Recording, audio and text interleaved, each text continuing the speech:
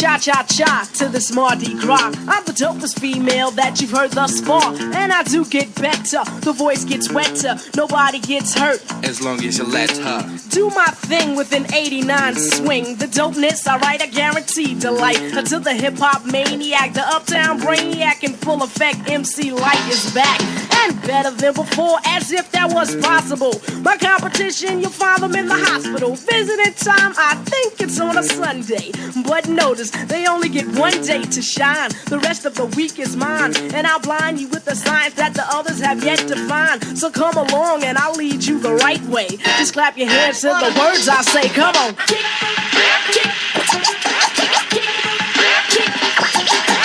Kick this one. Kick this one here for me and my DJ. I got the power to spit out and devour at the same time. I'll eat you up with a rhyme, but I'll let you slide cause you accidentally hopped on the wrong side. Now come on, that's suicide. Hypothetically speaking, okay, let's say you didn't know what you were doing. You're new in town and you're looking around for another name to ruin, and it's me that you're pursuing. Well, I'll be damned. Good morning, everybody. Well, I'll be damned. Y'all thought I was gone? And somebody asked me, yo, did you stop the show? You're not doing the show no more? Right now, they'll even ask me, are you not into it? You haven't done this show? I've been in training this week, man. I've been in mental training this week, man. I'm getting ready for some big things coming up. I told y'all I'm not going nowhere. I ain't never going nowhere. VJs on Sports with Light Conduct is always going to run on Spreaker.com and iHeartRadio until the good Lord calls me home. Thanks for everybody tuning in. I'm your boy VJ Wright as always, because I always think I am. Hashtag 8515. Listen to VJs on Sports with Light Conduct. Live right now on Spreaker.com. Also podcasted later on iHeartRadio. I got a great bang out show for y'all. I have not been on the air in 8 full days, which means, I got a lot to say. Got a nice lengthy show for you guys today. Nothing quick, nothing short. Bunch of topics to talk about. NFL, college football, Josh Brown, NFL white privilege. I want to talk about college last week with Alabama and Wisconsin. Alabama and Ohio. Exactly what I told you guys were going to happen. Neither one of those teams even really stood a chance. Wisconsin probably should have lost that game by more points than they did. I thought Ohio kind of got out a little slow. Camp Randall, there's really creepy things that happen up there on Saturday nights when it's dark. I used to blog, really quick, when I first got into doing sports talk radio. I'm not the best writer. I'm not the best person as far as dictation is concerned. Vocabulary as far as writing things down. I speak well. I know how to pronounce 8 words. I always try to improve my vocabulary. Words with Friends is one of my favorite game apps to play on my phone, and I play every single day. I go and I make moves, or I go and take my turn every single day. But I'm not the best writer. I'm never going to be confused with the writer, and I'm probably never going to be a published author. Maybe if somebody writes it for me, if somebody writes the VJ Wright memoirs, the Vernon Husky memoirs, or something like that down the line, I won't be writing it because it's going to be filled with grammar mistakes. But I used to blog. One of the blogs that I did that got the most attention and got the most response out of was a blog that was entitled Conference Games on the Road at Night. And I went through the last 10 to 15 years of college football and what happens on the road at night in conference games. We've seen crazy things happen at Clemson. We've seen crazy things happen at Florida State at night. We've seen especially LSU. It got known. They had won at one point, I believe, 9 night home games, right? Like 9 in a row. And most of them were the primetime ESPN games. There was always something weird and something creepy happening. Camp Randall's another stadium. It's hard to go up and win at night. Even at Boise State. Go over the history of teams going there. Back to Oregon and LeGarrette Blount punching the kid in the face after the game. That was a road game, and I won the conference game, but against another big power. But Oregon had the better team. By far, Oregon was the better team. But these conference games on the road at night, I wrote a blog about it. I spoke about it. I've been believing it. And this is 8-9 years ago. I don't even know if I know how to go find this blog anymore. It was on Blogspot. I think the blog was on under, it might be under the name VJ Wright. I'm not sure. I'm not sure what title I was using or what show I was doing. I think maybe Up All Night, Sports All Night with VJ Wright. Maybe something to that effect. That was what I was doing when I first started. So I thought Ohio got out a little slow. I thought Wisconsin probably could have lifted the lead, but you can still see Ohio still had the better athletes. from point to point. They have the better team, they have the better coaching, they have the better athletes, and Wisconsin allowed them to hang around, and then they finally asserted themselves, coming back, scoring 3 straight touchdowns, and then winning in overtime. They did that in the span of about 17 game minutes. That means you're better than the team you're playing. When you can make a comeback like that and you can do things like that in that type of game span, as far as game minutes go, not real time, but on the clock minutes, you're just better than the team you're playing against. But I told you guys Alabama would blow the doors off of Neyland Stadium last week. That game was not going to be close. Tennessee should probably already have 3 or 4 losses right now. Let's not kid ourselves. And Texas A&M finally got them the week before last. But we'll get deeper into that. I'll talk about Michigan. I'll give you guys my 3 favorite teams in college football right now that I think have the chance to win the national championship. I'm actually ready to guarantee and stamp it. But I want to start off today's show and my opener rant this morning, man, giving some respect to something that I normally give my respect to all the time, and that's the ladies. The ladies in sports, the ladies in law or law enforcement. Whenever you see a woman doing something good, it's like teachers, doctors, lawyers, judges. When you see these people take these pinnacle leaping life steps, I always like to applaud, especially when it's a minority and they've been, oppressed and held down, but still was able to fight the system and come and rise up. I always applaud that. I do the same with athletics. I do the same with athletics. I love Serena Williams. I loved FloJo as a kid. I still respect FloJo today as the greatest women's track athlete of all time. I mean, you have her, you have Jackie Jordan-Kersee. I get it, but as far as sprints goes, and I know some people have beaten their record, but it's starting to show that these women are doing HGH and doing performance-enhancing drugs just like the men are. Marion Jones got busted. I wouldn't be surprised if there were some other ones out there that just haven't been caught yet. Haven't been suspended. But I always hold up Venus Williams, even Danica Patrick. I can't wait for her to actually win a race. It's going to be exciting. I want to uphold that. I want to uplift that. That's a history-making moment. And I'm not the biggest fan of the WNBA. And myself and Carl Webb from ESPN, that you guys have heard on the radio show numerous times, is one of the bigger fans of the show, listens in a lot. He has always told me, you're missing the boat on WNBA. He watches women's college basketball. He's a big women's college basketball fan. My argument with women's college basketball is the fact that I'm picking UConn every year until something changes.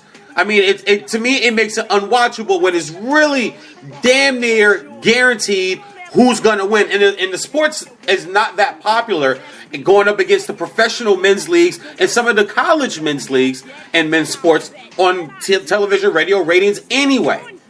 So when it's almost a foregone conclusion who's going to win, and you're still not really competing with the other sports, and it's not just men's sports. People watch Women's USA soccer way more than they watch women's college basketball in this nation. I guarantee that.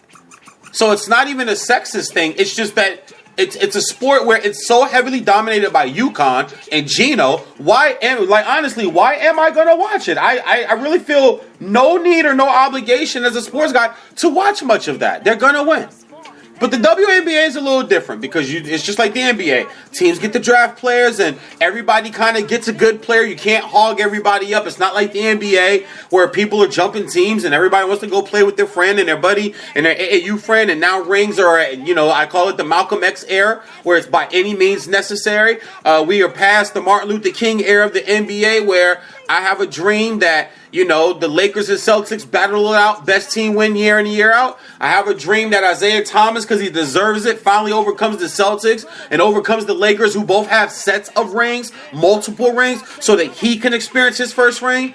Then the basketball guys give us Michael Jordan. I have a dream that Jordan overcomes, finally, the Pistons. He had to do the Celtics, the Hawks, and then the Pistons. And then he beats the Lakers and Magic for his first championship to go on his run. And then it really turned into by any means necessary. Well, I guess you can add Shaq and Kobe to the Martin Luther King era too. And Tim Duncan. Tim Duncan and the Spurs. I have a dream that Duncan finally, or David Robinson, really, because that was really who the first championship for the Spurs was about. It was about David Robinson. It wasn't about Tim Duncan. Tim Duncan tremendously helped it, but it was about David Robinson finally overcame the Jazz, the Suns, Portland, all the teams that was not going to be enough. The Rockets. The Rockets used to serve the Spurs. When the Spurs were winning 55, 56, 57 games a year, serve the Spurs. Couldn't get past the Rockets. Couldn't beat the Jazz. Couldn't beat Charles Barkley and the Suns. Some years couldn't even beat Clyde Drexler, Terry Porter, and those guys out in Portland. Couldn't get past those teams. But now we're into the Malcolm X era. By championships by any means necessary. I think the WNBA is probably still in the Martin Luther King I Have a Dream era. Because what I saw last night, and I didn't see it, Raynell put me on to it. And at first you hear about it, and then you start to watch the videos, and then the real human side of you really starts to take over as you watch Candace Parker. And congratulations, because I'm out here in LA, and I don't have a WNBA team, so I can be happy that the LA Sparks won the WNBA championship last night, beating the Minnesota Lynx on a last-second shot. Minnesota had a shot to win the game from a just past half-court heave by the point guard that actually hit the glass and hit the rim. Like, it wasn't off at all. But to watch Candace Parker and watch the Sparks and that type of jubilation, that type of excitement, and to hear Candace Parker talk about it being for Pat and not even being able really to say much else on the court, crying. We know Candace Parker as the beautiful, multi-dimensional young woman that won the dunk contest. If y'all remember this, I'm going to give y'all some history right now. And this isn't even written down. This is just how my brain works. If you guys remember, Candace Parker competed against the boys in the high school slam dunk contest, the Gatorade High School Slam Dunk Contest. She won it. She did. She won it on like a D Brown. You guys remember D Brown from the Boston Celtics? The hocus pocus. It was coined the hocus pocus because he closed his eyes. He put his arm over his head, his forearm over his eyes, and dunked the ball, which is still, in my opinion, one of the greatest dunk contest dunks of all time. He was not looking. He didn't peek. He put his head down. He put his arm over his head, and he dunked. And arm over his eye, and he dunked the ball. I thought that was super impressive. But she did a version of that won the contest. And I remember even back then, Candace Parker getting all types of hate from people. Internet wasn't rampant like it is today, but through magazine publications. I grew up in a sports family. I grew up in an AAU house when I was staying with my brother Dennis, who you guys know is Five's father. My nephew plays in the league. Like, I was around AAU, basketball magazines, basketball publication, anything that had to do with basketball for a good 10-year span. I was right in the mix because my brother was coaching AAU teams. We were going to all these crazy tournaments. I saw LeBron play in high school. I saw Carmelo play in high school. I saw just about any Jordan. When the Jordan Classic game was in D.C., we were there, lower level seats every single year without fail. It wasn't even a question. It was just more or less like, oh, the game is Wednesday night. Okay, Dennis, when I get off work, I'll meet y'all at the arena. Okay, yeah, we'll have your ticket. It became the norm. So I saw Amari Stoudemire. I was at the game with Amari Stoudemire. I had like 38 and won the MVP with Sean May, who went off to Carolina. Sean May hit like 6 3-pointers. Nobody even saw him shoot 3-pointers in the senior year in high school. So he unleashed this 3-point game. Bro, I mean, I've been to all this. I've seen it all. Especially over the last 15 to 20 years of basketball. And that time, there was a time where the girls played, and I sat and watched Candace Parker as an 18-year-old. Fast forward to what we saw with the injuries, everything else that she's been through. What I saw last night, you ain't gotta cry. You don't have to get teary-eyed. But if you don't get a little goosebumps, if you don't get what they call chicken skin, go live on a deserted island for about a year, man. Go find yourself. Get a hug. Develop an imaginary friend or something. You need it. I don't care who you are, how tough you are, what level you are. That was as real as an emotional person where it's coming from the heart. And then for her to mention Pat Summitt, who is one of the greatest, who I put in my top 10 all coaches of all time. We actually need to start redoing these top 10 lists. And there needs to be a barometer. Like when I did a TV show back in Connecticut at Nutmeg Television called VJ's of Sportsmanlike Conduct, I was trying to get my own sports reporters thing or my own first take kind of thing going. Some nights it looked like sports reporters. Some nights it looked like first take. Some nights it looked like Colin Cowherd. It was just me at a sports desk with all these decorations, jerseys hanging in the background, and I couldn't find a guest, or all my boys were busy that works at networks and works for different radio stations. I would just sit up there myself and tell the camera crew, shoot it like a simulcast. I'm going to act like I'm on radio. You guys shoot it like a simulcast. I did episodes like that.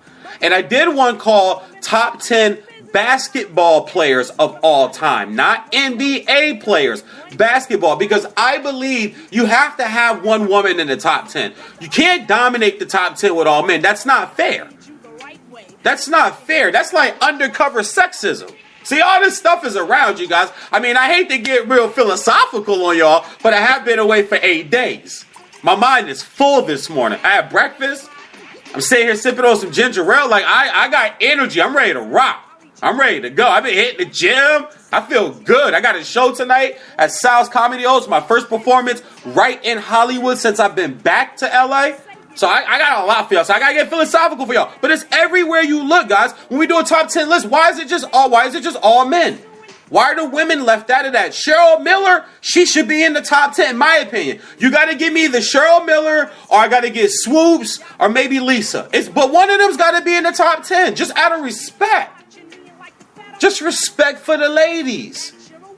And I feel that way with coaches. You've got to put Pat Summitt in the top 10. That's just out of respect for the ladies. That's not fair to hold. Why isn't she in the top 10? Look what she's done. But you'll put Gino there. But she's done just as much as Gino has. If not, he's catching up. She set the standard. A woman set the standard for women's. And now you see men coaching heavily in women's college basketball. But for Candace Parker to show that type of real emotion, and being that I got a chance to reflect last night within myself. Watching her celebrate, going back, laying up at night, going through my phone, looking at sports articles, videos. I went back across that again and watched it a bunch of times. Like, wow, I remember when she was 17 years old, 18 years old, playing in the McDonald's game.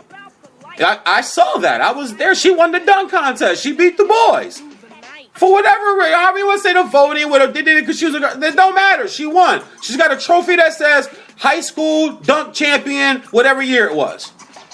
I'm not sure what the year was, but whatever year it was, she's got that. So let her have that. It's not that big of a deal. If they didn't want her to win it, then they should have been dunking right. They should have beat her then. That's how I feel. Like, I can't wait for the first woman that wants to play in the NBA. If there's a woman that wants to play in the NBA, and if there's a team that actually wants to bring her in for a tryout, don't say nothing. Let her try out. If she don't make it, she don't make it. But if she make it, hey, you better not get crossed by a girl. That's sideways joke. Relax, ladies. I'm on y'all side today. But at the same time, y'all would say it to each other, though. Feel like you would say it to a dude. Y'all would say it to a girl. Man, my girl crossed you. Please, brother. My girl, you would. Y'all throw it right up in his face. So I'm allowed to sideways joke with it. But I'm saying, I don't you don't want to get crossed up by nobody. But, women are not seen to be as physically dominant as men or physically opposing as men. But speed, hey, I know some ladies out there that's got some quicks on them. They got some feet on them. They move. They ain't all like walking slow and prissy in heels. And some of these NBA players, WNBA players, you watch them, they get up and down the court. But LA Sparks won championship last night. First one since 2002. Another big thing about this is I didn't really realize how great the Lynx were. The Minnesota Lynx is the women's WNBA team up there in Minnesota. And I believe they have like 7 or 8 championships. I mean, they have been reeling off, and they won last year. So Candace Parker gets her first. They do it on the road in Minnesota. They had a whole green out thing. All the fans had the lime green t-shirts on like the college does with college football. The NBA does with the white out or a red out or a black out or whatever they do at some of these stadiums. Sidebar. Another stadium at night, hard to go in, Lubbock, Texas. Texas Tech. Very, very, very, very. Vince Young has had to pull things out of his behind to win there. Adrian Peterson had to pull great runs out of his butt late in games to win at Texas Tech. Another hard place, conference game on the road at night. But the Minnesota Lynx, I'm asking Raynell to read me out their roster last night, and she's reading me. I'm like, oh, damn, I remember her. She was a beast in college. I remember her. She was with LSU. I remember. It's really cool when you break it down and you get a chance to just look at it. And I don't watch the WNBA. To be really completely honest with you guys, I had no idea that Game 5 for the chip, win or go home, was on last night. I had no idea. It's not marketed very well. I watch a ton of sports networks. That's all on my TV. Whatever's on the DVR are sports. That's it. I don't flip channels. I know where I'm going. NFL, NBC Sports, CBS Sports, ESPN, 1-2, U, Big Ten, SEC, Longhorn, SEC, Fox Sports West. I know my channels. I know where I'm going. I don't flip through channels finding something to watch. The way I love sports, there's always something on to watch. The WNBA is not marketed well. I had no idea the game was even on last night. I had no idea what the final was until Ray Dell put me onto it. But I thought it would be a great topic because I don't think there's one radio show in America that started with the Los Angeles Sparks winning the WNBA championship. But I didn't start it with that. I started it with respect back to the ladies of sports, man. We miss a lot of special things, I think, because people say, well, that's just a woman. I'll never forget this one guy telling me, oh, it's just women's tennis, VJ, when I was bigging up Serena Williams, when she was on her way to her Serena Slam, until Drake showed up, smiling and shit, leaning out the crowd, trying to be seen, always messing something up, Drake. Always messing something up. The Kobe LeBron All-Star picture. I actually want to screenshot that, save it one day, print it out big, get in a nice dope frame, and hang it in my man cave in my dream home one day. You know why I can't, Drake? Because you're standing up in it. With your big ass multicolored leather jacket on. You wasn't part of the top 50 players of all time. Like a top 50 player jacket. You didn't make that. You don't play, Drake. You don't play. What was you at the Indians game the other night? Dude, come on. Stop it. Sitting in the dressing room with the Kentucky team in minute. Did y'all see that? Like, suited up. Focused. Focused on what's going on the bus. You don't know nothing that's going on. Shooting air balls and warm. Stop it, man. Get out of the way. Get out of sports, dog. For real. I'm serious right now. Drake, get out of sports. Leave sports alone. See, the more I think about it, the more I get upset. See, that's why they still play the Vanilla Bros. That's why they still trying to play the Vanilla Bros, because Drake keeps doing shit. That's exactly why. If we could just get rid of Drake, we would be all right. We would be all right. Chris Breezy holding it down. He getting falsely accused by a little white girl. You know that was a win for black people. That was a win for the Vanilla Bros right there.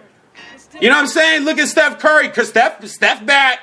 I was watching the preseason game. Hey, I'm going to tell y'all, he going to show y'all he was hurt. He going to show y'all he was hurt. He was hurt last year. And anybody that didn't see that and didn't want to admit that, you just fooling yourself. He looked like he back. Vanilla Bro, Klay Thompson, bang, bang, from downtown. Listen, I'm going to tell y'all right now, y'all going to hate me this year during NBA season. I cannot wait to watch the Warriors. And no, not bandwagoning, not cheering for them, really at all. I just want to look all those Heat bandwagoners in the face. Don't get mad when everybody starts to jump on good, because that's what's about to happen, because Durant got fans. Durant's got fans. I'm from the DMV. So I know people that was messing with OKC for Durant who have told me, yo, I'm going with my dude. I'm going with Durant. Ain't my fault he at Golden State, but that's who I'm going with. It's about to get real ugly this basketball season. They say they're not worried about 73. I think they would have to slip up majorly not to win 70. I'll say that. You can stamp it right now. They'll win 70 damn games. Have you seen the lineup? And this whole thing about selfishness and getting shots and last night, 2 nights ago, 18 shots, 19 shots, 17 shots between Klay, Steph, and Durant. And everybody that thought Draymond wasn't going, he's sitting back loving, because now he don't have to shoot. He can just really pass and work the ball like he does. Take his 10 shots a game. 10, 12 shots a game is what he'll average this year. Guaranteed. He won't shoot no more than 10, 12 shots a night unless he's just hot. But he's going to average 8 assists plus a game. Stamp that too right now. That's an NBA prediction from your boy VJ. Draymond Green will average 8 assists this year. I'll go 8. I was about to drop down, but I ain't no sucker. I put 8 out there first, then that's what I'm sticking with. And there's an 8 in 85, and the nickname is 8515, so that's what I'm going to roll with right there. And 8 is also the month of August, which don't mean shit, because my birthday is in September. Oh, man. Listen, man, I'm going to take a quick break. I'm going to and that's why I banged the MC light this morning. I wanted to give some respect to the ladies, and I wanted to make sure I played a fresh lady that was actually like a real rapper, not like, the made up stuff that we got to see today. Listen, take a quick break. One last time, congratulations, Candace Parker. Los Angeles Sparks, great win at the buzzer last night. If you guys haven't seen it, you ain't got to go watch the whole game, but the highlights are all over the internet. Her crying, her post-game, real touching stuff, man. Shout out to the ladies out there, because the ladies can also make you kind of get that goosebump in sports. It ain't always just Jordan or Bo Jackson or Dion on a return or Mike Tyson with a minute and a half first-round knockout or Floyd Mayweather as he's coming down to the ring and his fans are really you guys know how it is with boxing. When your dude walking down to the ring, you hyped in the living room. Your girl looking at you like, he need to calm down. Damn, he been like this for like the last 2 hours. Settle down, honey. Here, have a drink. Settle like you hyped. Your friends is over. Your homeboys is over. They done brought their ladies through. It's a couple stay, man. We about to watch the fight. And it's at your crib. And y'all made the grub. And everybody brought drinks and everything out like you hyped. That's how that kind of felt watching those highlights last night. It's like, you know what? That was feel good. And being that it came from a women's sport that don't get a lot of play, it actually made it feel a lot better to me, man. You know me. I like anything, you know what I'm saying, got to do with the ladies. You know, you got to love the ladies. If you don't love the ladies, then you like the other dudes. I don't do that. I don't do that. Anyway, quick break, man. Come right back. We're going to get right into my picks from last week. We'll roll right into my Week 7 picks. We'll talk a little fantasy football, talk college football. I want to talk about Josh Brown, too, guys. Like, I don't like this. This is pissing me off. This is when we're going to get serious later in the show. I told y'all I'm loaded today, man. I am freaking loaded. VJs on Sports Like on Spreaker.com. MC Light is back and better than before, as if that was possible. My competition, you'll find them in the hospital. Visiting time, I think it's on a Sunday. But notice, they only get one day to shine. The rest of the week is mine. And I'll blind you with the science that the others have yet to find. So come along and I'll lead you the right way. Just clap your hands to the words I say. Come on. Kick, kick, kick this one. Kick this one here for me and my DJ. I got the power to spit out and devour at the same time. I'll eat you up with a rhyme, but I'll let you slide cause you accidentally hopped on the wrong side. Now come on, that's suicide. Hypothetically speaking, okay, like say you didn't know what you were doing. You're new in town and you're looking around for another name to ruin. And it's me that you're pursuing? Well, I'll be damned. I might as well tell you who I am. I am the capital L-Y-T-E, and it's shocking, I'm the one you're mocking. Oh yes, I've been watching you, watching me, and like the fat on your back, it's plain to see that you're a wannabe. But you can't be what you're not, so you better start living with what you got.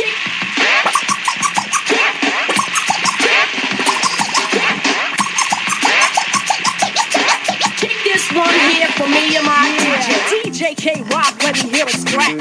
Now it's time to kick a rhyme out the patch, and you're the receiver, eager as a beaver. Time to convert the non-believer that I'm a road runner, leaving you in the dust. I can't adjust to the times, and at times I might just get quicker than the ticker of your pacemaker. More tender than a roadie, but harder than a jawbreaker. So don't ever second guess me. And if you're wondering who could the best be, think a second and recollect the worst whipping you ever had yet. And I'll bet that I did it. My fingerprints are still on you. How many times I gotta warn you about the light? It'll blind your sight, but the rhythm will still guide you through the night. Kick, kick, kick, kick, kick, kick, kick.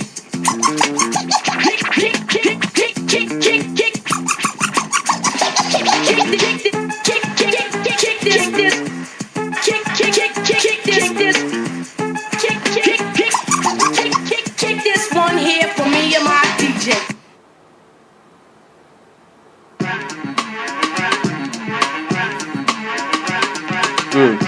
Yeah, keep that light going, man. That's cool, yeah. Get the ladies to love today, man, with the beat, so it's all good. VJ's on Sports for Light Conduct, man. Live on Spreaker.com. Your host, VJ Wright, 8515. Also, to chat rooms light right now. What's up, my man, Big Dwayne Davis? Yo, y'all saw my surprise. Oh, no, man, I can't blow it. Never mind. I kind of already did, so I'm going to just go ahead and say it. My surprise upset this week is going to be the Eagles. The Eagles will beat the Vikings. We'll get into more of that a little later. Back to Candace Parker. Raynell's in the chat room, too. I love the fact she threw the stats up for me. I appreciate it, babe. College National Player of the Year. College champion, first draft pick overall, MVP in the league, rookie of the year, gold medal, and now WNBA champion. all for Candace Parker, plus female Gatorade and US Today High School Girls Player of the Year with dunk champion of that year, her senior year. She has accomplished, also MVP of the girls McDonald's All-American game. She has completed everything there is to win in her sport. Very similar to a guy like Charles Woodson. High School Player of the Year out of Fremont, Ohio, junior and senior year. Mr. Football, junior and senior year. All-American first team, Defensive Player Jim Thorpe Award winner, which is the best defensive back, National Defensive Player of the Year, Heisman Trophy winner, Heisman National Champion in college, Super Bowl champion, Defensive Player of the Year in the NFL. Then you can't win more than that. There's nothing else. The NFL MVP, but it's only gone to two players in the history, Deion Sanders and Lawrence Taylor. And Lawrence Taylor did it twice. Lawrence Taylor didn't win Defensive Player of the Year twice. He won NFL MVP twice. So shout out to those stats right there. On to week 6, man. Week 6, I think I did well. I haven't even checked these yet, so you guys are actually about to find this out as I did. I do know if you go back and listen to last Thursday, my upset pick did cash me in. I had the Chargers beating the Broncos. That went down. My man Phillip Rivers, I keep telling y'all, he is a certified beast. It's his weapons around him. And that's going to lead me to a little bit of Aaron Rodgers with you guys too, because I understand the question, what's wrong with Aaron, but it's not really a legitimate question if you're looking below the surface. In sports, you must look below the surface to be able to really see what's going on. The media, the commentators, the marketing, the propaganda, the endorsement deals are always made to sway you one direction or another. That's why Nike signs Michael Jordan and Reebok signs Iverson. Adidas tries to get Kobe. Then Kobe goes to Nike. I mean, this is why guys switch. This is why shoe companies go for certain guys. They're trying to sway you from buying so many Nikes. So it's like, hey, look, we have Dwight Howard and we have Tim Duncan and Gilbert Arenas. Remember that set of Adidas commercials that was running? Tony Parker. Remember that little set of Adidas commercials that was running with those superstars, Tracy McGrady? We want to sway you here. The media, we know the media is trying to sway you. But I feel like the media does that with the Chargers and with Phillip Rivers. Phillip Rivers is certified, man. He is certified. And I picked up that win last week, so I appreciate that. Buffalo and San Francisco, I have Buffalo. I'll take that win. I had Chicago over Jacksonville. I don't know how Chicago blew this game. I have no idea how they gave this game up down the stretch, but they did. So I lost that one.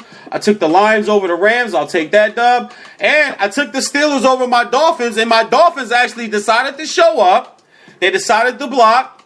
And Ndamukong Suh is still out there kicking people and shit. Now the Steelers want the NFL to investigate the video of this play. I've only seen the still of it. So I didn't see his leg motion, but if I'm just gonna be real, it's Ndamukong Suh, so of course, it's like Dante Burfett, it's like, James Harrison, Rodney Harrison, guys over NFL career, even in the NBA, when it was Rodman, when it was Draymond Green, when it was Steven Jackson, Ron Artest, their name, Rasheed Wallace, your name kind of carries weight towards guilt than innocence because of all the previous things. But the Dolphins decided to show up. They ran for over 300 yards. My man, Jay Ajayi had over 200, and the game capped a 60-yard run that was running through arms and breaking tackles. It looked like Pittsburgh had kind of just given up. The Dolphins knocked Big Ben out of the game. He comes back in, doesn't play. I think the thing that's lost in this, I know my man Dwayne's listening. I've been telling him, Byron Maxwell's fine.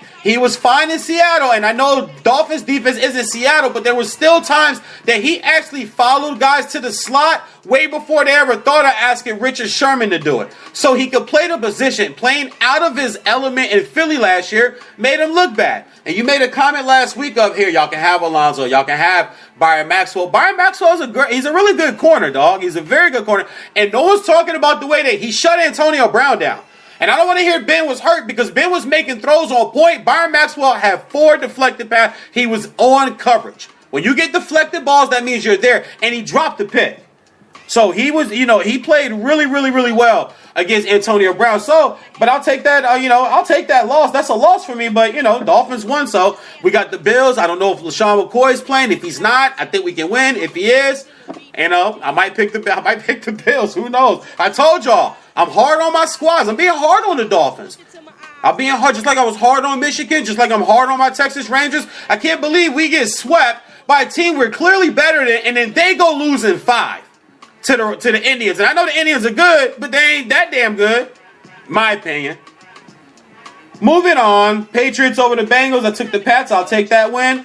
Carolina and New Orleans. I took the Saints. I'll take that win. The Giants and Baltimore. I actually had Baltimore. I thought Baltimore's defense would actually show up a little better. They did, and I thought the change at offensive coordinator would be much better than it actually turned out being for Baltimore, so I lost that one.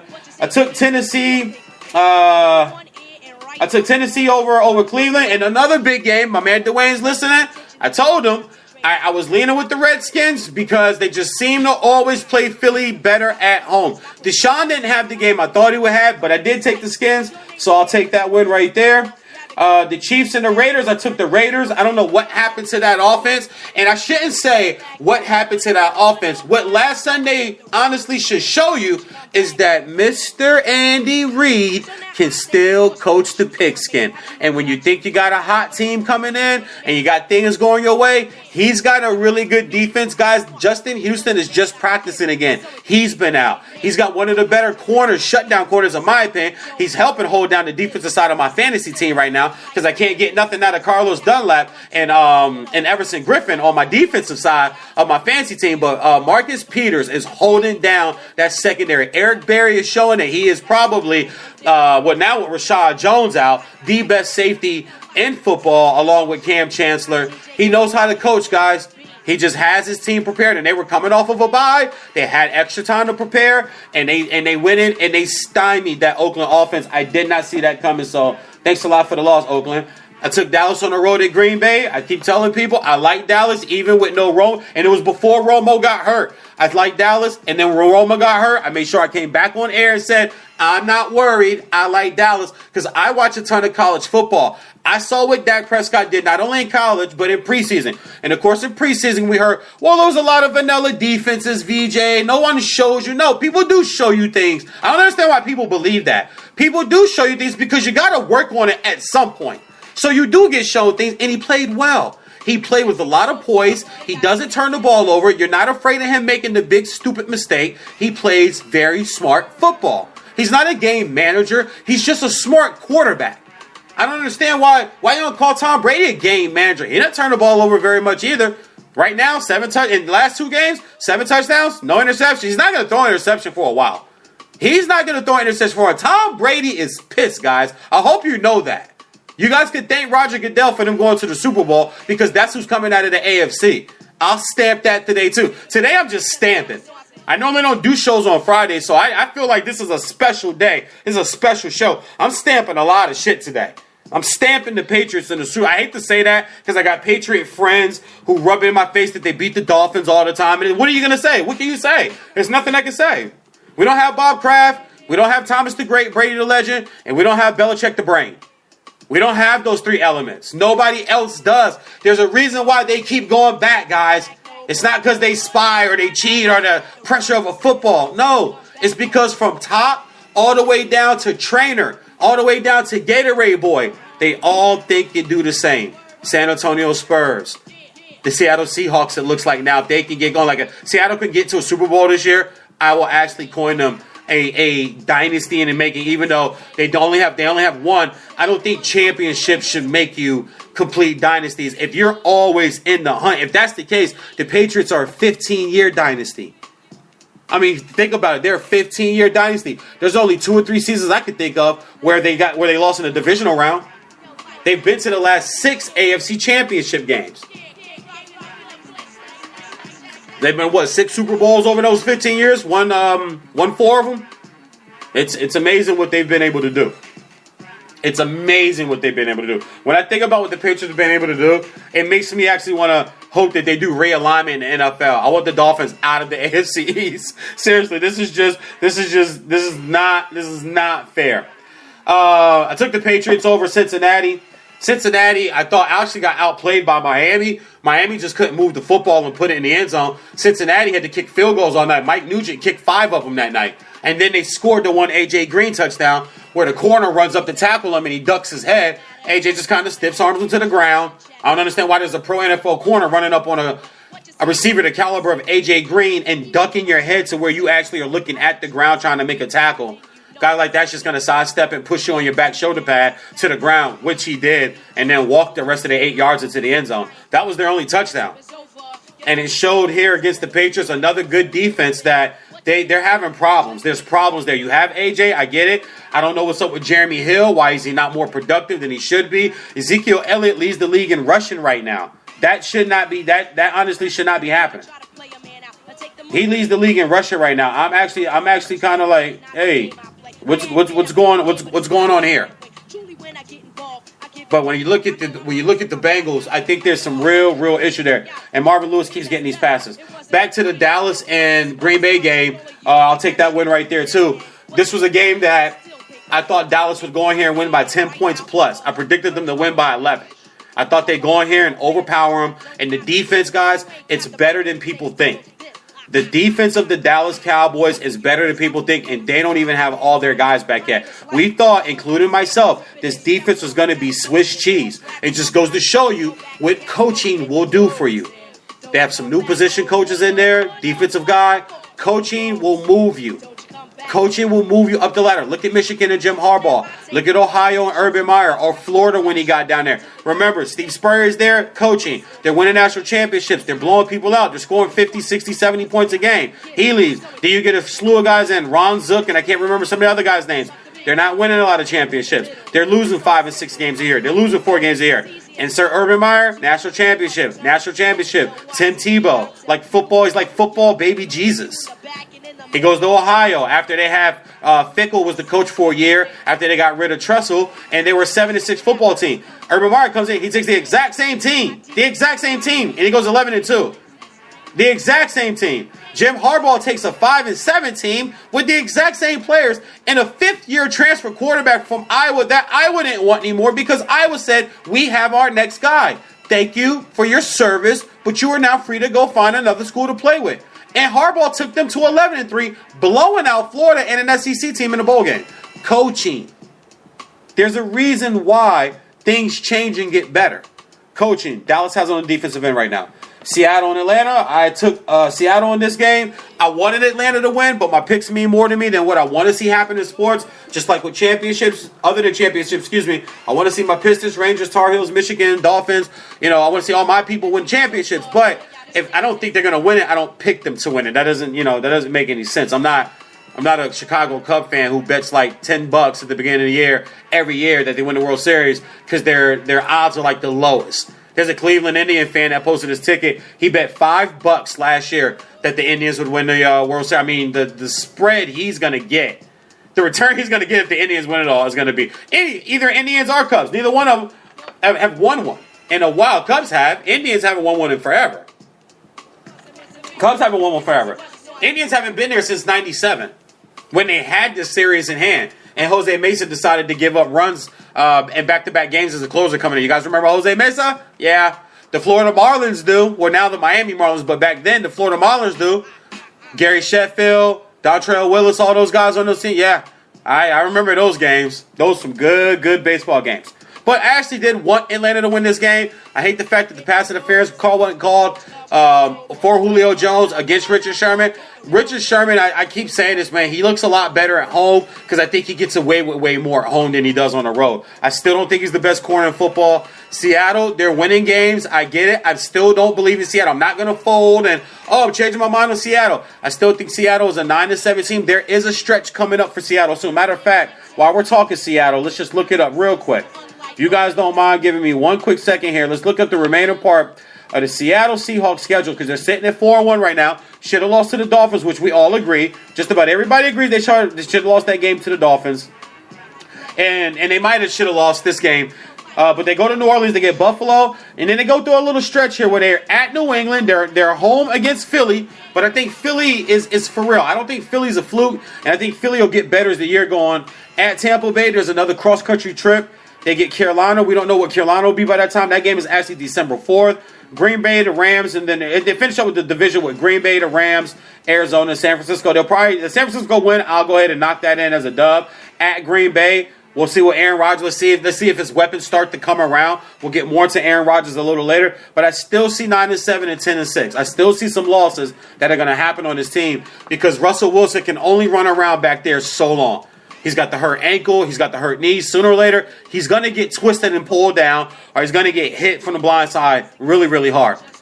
And the running game still isn't doing what people thought it was going to do. As most predicted, you don't have beast mode. It's a different things now. It's a different situation now. But if you see the teams that they played, and if you see the game they played, think about it this way. They played the Dolphins, the Niners, the Jets, and the Rams. They haven't played the elite of NFL teams at all. And they should have lost the Dolphins game. And in my opinion, I think they would have lost if they complete that pass to Julio Jones. Matt Bryant's making that field goal there. They're going to lose that game by 1 point. They would be sitting at 3-3. They'd be sitting at 500. We would definitely be looking at Seattle in a different light. But I don't want to go on ifs. I just like to throw the variable out there. I don't want to go on ifs. They're 4-1. I'll stick with that. I'll lean on that at the meat of their schedule. We don't know what happens on paper. We can look at a game 3 and 4 weeks down the line. I mean, look what the Dolphins did with the Steelers. I didn't pick the Dolphins to win. I thought they'd get blown out. I thought it was going to be about 38-10, 38-17. Ended up being 30-15 our way, and they scored a late touchdown. It was 30-8 late in that game. They scored a late touchdown and tried to get an onside kick. The Dolphins dominated that game. You just don't know who shows up any given Sunday. So I like the meat of that schedule, and we'll see where that ends up. I'm not going to jump on them. I'm going to stay where I am. I'm going to stay exactly where I am on Seattle. And to finish up my picks, we had the Houston Texans and the Colts. I took the Texans. I don't believe in the Colts defense. I don't believe in their offensive line. I probably won't pick them most games. And then I took Arizona over the Jets. I had a strong weekend. So what we got there? 1, 2, 3, 4, 5, 6, 7, 8, 9, 10, 11, 12. 12 and 4.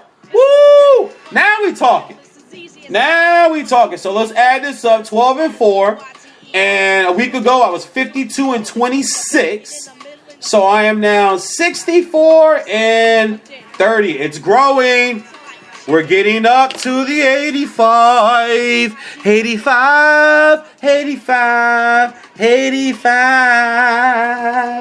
64 and 30, guys, going into week 7.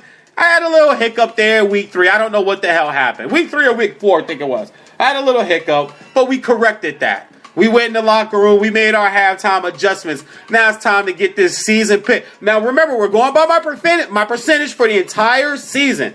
And I bet you guys that I would get to 85% of picked right games this year in the NFL. So I'm sitting at 64 and 30.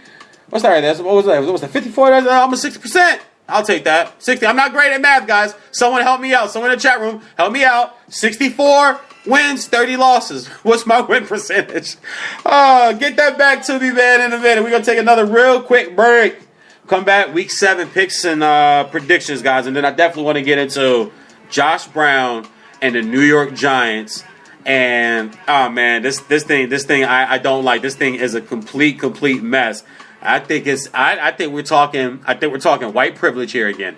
VJ's at Sports Alike Con, Spreaker.com. When you say you love me, it doesn't matter. It goes into my head as just chit chatter. You may think it's egotistical or just very free, but what you say, I take none of it seriously. And even if I did, I wouldn't tell you so. I'd let you pretend to read me, and then you'd know. Cause I hate when one attempts to analyze. Fact, I despise those who even try to look into my eyes to see what I am thinking. That dream is over, your yacht is sinking. I tell all of you, like I told all of them, what you say to me is just paper thin. Word.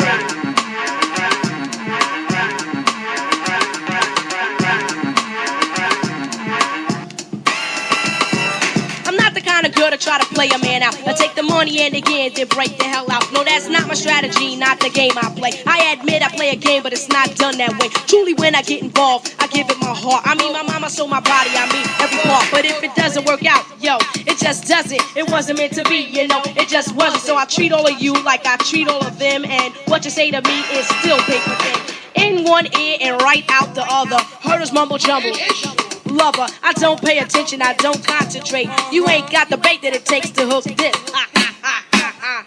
Sucker, sucker you missed. I put feelings aside, I know who I am. My name is Light. Is your name Sam? Cause if it is, step off. Grab your coat and get lost. Wrap your scarf around your throat and go back and catch the boat and hit the road, Sam. Don't you come back no more, no more, no more, no more. Hit the road, Sam. Don't you come back no more. So now I take precautions when choosing my mate. I do not touch until the third or fourth date. Then maybe we'll kiss on the fifth or sixth time that we meet. Cause a date without a kiss is so incomplete. And then maybe I'll let you play with my feet. You can suck the big toe and play with the middle. It's so simple, unlike a riddle. It's as easy as counting a 1, 2, 3. In other terms, letters L-Y-T-E. I'll tell you, and all of you in the back and in the middle, in the front. Yo, that's it, paper thin, word up. So like, check it out. Yo, like, check it out. Dedication to my DJ K-Rock and the place to be.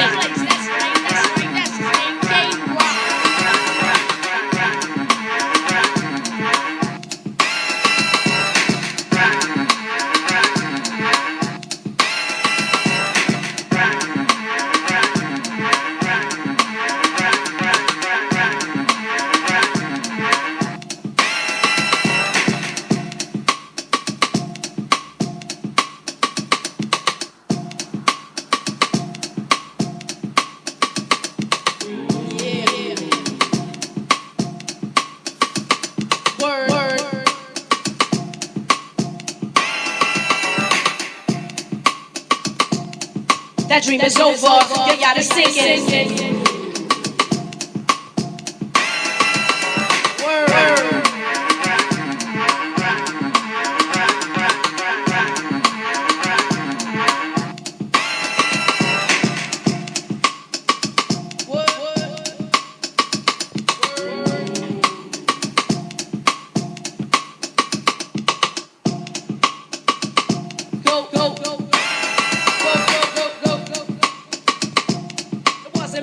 You know, it just wasn't, so I said.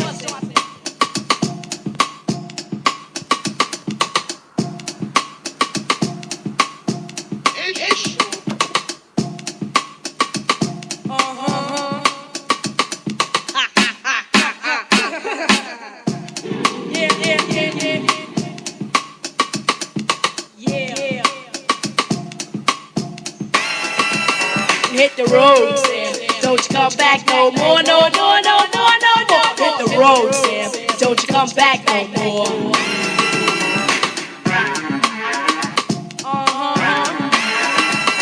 Word, word.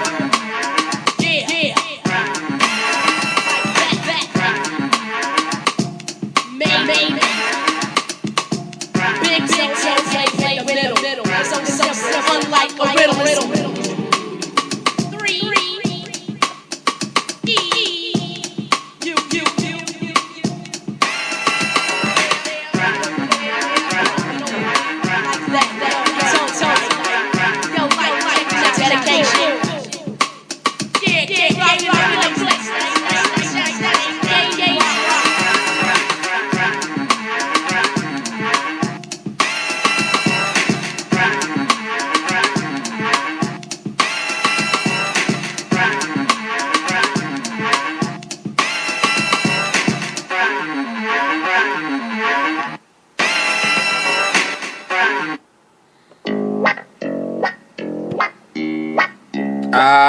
Yeah, VJs are supposed to like Spreaker.com. What, did you hit with the Rufus?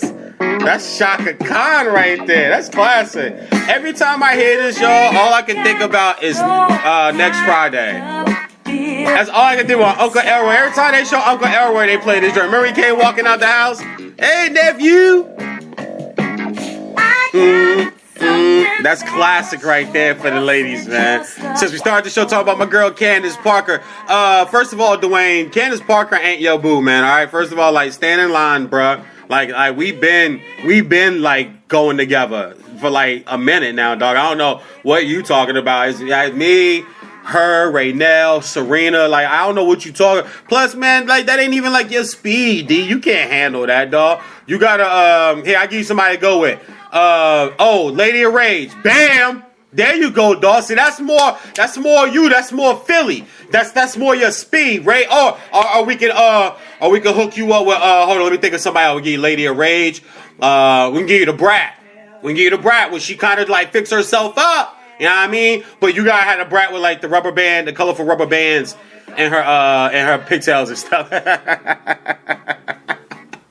Man, you give your lady a raise the way. That's more your speed, man. BJ does sports for like God does freaker.com. Lady a rage. I'm saying Philly like it grimy though, right? Right? We in the wood, in the Philly, in the van, for the sun. Ain't that how Philly dudes be rapping? In the sun, man, to the sun. Oh, the waiter's about to be pissed with me. I can see it coming, man. Don't try to call in. I turned off the call part because I want to do the show by myself today. So I want to call in and hear you mad, little angry guy. It's not happening. My man Dwayne, man, I got mad respect for him. You know that. All right, on the week 7 picks, guys. Some good matchups, some real intriguing matchups. I think some season making and breaking matchups. And there's a few games that kind of caught my eye here. I already gave you guys my upset special. I will take Philly at home. I think Philly's going to be able to move the football on the ground. I don't know. Don't ask me why. Don't ask me why. I think Sam Bradford turns the ball over. I don't think that he can actually go back in that stadium and play with those nerves. I think it's going to rattle him. Philly fans are raucous. They are raw. They are, disrespectful there. And y'all know this. I'm not telling y'all nothing about Philadelphia Eagle fans at a Philly game that you do not already know. Philly is hardcore for their football team. And when guys come back in there, when T.O. went back in there, Mr. Run His Mouth to anybody, he was beating up Philly teammates in the locker rooms from the stories that I heard. And he came back in there and looked like he was ready to cry by the middle of the second quarter. They would not lay off of him. The players hit him every chance that they had. Every chance they had to hit him, they hit him. The fans were on him. He didn't have a great day at all. Dallas ends up losing the game. When you go back in there as a former player, the only guy I seen go in there and shine is my man D. Jax. But D. Jax got that Cali, Los Angeles, Long Beach kind of swag to him. That's a different kind of swag. I lived out there. I've witnessed it face to face, eye to eye. That's a whole different kind of confidence swag level. Those guys out there from that area, especially when you fast like him. When you fast like him, he gonna play for the next 8 years in the NFL. He's too fast not to. He don't take a lot of real big hits. He's a fast guy. He knows how to get down. I don't think Kirk Cousins is finding him very well this year. But we'll get into that too when we talk about Washington. I like Philly in this game. I'll take Philly as my upset pick this weekend. I don't really see another team upsetting anybody else. That's why I'm going with this one. I think New England's going to take care of Pittsburgh. Bill Belichick the brain, is going to take a defensive scheme in there. You're going to try to trot out Landry Jones? Really? We're going to shut down Antonio Brown. We're going to shut down Le'Veon Bell. And we're going to ask Landry Jones to beat us. And we're the New England Patriots. And then your defense, who's missing Cam Hayward. They're missing Cam Hayward. You're not missing Ryan Shazier. I think there's another. Lawrence Timmons is out. They're missing players on the defense end. They lost a defensive back in the Dolphins game last week. Sidebar too. Dolphins lose Rashad Jones. Big blow in that game. He ended up finishing the game out and played the entire game. Had an interception, but torn rotator cuff. Done for the season for the All-Pro. Mr. Do Everything for the Dolphin defense. Rashad Jones, heal up well, buddy. But they also, the Steelers, that is, lost the defensive back last week, too. Tom Brady is going to torch. I like this game to be about 35-10, 38-13, 17, somewhere in that round. They are not going to move the football very well on the Patriots defense. I guarantee it. And they're not stopping Tom Brady at all. Belichick the brain is going to give Tomlin the beard. I call him the beard because he's got the fresh little chin strap beard. I think that's one of the best chin strap beards that I've ever seen. Even better than some of the ones that I've grown in my life. I've grown some really good ones. I can't get it consistent because I just got that light-skinned dude hair on my face. It's just weird. Sometimes it's straight. Sometimes it kind of curls up. And you don't want to curl up hair, kind of chin strap. Doesn't look very well. Or you got to kind of fill it in with like beard coloring and stuff because the light skin kind of shows. Anyway, one of the best chin strap games out there is my man Tomlin the Beard, but he's no match. He's going to get out-coached thoroughly on Sunday. I like the Patriots big in this game. There's a game out in London with the Giants and the Rams. The Rams got to travel stupid far to go play this football game. But I do think when they get there and their teams touch down, there is a little history here. It seems like Odell Beckham Jr. leaves history with just about everybody that covers him. And there's a little history here from a game that was played in 2 years ago that was played in St. Louis, where there's still some bad blood and some feelings boiling between Rams secondary players and Odell Beckham Jr. So look for that to be, especially over there on the big stage in London. The only game being played. So if anybody's watching any football in the world, they're watching that one game. I look for Odell to be himself. I'm not mad at the GoldNet stuff. It doesn't make me laugh. It doesn't amuse me. To me, it's more like whatever. Like, let's talk about something else.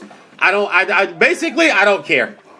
Do you care that Odell Beckham? What do you think of Odell Beckham Jr., VJ, and the whole GoldNet thing? I don't think anything. I don't care. I just let the dude play, man. He was stupid for taking his helmet off. If you want that answer, I'll give you that. That's just dumb. You're costing your team. But you already know who he is by now. I don't want to hear. He's your new T.O., whether you guys like to hear that or not. Odell Beckham Jr. is the new T.O. He won't win a championship. Not with the Giants, he won't. He's going to accumulate a lot of yards. He's going to accumulate a lot of catches and a lot of touchdowns. But when I heard the comment that he's not having fun anymore, that's all I needed to hear. Not that I believe it. I think it was more of a attention-getter line. I'm not having fun anymore. I want to go home. That's like your kid at the birthday party. Hey, honey, what's the matter? Go party with the friend. I'm not having any fun, Daddy. That means I want to go home, Daddy. I'm not having any fun, Daddy. That means your little buddy wants to go home. He wants to go do something else. He don't want to be at this damn party no more. But it's more of an attention-getting thing. Because as soon as a friend pulls out a new toy or the cake come out, his ass is right back over there. He ain't really want to go home. She didn't really want to go home. She wants some attention. She's not getting attention. It's not her birthday. They're over there. You see that at kids' birthday parties all the time. There's always another kid clamoring for attention from somebody else, from people, and it ain't your damn party. All kids do that at some point or another in their life. You can find one or two at every party. That's what Odell Beckham Jr. looked like to me. Because the minute he was catching and running by guys and scoring touchdowns, he's out celebrating, he's kissing the net, he's hugging the net, he laid on the ground and put the net on top of him. I thought that was more of a kind of like an innuendo to the suspect side. Because while you lay on your back just willingly real quick and open your legs, you a man. Hold on, dog.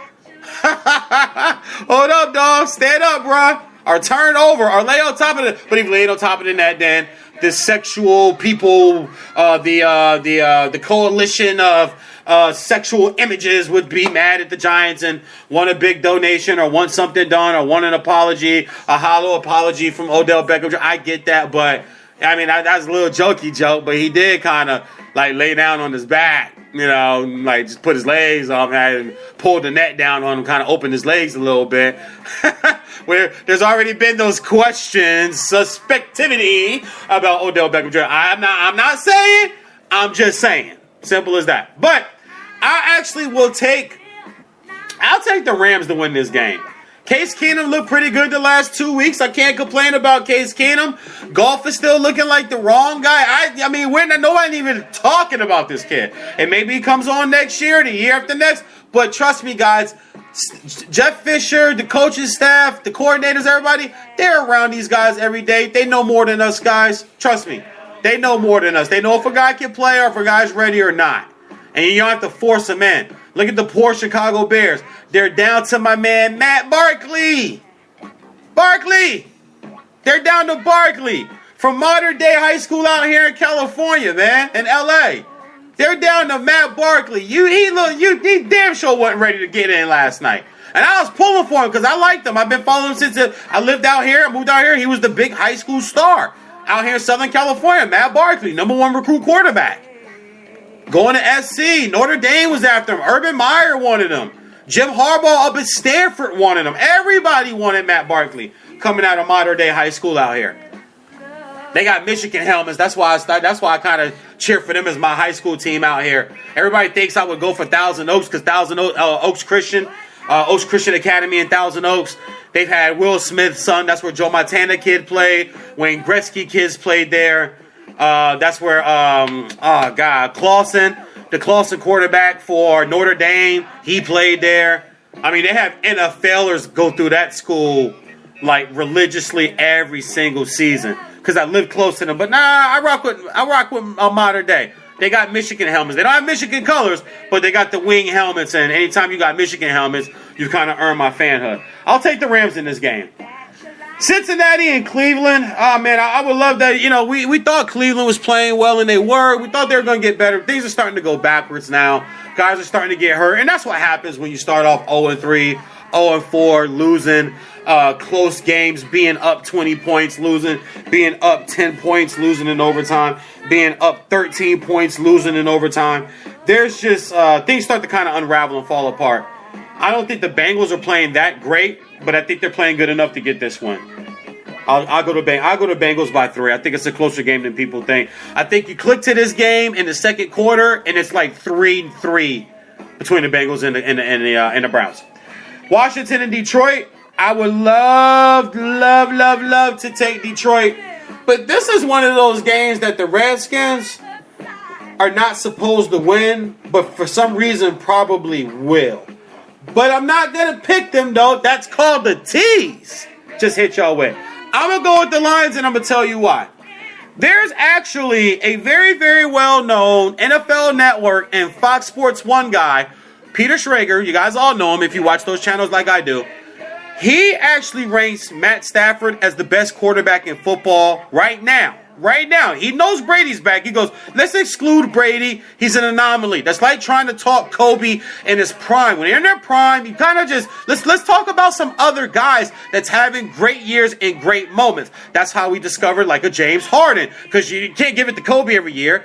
Even with Jordan winning MVP all those years, we still knew Barkley was a beast. We still knew Patrick Ewing was good. David Robinson, Hakeem Olajuwon. There were still other really, really good players in the NBA at the time, even though Jordan was the only one winning the MVP, which they've now have changed. But when you look around the quarterbacks in the NFL, look at the guys that were supposed to be beasts, supposed to be having these just blast off years. Let's start with Mr. Discount Double Check. Jordy Nelson's back. Eddie Lacy's doing P90X, posting all these pictures. He showed up to camp. He still looked fat to me. I don't know what P90X he was doing.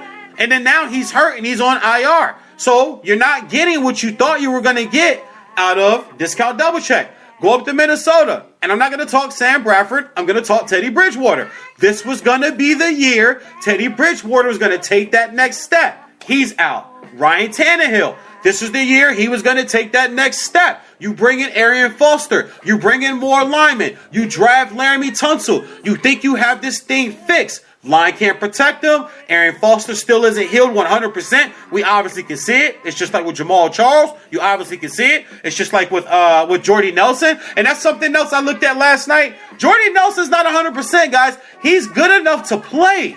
He's good enough to just get, put out there and let him play. He's not healthy, though, guys. It takes a year and a half to come back 100%, in my opinion, to 2 years from an ACL.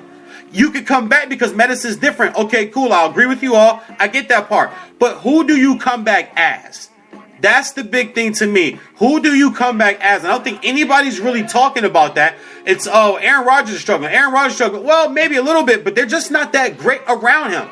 I said 2 years ago that Cobb was not a number one. And when Jordy Nelson got hurt, the first word I put out about it last year, now we will see how good Cobb is as a number one because he has to be now. Didn't have the best year last year. Couldn't get off double coverage press. It's a lot easier when you have Greg Jennings and you have Jordy Nelson on the other side freeing things up for you. It was only 4 years ago, guys. Greg Jennings was there, and that offense was on fire. On fire. And they kind of hit on Cobb in the mid-20s. If you notice, the Packers are always picking in the mid-20s. They're always good, so they're always picking in the mid-20s. You just don't always hit on those picks. Cobb was one of them. They got Eddie Lacy. We'll see what it'll be. But I keep telling people I don't trust Alabama running backs. Derrick Henry's most carries so far this year as a rookie, and that's behind DeMarco Murray, who people thought lost a step last year in Philly, right? We didn't want DeMarco Murray anymore. We don't like DeMarco anymore. It was all Dallas line. And what was all Dallas line and DeMarco wasn't that good? Why can't Henry get carries? There's a reason for it, guys. This is supposed to be a breakout year for Drew Brees. He's had some good games. They made some trades and got some players. and Snead was going to take the next step, it still kind of looks like what it was. Eli Manning's turned the ball over. Where's the great quarterback play this year, basically, is my point.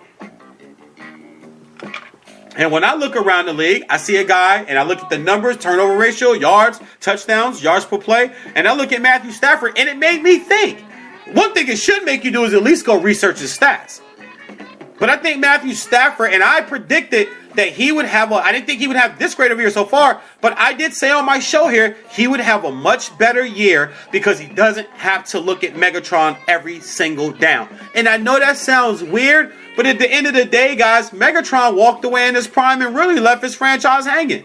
Let's just call it what it is. I understand there's the people, well, what about when a player wants to, stay in the team because I get it's a business so he can do what he want to do.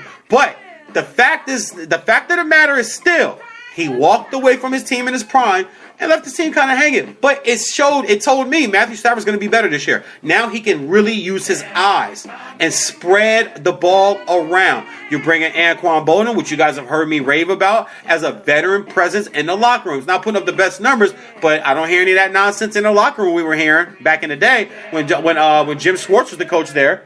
I don't hear any of that. I don't hear any of that going on. But my point about Matthew Stafford is, where is that great quarterback play? Tyrod Taylor, there's another name for you guys. He was supposed to have this explosive breakout year, correct? Correct. It's not there. There's something in the water in the NFL this year. Look at the running backs. Ezekiel Elliott probably should not be leading the league in rushing, but Le'Veon Bell, suspended. Can't get the running game going in Denver. Can't get the running game going in Miami. You have Arian Foster there. Can't get the ground game going really good. And with the Jets, they're 1-5. You have Matt Forte there. The Giants are bringing in running backs off the scrap heap. They had their 2 starting running backs are hurt. Like, where's the power? Adrian Peterson's hurt.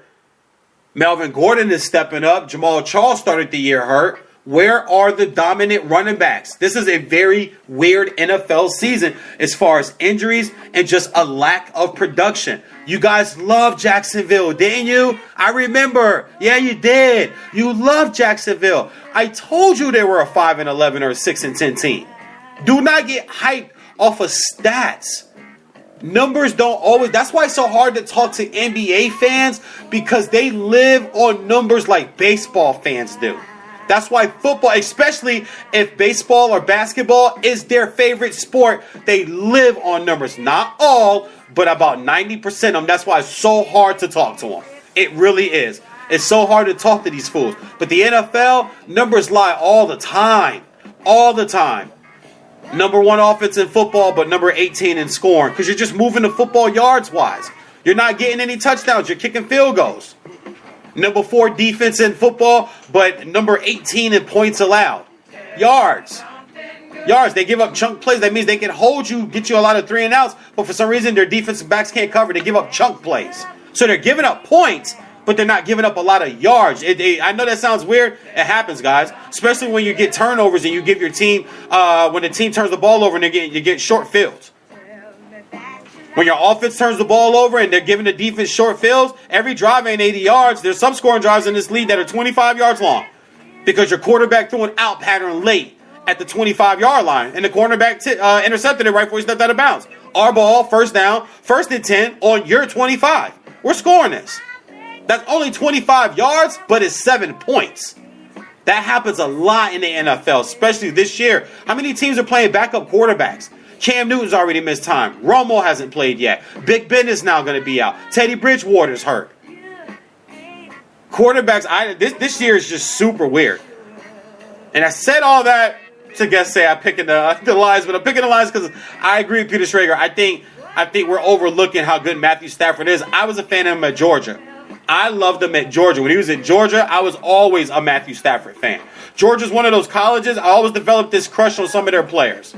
Craig Lumpkin was a guy, Hines Ward, Champ Bailey, Quincy Carter, Rashad Jones, and it was just so it just so happened that the Dolphins picked him in the 2nd round. That was like one excited pick other than the Jarvis Landry pick I've had with Miami in the last like 5 to 6 years. Like a pick I was like, yes, we need that, and that boy can play. That dude can play. Rashad Jones, Jarvis Landry. I was excited about Laramie Tunsil, but the video did scare me a little bit as a fan because we didn't know how old it was. And I still don't believe that it was like super old. But, dude took a bong hit with the gas mask on. I mean, owners that snort coke. And someone would say, yeah, but it's not on the internet. So, you know about it. Jerry Jones had 2 white chicks hugged around his pelvic area on the cover of the damn paper with his pants down, with his drawers. And I don't even know, his little winky might have been out. She just might have been on the other side of her head away from the camera. She might have stopped doing what she was doing to take the picture. We don't know what was going on. That's an owner doing that. But, of course, owner, player, white, black, yeah, we can get to all that. Moving right along. Oakland, Jacksonville, easy one for me. Oakland rebounds. Jacksonville doesn't have the defense nor the coaching that the Chiefs have. They don't have Andy Reid. They don't have Eric Berry. They don't have any of those guys. Speaking of the Raiders fan is out. See ya. Did you walk? You walk Pippin? Why? I'll see you tonight. Alright, yeah.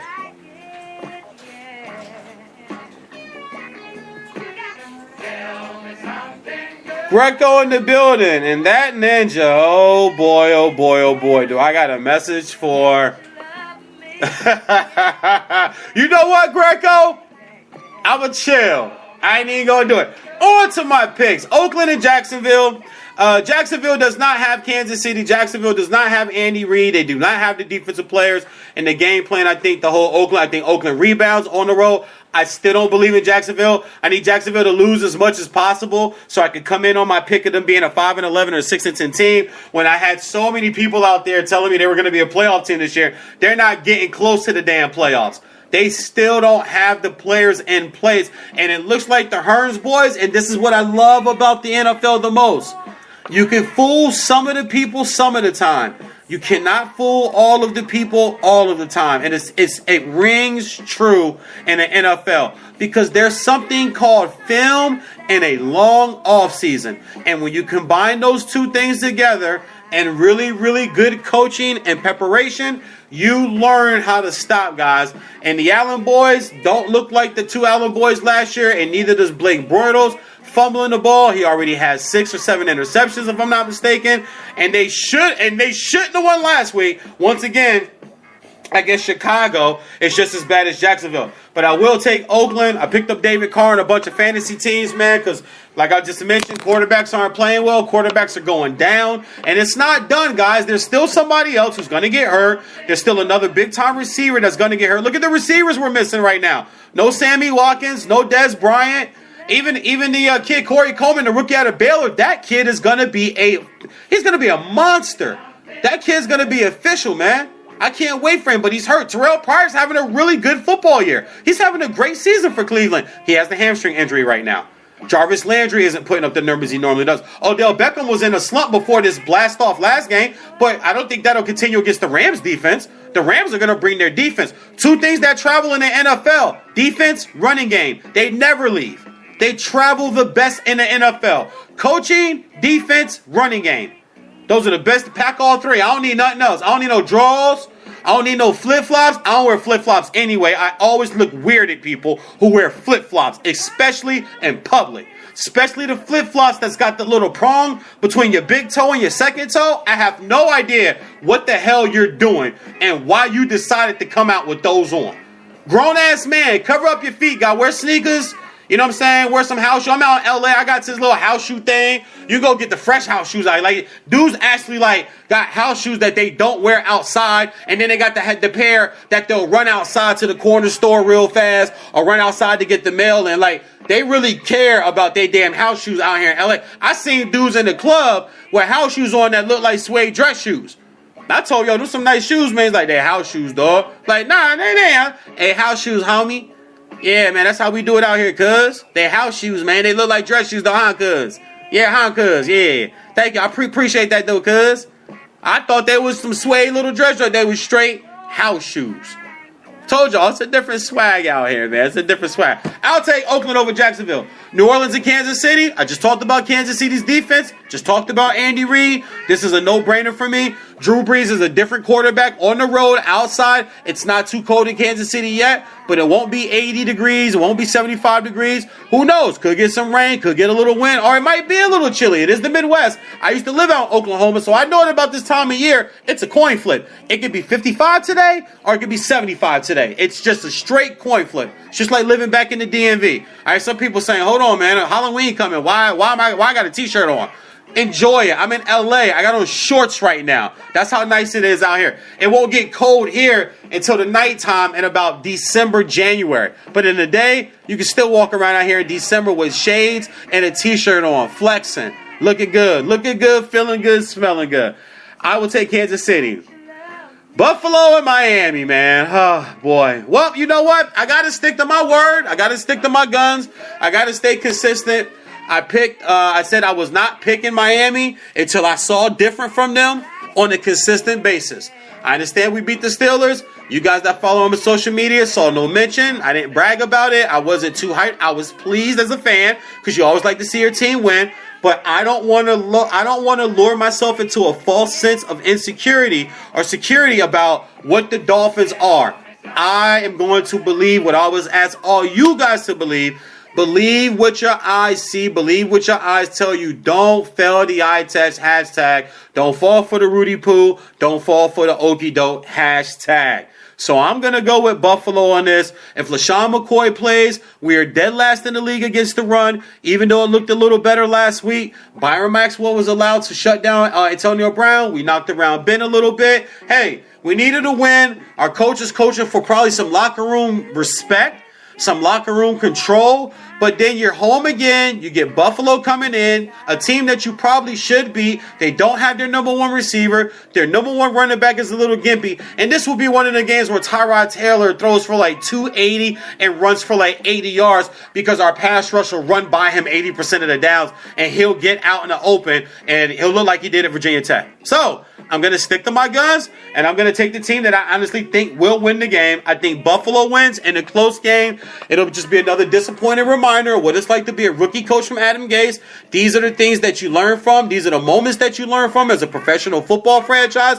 And the Dolphins have some young players. They're playing a rookie, Xavier Howard at corner. We've now lost Rashad Jones. We got to plug in Tippett now in the defensive backfield. The linebackers are fine. Defensive line, everybody's healthy, still playing up there, but we're not getting the push. We're not getting the QB sacks that we're used to getting from Cameron Wake. Once again, Achilles injury. Takes about a year and a half, guys. Everybody's not Adrian Peterson.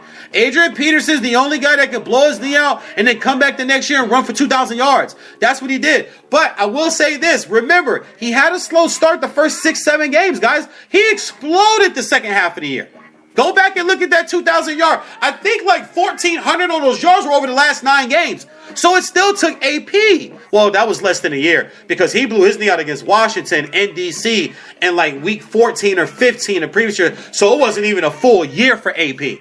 And he ran for 2 grand. Everybody's not Adrian Peterson. He's like an X-Men or like a DC comic character or some shit. They need to make him. DC need to sign him. And just let him walk around the movie and like, you know, some gear with a gun or something. I don't know. You know, he's scared. You see how they hating on Luke Cage? You see they scared? You see white folks scared of Luke Cage? Make an Adrian, make an AP comic book hero. But everybody's not him. So you can't bounce back that well. I'll go Buffalo. I'll go Buffalo just because I'm going to stick to my consistency and stick to my word. I'm not picking the Dolphins until they play better on a consistent basis, man. Simple as that. What I would really like to see, man, is for them to really compete. And if they finish 4-12, 5-11, yes, it pisses me off. Yes, it hurts me as a fan. But I don't dwell on it. What I do is say, okay, where's our draft pick at? Can we get Dalvin Cook? Can we get Leonard Fournette? Can we get Chubb? There are backs that can be had, and Miami needs a stable, hardcore, even though you got Jay Ajayi there. Even though you still got Jay Ajayi there, if Leonard Fournette's on the board at 2, 3, or 4, you go draft Leonard Fournette, man. Not unless there is a dominant tackle, but now you're stuck with 3 tackles. Laramie Tunsil is now implanted as the left tackle for the Dolphins for the next 7, 8, 9, 10 years. That's going to work. Mike Pouncey's at the center. I still believe that they still need to start grooming the next young center. Pouncey's still hurt. He gets hurt too much. The hip and the knee have been issues since he was at Florida. His brothers had the same hip thing. Remember, they're twins. It could be something DNA-wise that you just are not going to be able to fix. You got to start grooming. We have our our right guard at Jawan James, and you still have Brandon Albert, who's a little older. So you got your guards. You can start grooming your young center, who actually the guy that played for, the guy Stinson that played for Mike Pouncey actually did a great job. Tannehill was getting sacked when guys are coming off the corners. It wasn't up the middle like it's been the last 3 or 4 years. But even if they finished it, you go get a back. 5-11, 4-12, you go get that back. Dalvin Cook, Florida State. And not unless you don't believe Tannehill's the guy. And then I know Deshaun Watson's name has been really been thrown around out there. But I like Deshaun Kaiser. If you're going to take a quarterback, he's big, strong, big arm, can make all the throws. And you have a legitimate mobile quarterback. And I'm not saying running quarterback, mobile. Even though Tannehill is mobile, he still looks slow when he runs. And I don't believe they run him enough or he decides to run enough. Because a lot of time he gets sacked because he's holding on to the ball. Option 1, option 2, option 3 covered. Get your ass out of there. You can move.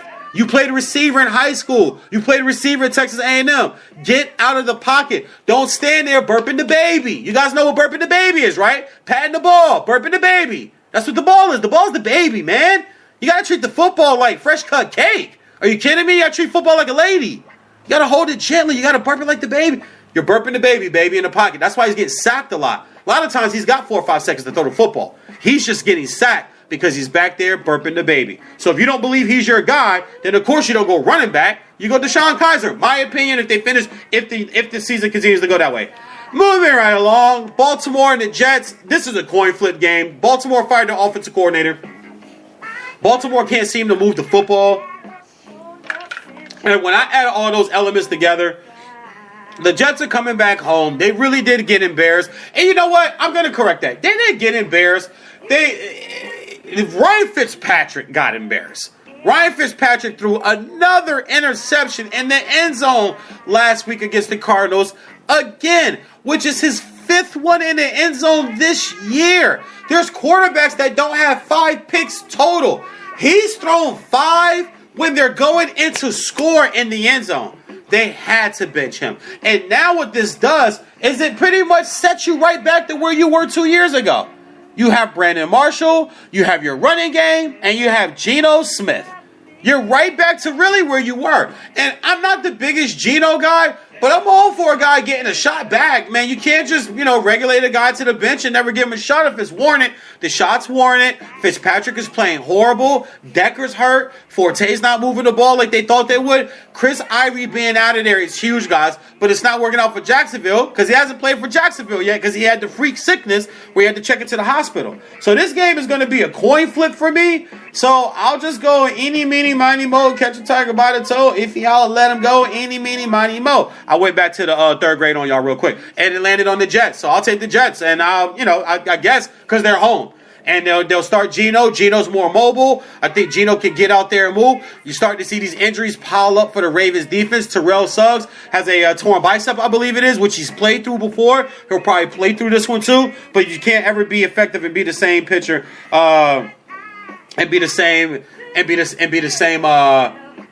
player that you were playing through it. Really quick, I'm looking at some things right here in the chat room too, and I'm seeing that Ninja said not with Tannehill. I'm guessing you're referring to Dolphins being productive with Tannehill. I will tell you this, and this isn't defense of Tannehill. This isn't defense of people just seeing things for what they are and not always trying to blame the quarterback like we've been doing with Aaron Rodgers lately or like we're doing with Cam Newton with Carolina. We want to blame the quarterback because we give the quarterback all the glory.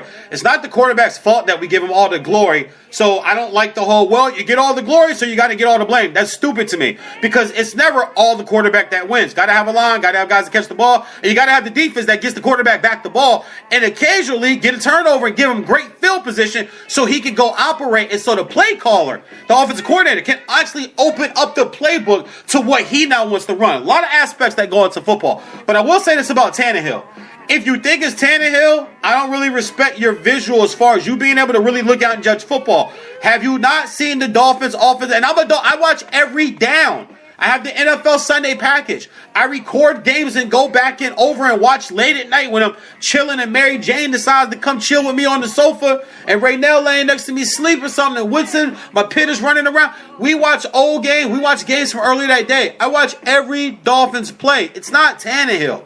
That offensive line is horrible. And it goes further than that. I'll get a little more in depth for you. Here, let me help you out a little bit. If you do not hire the right football people to train the right football players, you have zero shot in the NFL at being above 500. So what does that mean? Stephen Ross, the owner of the Dolphins, and I've given Stephen Ross, and I know you haven't been listening to my show long, but if you go back and listen to old episodes 3 or 4 years ago, I've given Stephen Ross pass after pass after pass after pass. I'm just like Big Mama told me. It's okay to turn the cheek. But remember, baby, you only got 2 cheeks. As a fan, I really only got 3 or 4 cheeks, man. Sooner or later, you got to call it what it is. Washington Redskins. You know why they're average or below average every year? Daniel Snyder. The Oakland Raiders' 12-year drought of going 5 or less wins every year. Al Davis. Look around sports. The owners of the Knicks. But then you go, look at the owners of the Spurs, the owners of the Patriots, the owners of the Yankees before the busboy took over, the owners of the Lakers before the before the Steinbrenner son took over, the Lakers before the busboy took over. Ownership. Look around sports, the St. Louis Cardinals, consistent every year. Why? Ownership. It starts at the top. San Francisco Giants. Ownership. Chicago Cubs now. You know what they decided to do? Let's go hire Theo Epstein, a smart baseball guy who knows how to hire smart people to coach his smart players. He showed he did it. He could do it. He did it with Boston. 2 World Series. Well, what does he turn around and go do?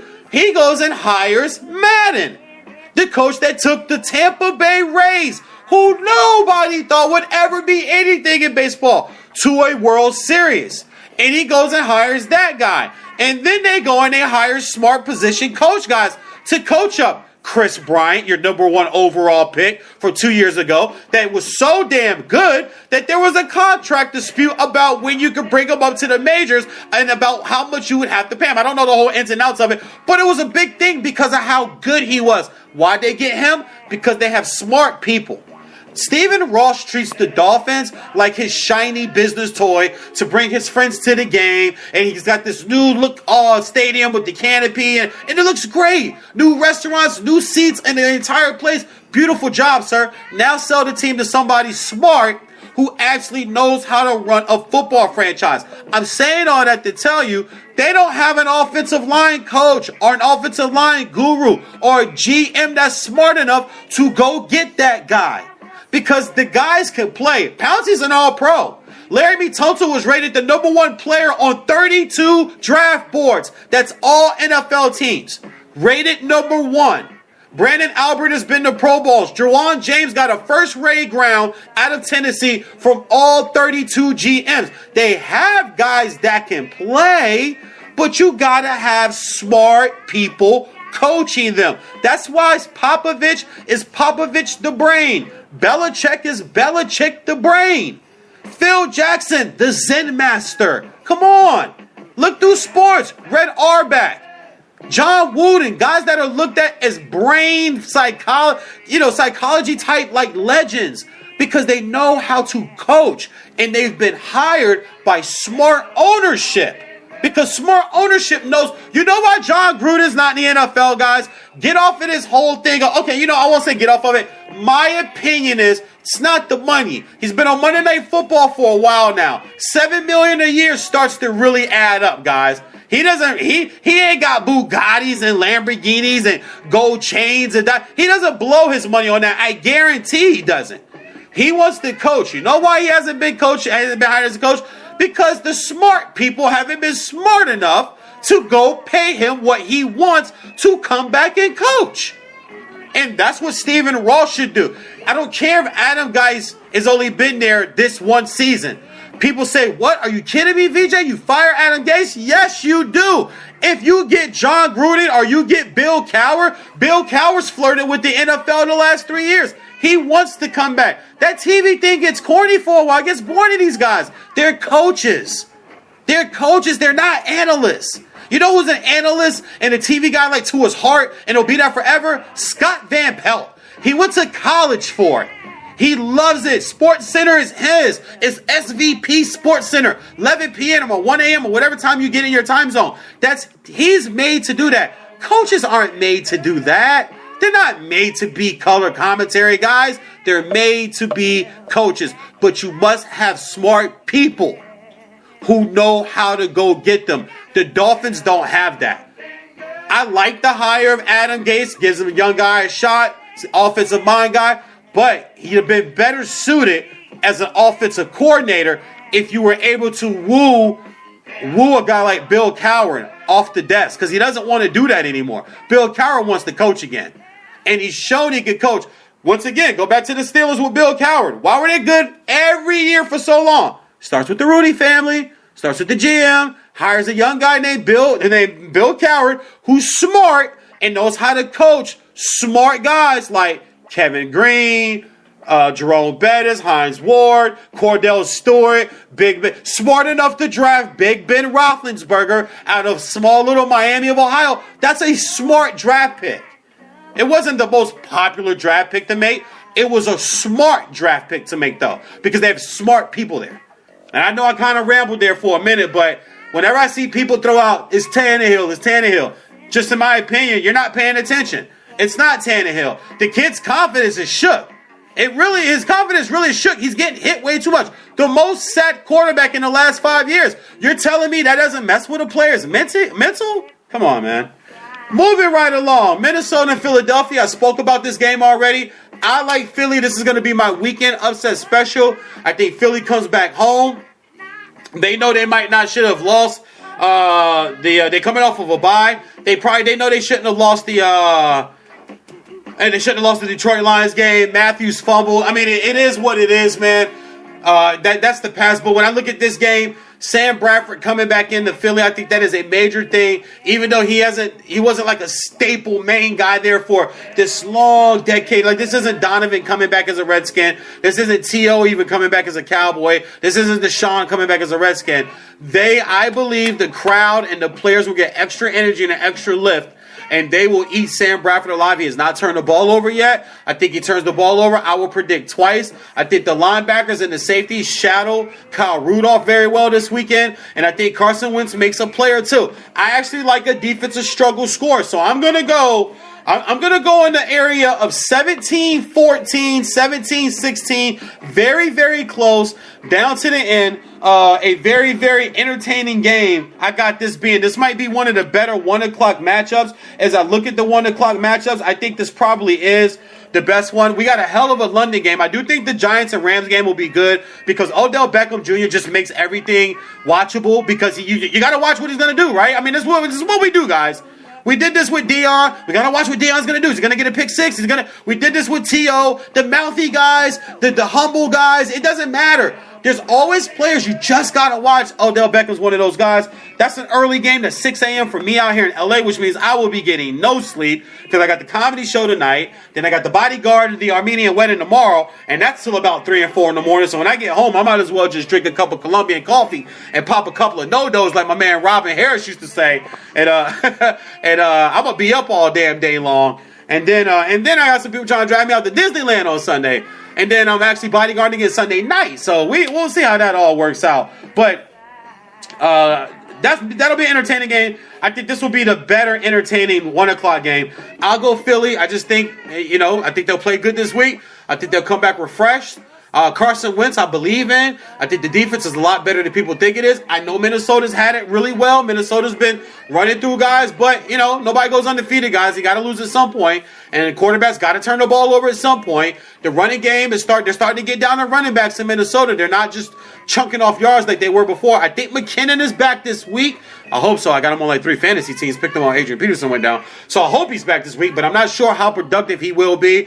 And Sam Bradford, I think, gets eaten alive just by the ghost of the Philadelphia Eagle fans, man. I think the ghost of, I'm not even going to say I'm not even gonna say Lincoln Financial Field. I'm gonna say the ghosts of Veterans Stadium. I think those ghosts come across the street and they haunt Sam Bradford when he tries to sleep in a visiting hotel, and when he wakes up that morning and he goes to eat his Wheaties, some of the Wheaties get soggy a little fast. Just a little weird things happen. Leads up to him walking out. Like I said, he doesn't have a major history there, but Philly is hard on old players when they come back. I'll go with history. They don't play well there. I'll take the Eagles in my upset pick. I like it close. I like it physical. I like it a hard-hitting game. I think Wentz makes one more play to set his team up for victory. Special teams will be huge. And I give you a name. Darren Sproles turns the game on top of its head with the play. Maybe a return, a screen, something of that nature. I think Darren Sproles comes up big this weekend. I'll take the Eagles. We have Indianapolis at Tennessee. This is one again. It's an eeny, miny, mo game. I don't know what to say about either one of these teams. Tennessee wants to run the football. They're built to run the football. Marcus Mariota's playing okay. Once again, there's another quarterback that you looked at this year and thought would take this next leap and bound, and it's just not happening. Jameis Winston, another name I'll throw out there, and that's a guy I support hardcore. I call him Famous Jameis. That's Famous Jameis, baby. I like Jameis Winston. I loved him in Florida State. And I was proud of him and happy for him when he won a national championship down there. As a true freshman, I won the Heisman. But he hasn't taken that step. We now see Vincent Jackson's been put on IR. Mike Evans, good young kid out of Texas A&M. But once again, in the NFL, there's something called film and a very long offseason. And the smart guys, there's that word again, the smart guys know how to stop you. And that's what's happening with those guys right now. I'll take Tennessee because they're at home. I think high scoring. I like this one 38-21. Excuse me, 31-28. I apologize. I'll go 31-28. I'll take Tennessee at home. Moving right along, San Diego and Atlanta. I feel for San Diego because I'm a Phillip Rivers guy. All the way back to NC State. I go back to even remember him ending Florida State's like ridiculous, like 28-game ACC winning streak in a row. Him and Torrey Holt catching, I think it was like, 15 passes for 280-something yards against a Florida State defense that had NFLers up and down the roster, and they were coming off of winning a national championship. That's how good that Florida State team was.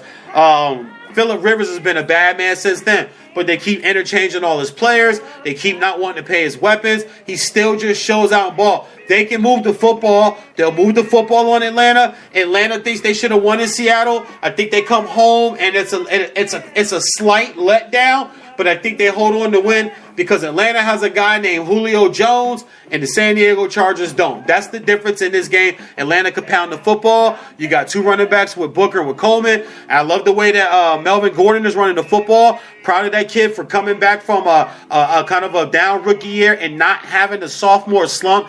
Actually showing why he was a 2,000-yard rusher his last year at Wisconsin. Why he was second in the Heisman voting when he was at Wisconsin. Very productive back. All three downs. But I think that they don't have enough weapons. Atlanta has one more weapon, and Atlanta is a serious team. They should have won the Seattle game. They should have won the Seattle game, definitely. San Francisco, Tampa Bay. There's another flip game. You got two quarterbacks that I like. I like both these guys. Jameis Winston and Colin Kaepernick. I'm not sure as a quarterback. I just like his stance he's taking right now. Me being African-American male, black man, I'm pro-black all the way. Black Lives Matter, up and down. So I'm always going to ride with the guy that's standing up for my people, and that's what he's doing right now. But in this football game right now, I think Colin Kaepernick comes home and settled down a little bit. He didn't get any favors, guys, facing Rex Ryan defense last week. And horrific. 15 of 42, I believe his numbers were. 2 turnovers after throwing the bomb touchdown where it made me turn to the game. I saw it flash across the bottom of the screen. I got the NFL package, so hold on, let me go to this Niner game. Kaepernick out here balling. I told Ray, I was like, yo, babe, come here. What, Kaepernick out there with the black fist throwing bombs, and then he ain't do shit for the rest of the game. He didn't do nothing for the rest of the game, man. Got me hyped for nothing, man. So I say they return home, and I think they bounce back. They're at home. Tampa Bay ain't playing much better either, guys. Seriously, they're not scoring a lot of points. Jameis Winston, once again, another quarterback that you thought was going to have this like explosive year and have this trend-setting year, and it just hasn't happened for him. I'll take San Francisco home. New England and Pittsburgh. I'm just going New England. There's no reason to even talk about this. I'm going with Brady the legend. I'm going with Belichick the brain. Seattle and Arizona is probably the most intriguing game all weekend. It's because you got division rivals here. This game's going to be very physical, very hard hitting. I'm going to go Arizona. I think Seattle's a different team when they play on the road. I've said that plenty of times before. I don't believe that they're the same football team when they're on the road. Even in their division, we've seen them come out to L.A. I saw them out here in L.A. and kick a field goal for an entire game. That's all they can muster up. So I don't think that they're going to go to Arizona and put up a lot of points. The defense, there is a young lady by the name, Genevieve Mason. Genevieve Mason, matter of fact, I know my man, the Microwave, might be listening. Microwave, she's actually in that fantasy league I put you in, and Greco's in that fantasy league too. Genevieve is in that fantasy league, and we spoke yesterday on West Coast Stables, another sports talk radio show that I do on Blog Talk Radio out here in LA. And I remember her telling me to relax about the defense because earlier in the summer when we were talking, I told her I have some concerns about the Arizona defense. I like their offense. I like David Johnson. He is a certified beast. Reminds me a little bit of Marshawn Lynch. He's not quite beast mode, but he reminds me. We got to remember, he's still a very, very young man, very young player. Runs hard. He's got the powerful jump cut like Beast Mode, the stiff arm, and then he's got the breakaway speed like Beast Mode did. And the guy's like 6'3", 225, 230. Like, he's big. He's huge. He's not a small back. He's a big guy and just runs really, really, really hard. But the defense, I told her, worried me. You bring in Chandler Jones. I love that move, but at the same time, with Chandler Jones coming in, it is a new team. It's a new scheme. It's new teammates. It's a new camaraderie feeling you got to get going. It's just different. It's not going to be the same. And it takes some time to get used to that, regardless of how good you are. Only Dion could jump to a team and it changed instantly. Charles Woodson left the Raiders, went to the Packers. Their secondary was different instantly. Rod Woodson left the Steelers, went to the Raiders. Their defensive backfield was different instantly. There's very few players that can do this. He's one of them. I didn't think Chandler Jones was one of those guys going to take some time. But now he's starting to rev up a little bit. Defense is starting to rev up. Told her I had some concerns about the Honey Badger coming up once again. ACL.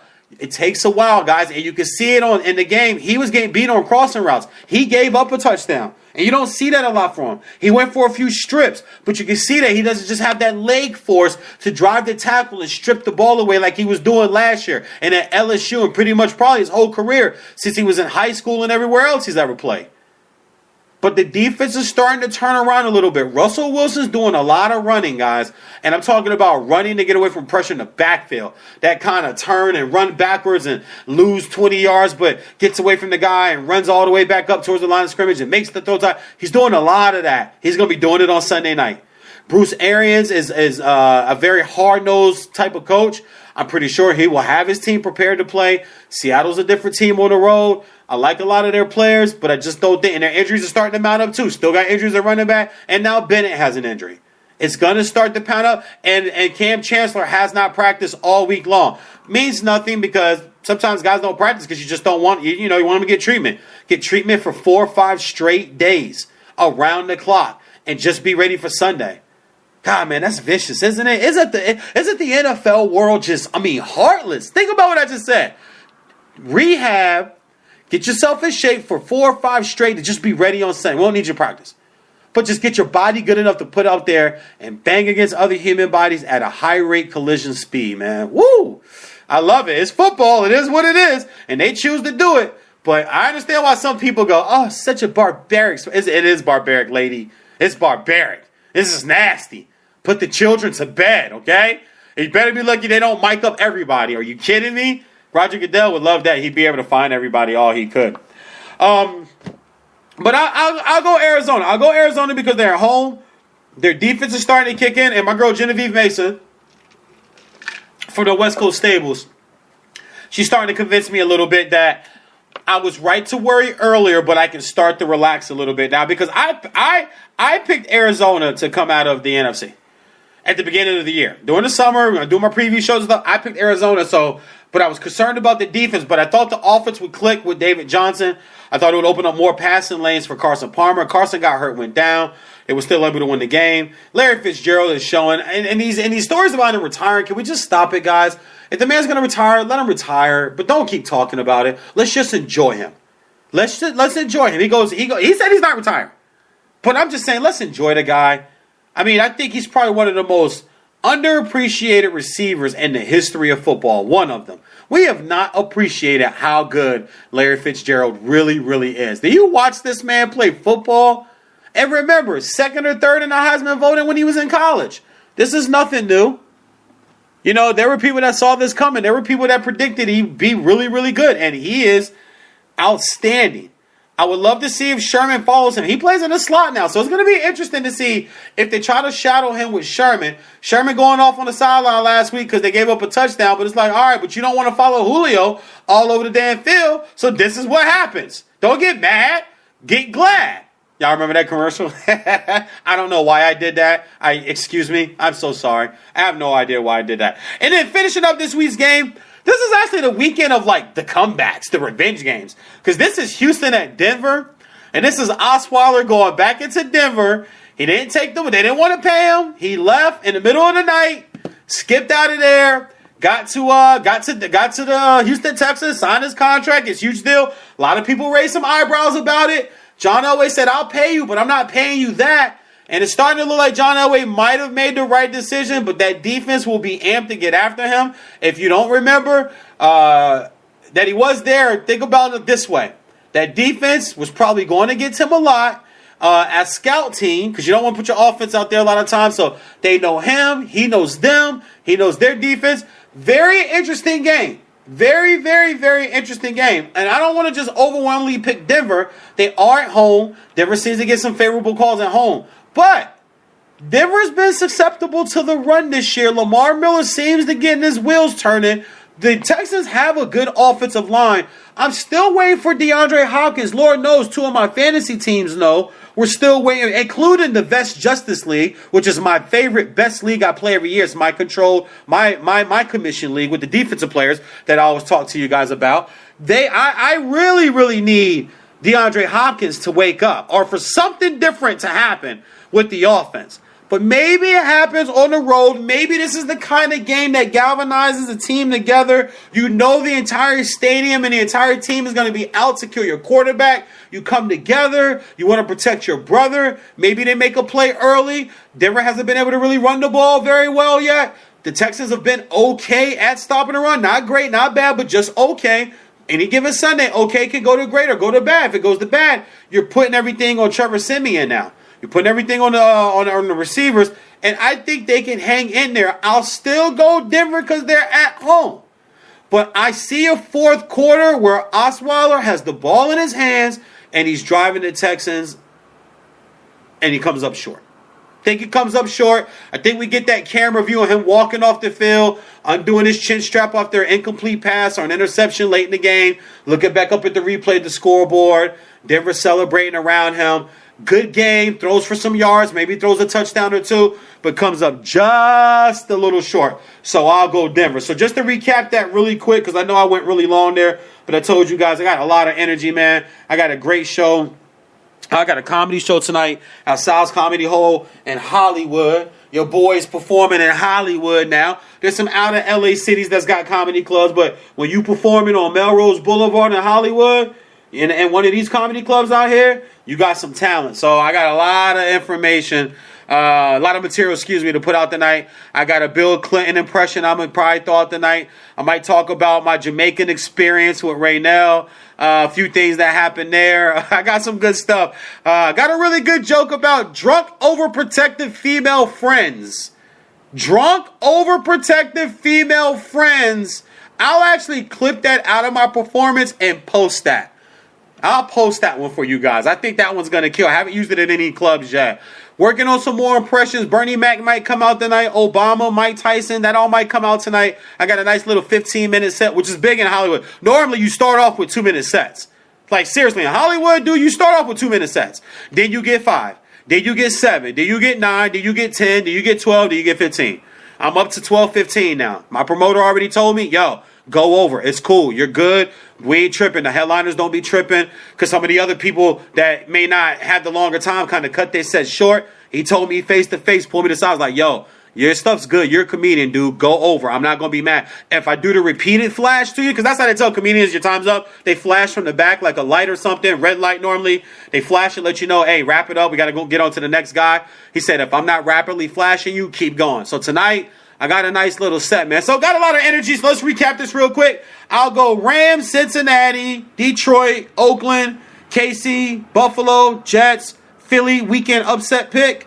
I'll go Tennessee, Atlanta, San Fran, New England, Arizona, and Denver. And I took the Packers last night. I trust me, I took the Packers last night. But I won't even count that one, so I don't want to be accused of being cheating. So those are the big things going on in NFL for week 7. I'm going to take a quick break. When we come back, guys, I want to get into the chat room. It's starting to light up now. Sometimes I'll be wondering, damn, where the hell everybody be at, man? I'll be on the air for like an hour before everybody be jumping in. Y'all be busy. Listen, you got to go back and listen to my opening rant this morning. I gave some real respect that nobody out there started their radio show in America today. I guarantee it. I guarantee my opening rant was not done by any other radio guy on radio today, guys. I guarantee it, man.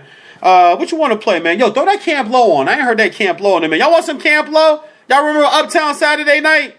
Yo, put that on so we can go to break, man, and then we'll come right back. When we come back, guys, we'll get to the chat room. I'll talk to you guys through the. I'll talk to the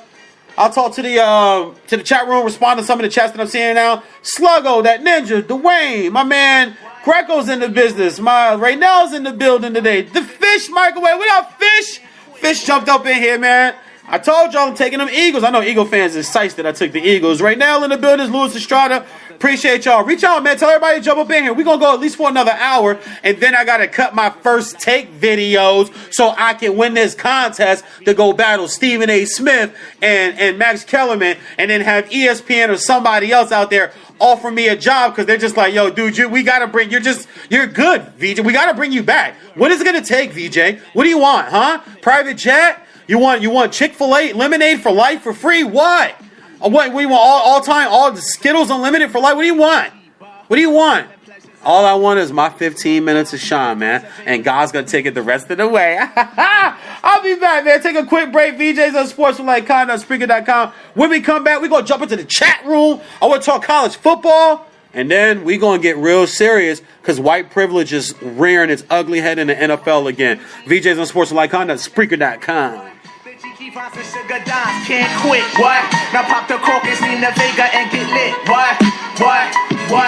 Introducing Phantom of the Dark, walk through my heaven with levitation from reefers, drenching defense and Eve 7 showboating with Rugers, flash mines, Belafonte Jigger. Let's skate for what this worth as we confiscate your figures. Casanova Brown, levitating Jiki and Dashiki's the Lahada car, 54, chasing diamond runners headed icebound. The big chiller diamond convention, Harlem Buck strut, freezing world heights, Hollywood, Madam Butterfly. Let me in your house, a pleasure. From the knuckle swatch, shadow boxes catching black eye blue. I play the thief, what? Sensations at the Monte Glory screaming Chiba. Fulfilling pleasures in my castles, blow the smoke out. The Garza Vega substitutes when the Dutch is gone. The low don't stop, give me shouts, it's the season. Sauteas, souffleurs for swerving no corners. We magnets to moolah. Living with Charlie's Angels on us, no smiling when sliding. That gets you caught up in the octa or dead for moving. It's just like that as we proceed. Saturday night special, better take it light. You Jaja, you're a Capitan. Quest to the coast, the Key Largo, wire the chain gang. Keep your ears out for our ears. Sip the fountain blue, house of bamboo, paradise. This is it, what? Lucini pouring from the sky, let's get rich, what? The Jiki vibes and sugar dimes, can't quit, what? Now pop the cork and steam the Vega and get lit, what? This is it, what? This is it, what? Lucini pouring from the sky, let's get rich, what? The Jiki vibes and sugar dimes, can't quit, what? Now pop the cork and steam the Vega and get lit, what? falling sparrows heard the seas of Black Caesar, the convince of silky days, satin nights, taking flight, dino going, sweet sensation, Spanish flying with the lady Scarface, bottoms up, sunshine, love potion And number we 9. hailing from the magic city, transcending sweeter on your aura, Fancini in London, relaxation in Bora Bora, got notion to bring it, sing it, never been my function, stoning, robbing, we heisting merchandise and gunning, love it, leave it, but bless the war chief for his bison, get it, got it, the low will forever be nice. Yeah, the sunny fever, he be sipping on my red Think he too gracious, he be sipping on my red We float the tri-state draped in the satin vines. This coolie hijack pack from the sugar shack. Then what we do after we sip the armor red we start the Harlem River quiver, dig it sweet daddy. Sharpen the crimson blade, high Sierra serenade. Anatomy for seduction, be this Yeah, ebony as you junction. exit the place with grace, drizzy armor better, the bursting of clouds, it pours, everything seems better on flats with love. We move only in the mist. It's slow, it's life, and we can't get enough of this. This is it, what? Lucini pouring from the sky, let's get rich, what? The Jiki finds the sugar dimes, can't quit, what? Now pop the cork and see the Vega and get lit, what? This is it, what? This is it. VJs on sports.com, Spreaker.com. Live right now, your boy VJ Wright, hashtag 8515. VJ Wright is because I always think I am. Also, remember, you guys can always go back to iHeartRadio. iHeart signed me up about a year ago. They now produce and replay all my shows on a podcast, so you can find me there. Twitter, VJ Sports Talk and Comedy. Facebook, VJ Vernon Wright. Sliced about tonight, man. I will be at Sal's Comedy Hall in Hollywood. VJ gonna be performing in Hollywood. Some really good comedians too, man. Really good promoters. It's gonna be a hot night, man. I actually got about 10 to 15 friends and associates and sports talk colleagues and stuff that's actually coming out tonight. So I'm very excited to put on a really great set for them. Jump into the chat room real quick. I want to address something that I see here addressed at me from that ninja about Mariota and about Jameis Winston. I don't think that you're listening or that you're hearing me correctly. I was talking about Jameis Winston. You're saying it's safe to say I think he can play. He's doing the best of what he has. I know. Martin is hurt. Doug Martin's hurt right now.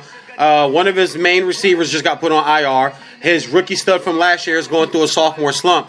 I said all of that. I'm not knocking Jameis Winston, but the fact of the matter is still that we thought we were going to get a better year out of him, and we're not getting it. All the variables are there. That's fine. But you didn't say the same thing about Ryan Tannehill. You just said yourself, not with Tannehill, but you didn't want to discuss it. You didn't bring up all the things going around Tannehill that I just laid out for you all the way up to ownership. So if you're going to do it for one player, you got to be consistent with me, dog. You got to do it with everybody. You can't just do it when you pick and choose because that sounds too biased to me. You want to talk about Tannehill? Look at the offensive line. You going to tell me that's a good offensive line? Look at the fact that he doesn't get a lot of opportunities because their defense is last against the run. When the team's running the football, what else does that mean? That means the clock keeps running. That means your quarterback is on the sideline. I'm not knocking Jameis Winston. Jameis Winston is one of my favorite NFL players. I loved him when he was coming out of high school. He was coming out of Hoover in Alabama.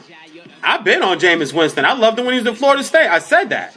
But the fact is we're still not getting what we thought we were going to get for him. That was the gist of the conversation. That was the gist of what I was saying.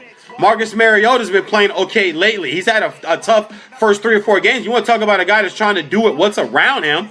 He's got receivers? I don't think so. He's got a really good tight end? I don't think so. He's got a big, beefy offensive line. They want to run the football. That's what they're built to do. Last few weeks, though, he's gotten out of the pocket. He's made some plays. They shouldn't have lost to Jacksonville.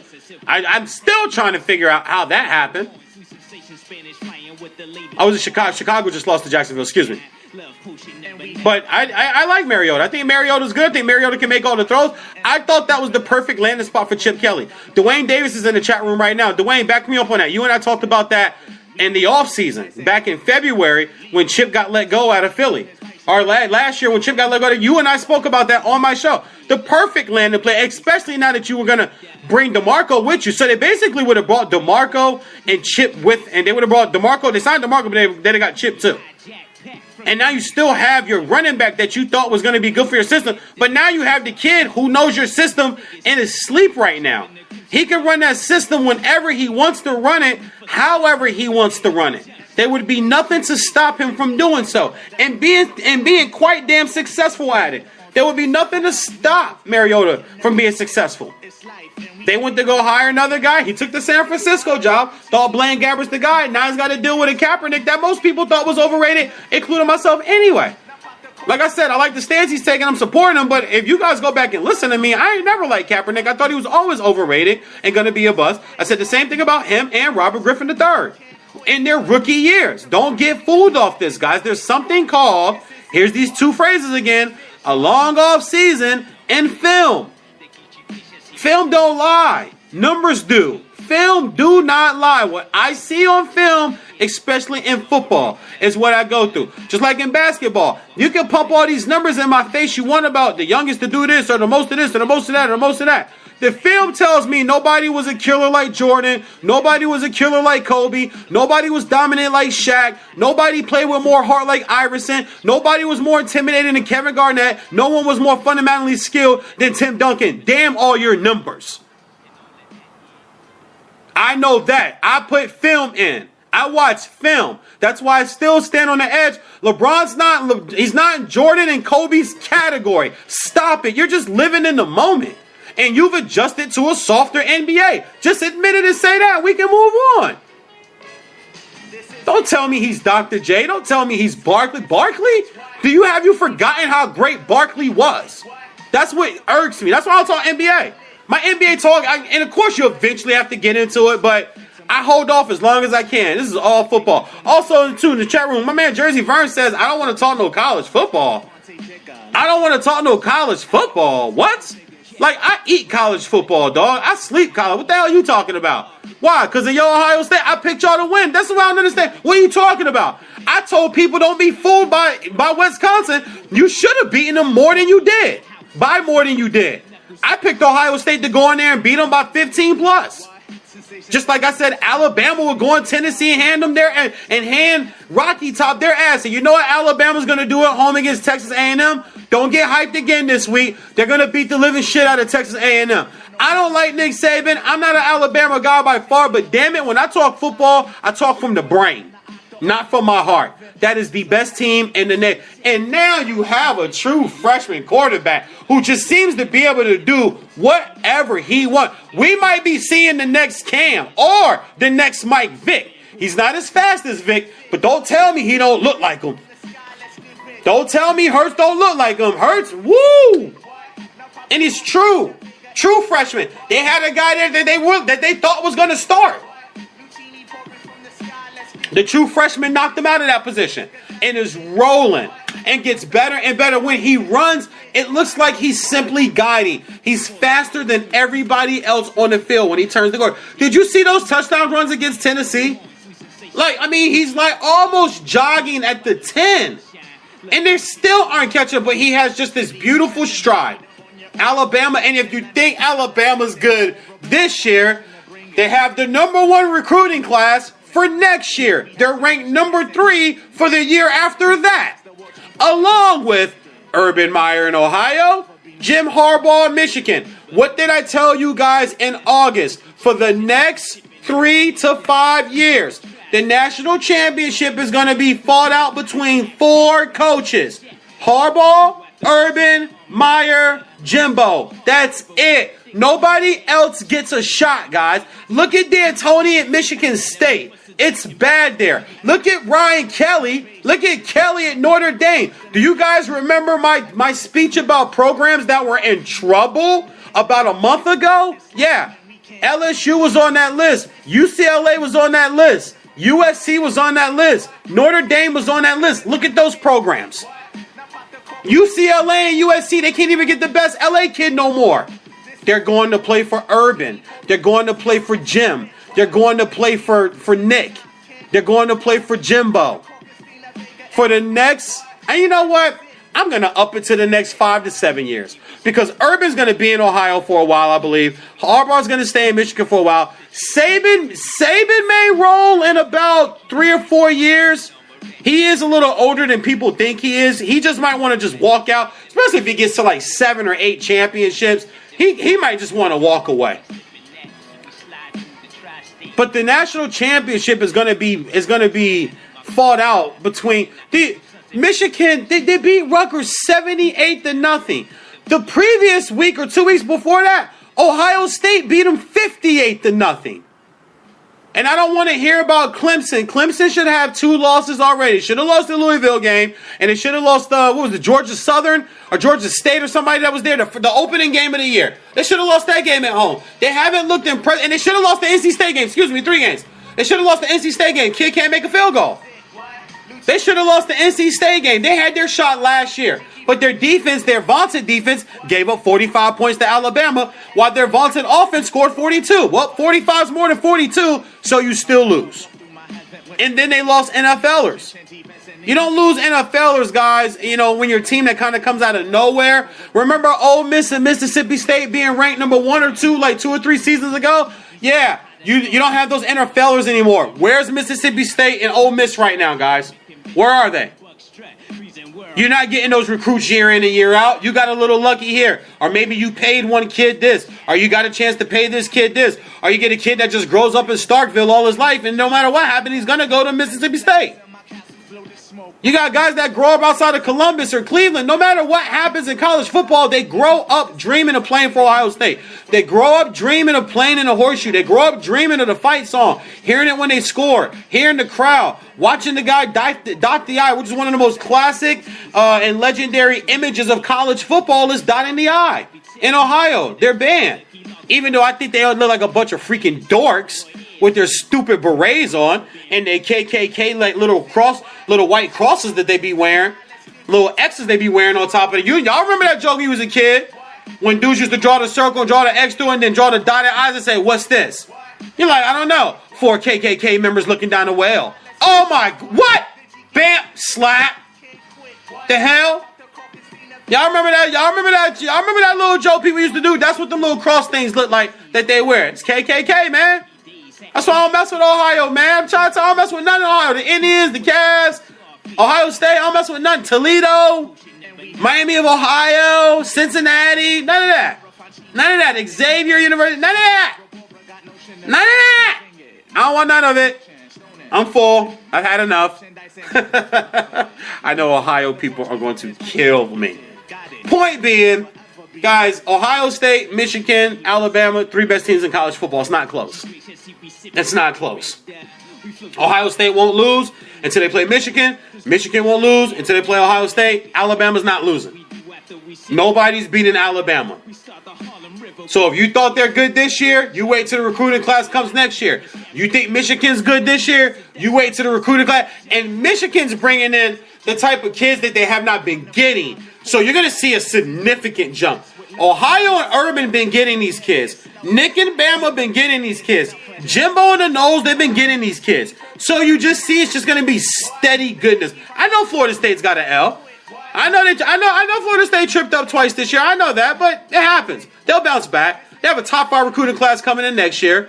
They're missing their best player. If you don't remember, they're missing their best all-around player. Dalvin Cook can't really get going. You're trying to break in Francois, new quarterback. It happens in college football, guys. Don't write them off. A few years ago, everybody wanted to write off Alabama when Florida State played Auburn in the national championship game. Alabama, if you remember, guys, they lost on a field goal return for a touchdown because the ball fell short. And now you got big fat guys trying to chase small fast guys on a punt return, and it wasn't even close. That guy from Auburn took that thing up the left side, game over.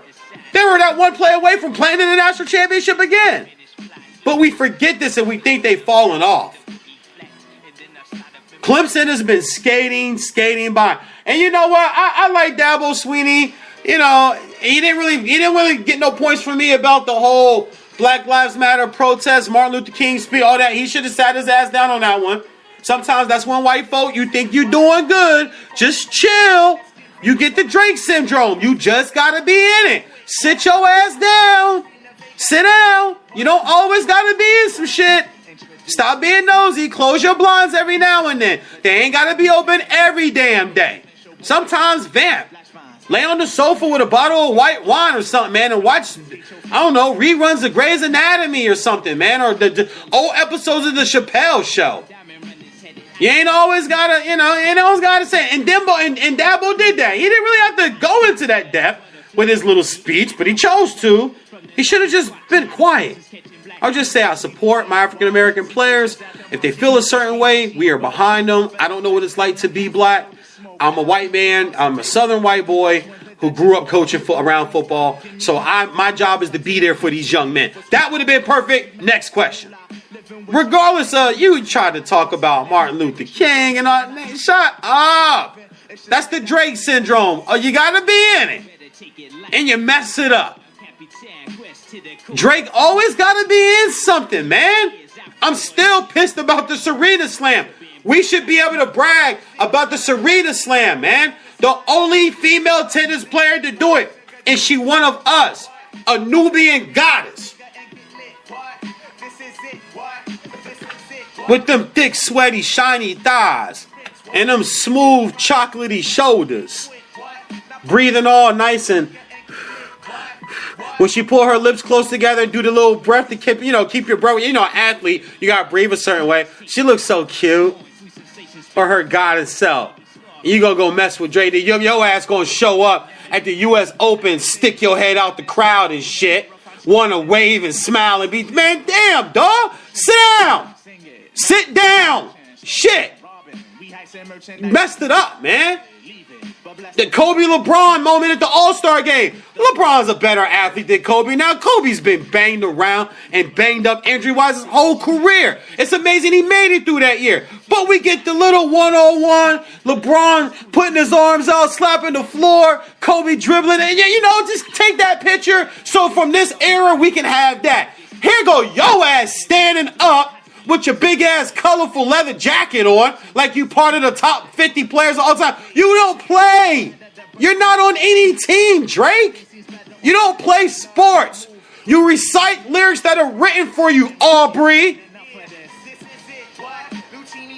Messing stuff up in sports, man. I love sports too much to watch corny dudes like you mess up images, man, that we can have for a long time. Now, I can't get the picture of Kobe in his last All-Star game up against LeBron and get it blown up. And when I build my dream crib for my beautiful, voluptuous wife and all the little VJs and VJS running around, and that's in my game room, my homies come over like, oh yeah, I remember that joint, man. Kobe was at the end like, yeah, that's his last little All-Star moment against LeBron right there, man. Then LeBron, LeBron was the man at that point. He's won rings. LeBron was the guy in the league. So it's like old version. It's almost like the picture of Magic Johnson backing down Jordan in the finals. Y'all know the picture I'm talking about, where Jordan got the forearm and his face is almost pressed up against Magic's back, guarding him.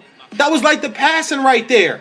Like that picture right there. Who was hot at that time? CNC Music Factory. Huh? You didn't see them? How about Snap? How about Biz Markie? He had a hit out. He used to hang out All-Star Weekend. How about Will Smith? He used to host the All-Star shit every weekend. You don't see him in the damn picture. Messing it up. Drake. Freaking Aubrey, man. And it would be a dude named Aubrey to mess it up.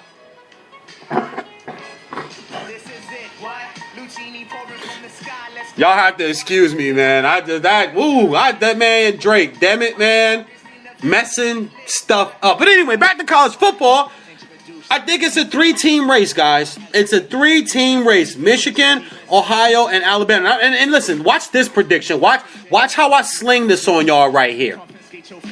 Michigan and Ohio State, for some way or another, right now they're 2-3. If Alabama does slip up by some bad Saturday, things just don't go right. We saw it in Ole Miss last year. We saw it against Texas A&M 2 years ago. 3 years ago, 2 years before last year. Johnny Football went into Tuscaloosa as a freshman, won that football game at Alabama. We've seen it happen before. So if it happens, fine. If that happens, you get Michigan and Ohio State at 1 and 2. It does not matter who wins that game at that point. It doesn't matter. Because there's conference championship games that are going to be played below them. And if those top seeds fall out, Michigan or Ohio can find themselves still into the college playoff.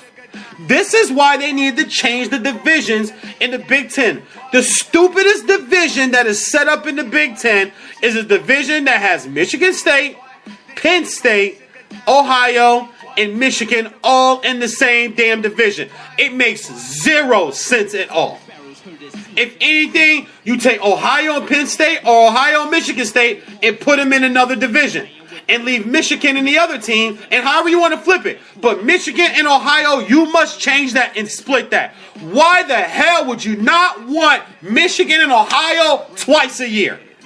We got to watch Alabama, LSU twice. We've had to watch Alabama, Florida twice.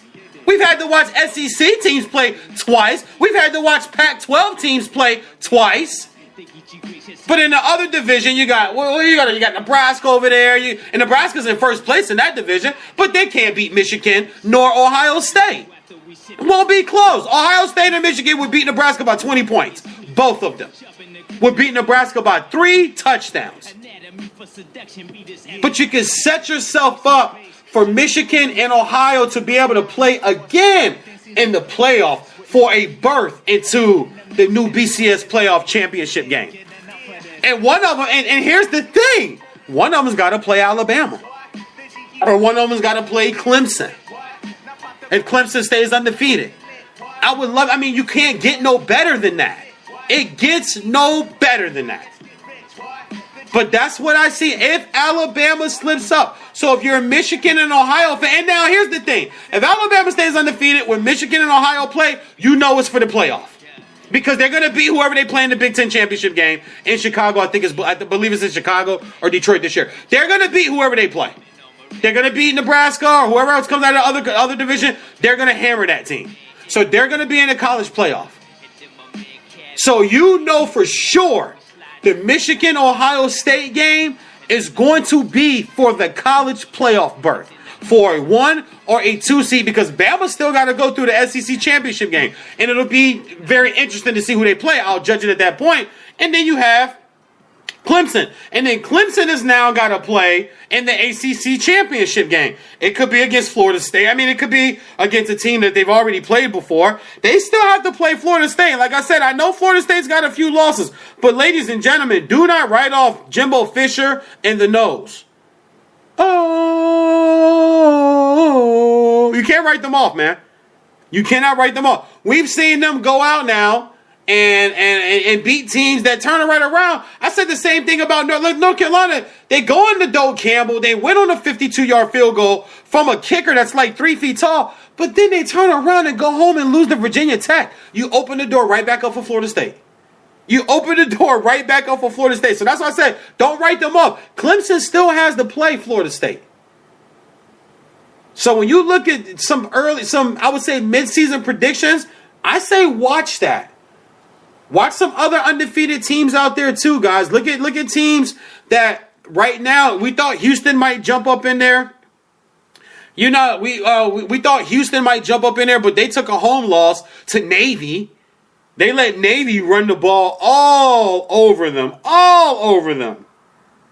And then Navy ended up turning around and, and this is from Houston, beating Oklahoma. Oklahoma already has a couple of losses. They're out.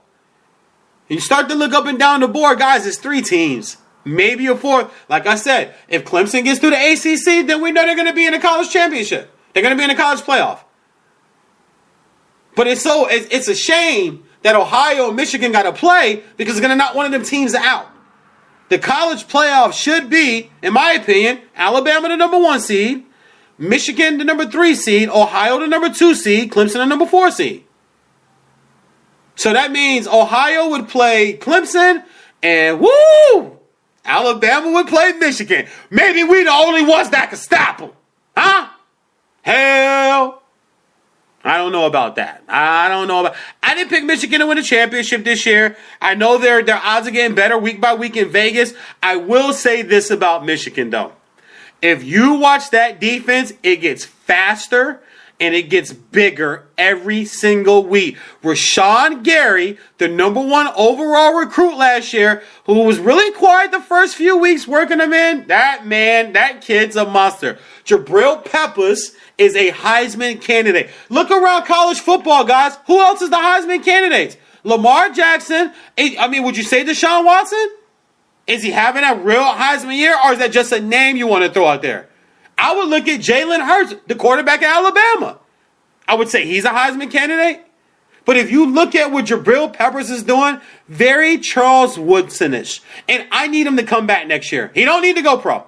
Come back, win the Heisman for sure next year. Michigan goes undefeated and wins the national championship next year. I'm picking Michigan to win it all next year. I think they win it all next year. I think Ohio State will be trying to replace JT Barrett. And Urban Meyer's always got a guy ready. If you remember, he had Cam Newton in Florida. Cam was waiting in the wings, guys, at Florida. Cam was waiting in the wings at Florida as the as the incumbent quarterback to Chris Leak and Tim Tebow. Cam Newton, so he knows how to go get guys. And he had Cardale Jones, who really looked. They made things look really bad for Cardale Jones, really bad. He should have never came back over the national championship, and they did that for whatever reason. I don't know why. I don't know why that kid went back to school. There's no way in hell I'd have went back to school. After coming off the national championship, you see he's definitely not the player that many thought he was. It's showing now. I don't even know what team he's on. Can somebody back that up for me? Find that out. Is Cardale Jones even on a team right now? Somebody find that for me. What you going to run, man? We'll take a quick break. Come out. What you want to play, man? Play some of that run. We was listening to that joint earlier. Play that Ghostface and Jadakiss joint. Remember that? Yeah. Oh, there it is. There it is. There it is. Y'all remember this joint right here? We'll take a quick break, man. When we come back, talk a little more college football. Then I want to get into white privilege that's going on in the NFL. All that and more. VJs on Sports Like Conduct. Spreaker.com. Black Day was rated PG. Run, I will not give up. No, quick flag the car down. Take me to go till they come now. Kill off quick, back up, hit the bitch dog. Turn downhill like the Molly Spliff. Run, I will not get bagged on the rock. Run, see what happened to they bad with they cops. Run, they am shit, plan shit, destroy evidence. Fucking case, I'm not coming home when I'm 56. Die with the heart of Scarface and take 50 licks before I let these crackers throw me in shit. Bounce if you a good kid, bounce through the bird hop curse, swerving get served. These cocksuckers got nerve. Heard I was killing shit, they must got word that I told the chief from Rich Paul I don't wanna merge. Run if you sell drugs in the school zone. Run if you getting chased with no shoes on. Run, fuck that. Run, cops got guns, they giving out life like Bottle-Trans. Run if you ain't do shit, you hit that next felony, nigga is like 3-zip. So run, hop fences, jump over benches. When you see me coming, get the fuck out the entrance. Run, fuck that. Run, cops got guns. Motherfucker. I might gotta take my shirt off. Yeah, kid. I like that one. Go in. Yo, it's Task Force Tuesday. The Knox is in the black car. I got 100 packs in my backyard. Clear 12-12s that look like stuffed shells. I'm cutting niggas' throats on the sales while they pop. VJ's on Sports Like Conduct, Spreaker.com. I'm cutting this short because the chat room got me. Yo, I'm opening up the call line. Yo, that ninja, 860-614. Call the show, man. Call the show, dog. Like, we got to get into this now. I ain't playing. You got to explain yourself on some of these things that you disagreeing with me with or what have you. You need to call into the show. My man Greco just texted me. Who else is texting me in the line right now? What we got going? There we go. Sorry guys, reading some text messages. My credit card got hit from a gym membership, so I was like, when that happens, there's nothing worse than like showing up to the gym and like you owe money and you try to scan your finger and just walk in. And they're like, oh, excuse me, sir. You try to act like you got your headphones on. You ain't listening to no music. You ain't start playing your music. Sir. Oh, can somebody? And then they just be like, whatever, let him go work out. But your face pop up with a red X. I'm like, He owed $34.95.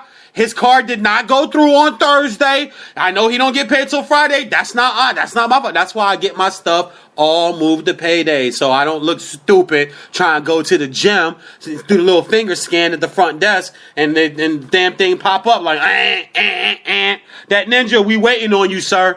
860-614-8257. First thing we're going to talk about is that Jalen Hurts doesn't look like Michael Vick, and you're like, well, I'll tell you it does. I said he looked very similar to Michael Vick because of the way he runs that offense, the way he throws the ball. Have you not been watching Jalen Hurts play quarterback for Alabama this year? You got to be kidding me if you can look at him and say that he does not have similarities to Michael Vick. He's outrunning people and he's not even trying. Do you remember what Michael Vick looked like when he was at Virginia Tech? there were plays where he was kind of outrunning people with that long kind of stride and not even almost trying. That's what Jalen Hurts been doing. That's what he did all over Tennessee. Go back and look at his 3 touchdown runs.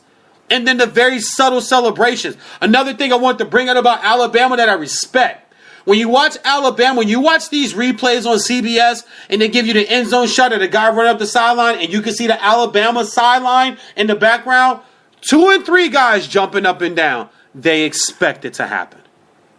2 and 3 guys jumping up and down. They expect it to blow Tennessee out. Jalen Hurts scored touchdowns. Calmly just looks at the crowd. There's the one time he kind of gives the camera the grill, the corner run, once again, where he's outrunning the whole defense and it doesn't even look like he's trying, i.e. Michael Vick. He gives the camera, even Gary Danielson said something about it. He goes, and he kind of gives the camera that, kind of that athlete swagger stare, like come on, like this is what I expect to be doing this. This isn't big to me. That's what Michael Vick played the same way. Michael Vick didn't do a lot of celebrating when he scored. He scored, man. A lot of times he flipped that ball. They shake hands with the teammates or just jump in their arms and stuff. He expected to be that good. That's what Jalen Hurts looks like to me. Well, at least that's what he looks like to me. You could call in and you could debate that. You also say I could put Bobby Petrino and those coaches that are going to win the national championship. No, I can't, because they're not going to win a national championship. They're not going to win a national championship. Their defense gave up 40-something points to Clemson. You can't win national championships when your defense in any game in the season is going to give up 40-something. Is going to give up 40-something points. Now I got a call coming in, and I know this isn't that ninja. This is actually my older brother Dennis. He doesn't know that I'm on the air live, or maybe he does. So I just figured I just answer the phone and put him on anyway. You're live right now on VJs on Sports Like Conduct on Spreaker.com. What's up, big bro? Hey, what's up, little bro? How you doing? Did you expect to be calling into the show? Not at all. Yeah, well, you're on live right now, man. As I tell everybody, you're on the mic. What's your beef? What's my beef? Beef, man. You're on the mic. What's your beef? That's what happens when you don't watch every episode of Fresh Prince of Bel-Air. That's what happens. What's your topic for today? Everything, man. I've been on air for about 2.5 hours. I was just actually going through. Oh, you know what? I'm glad you called, because I was talking about Alabama just now and how good and how much of a juggernaut. And how much? No. Don't go there. Don't do that, because I don't want to have to play you on air. Don't do that. Because a month and a half ago, you told me yourself, Alabama, your exact words, and I quote, Alabama's not even that good. And I went crazy on the phone with you. I said, you are bugging. You must not be watching Alabama. That football team is outstanding. And I was actually just commenting on their freshman quarterback, who reminds me of Michael Vick. When you watched him run away, and as last week I predicted that they would blow the doors off of Neyland Stadium right here on my show. I said that game's not going to be close. Don't get fooled by Tennessee escaping with these victories. And the guy in the chat room just said, shoulda, coulda, woulda doesn't count. Yes, it does. And this is why my mind goes deeper than the average sports fan. Woulda, shoulda, doesn't count in the past, but it counts in the future. Because sooner or later, the woulda, shoulda, couldas catch up to you. The woulda, I think Clemson's going to lose a game. Clemson should have lost to NC State. They should have lost to Louisville, and they should have lost that first game at home. They were playing some scrub team. I forget who it was. They should have lost those games. It catches up to you. Tennessee should have lost. They should have lost 3 separate games this year. The Florida game, they should have lost to Appalachian State at home to open the year. It catches up to you. It's no wonder the teams that never do you say shoulda, coulda, woulda against are the ones that end up undefeated and 11-1 every year. But now your thoughts on Alabama? Well, you're definitely mistaken. I have never said. I don't know if you were dreaming or talking to someone else. I have never. If you look back at all my tweets from week 1, I have been the biggest Alabama bandwagoner there is. I've never said they weren't that good. Maybe we're misunderstood, but I've been saying Alabama is the real deal. Now, I'm not as high on the quarterback as you are, because I think he does make plays, but he's a terrible passer, and I think that could end up, if they play a team like in Ohio State, who's a very good defensive football team, I think Ohio State or like a team like a Wisconsin could give him major problems because they're going to stack the box and make him beat him through the air, and I'm not sure he can do that because he misses a lot of very easy relative throws. So, 18-year-old freshman. He's an 18-year-old true freshman, and he beat out the juniors. When you're playing in big-time college football, they don't base wins and losses and ratings and stuff on how old you are. How many games has he lost? He hasn't lost any. Okay.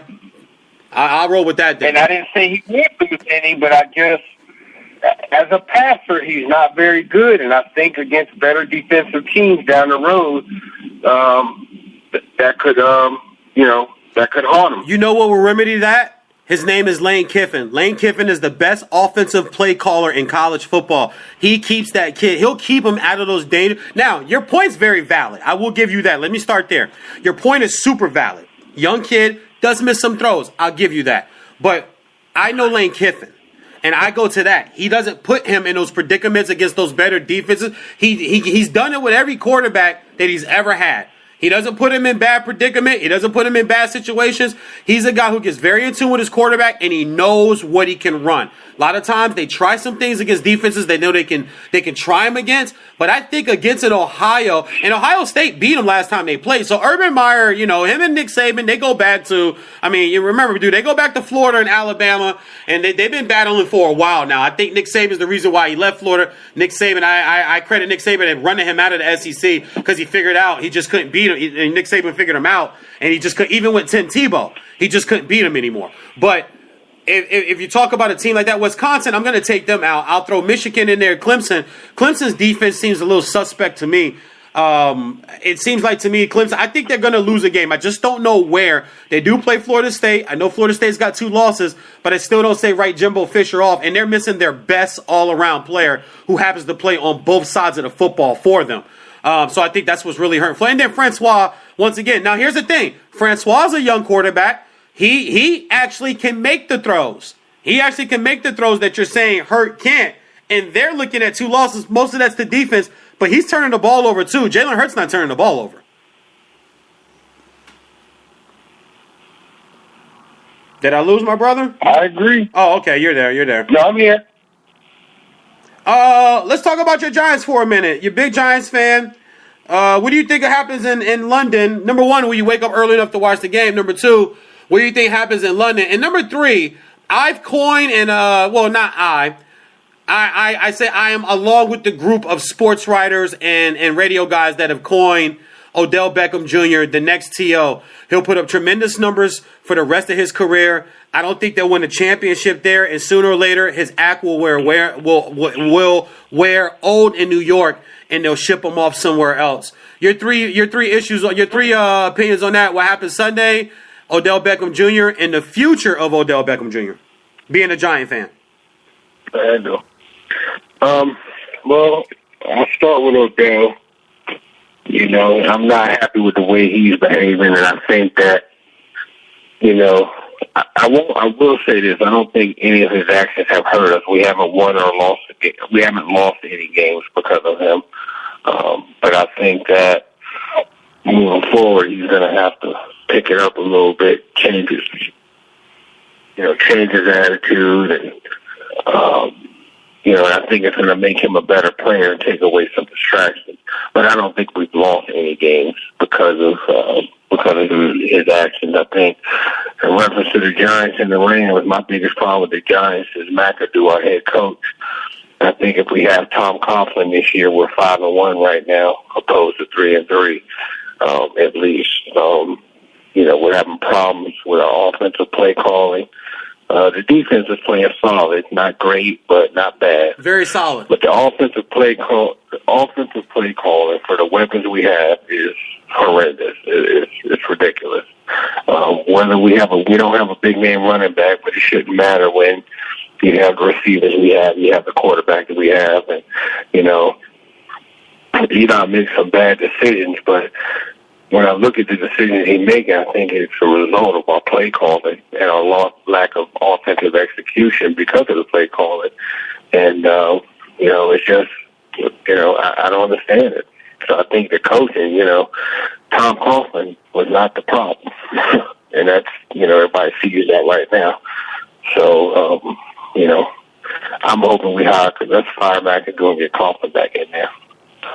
I actually said a month ago, I opened up the discussion, should Dallas actually start to look at life after not Tony Romo, but Des Bryant? I did a live show about it. I spoke about it. I put it out there. I had Rashawn Haylock from Fox Sports West, who covers all the LA teams out here.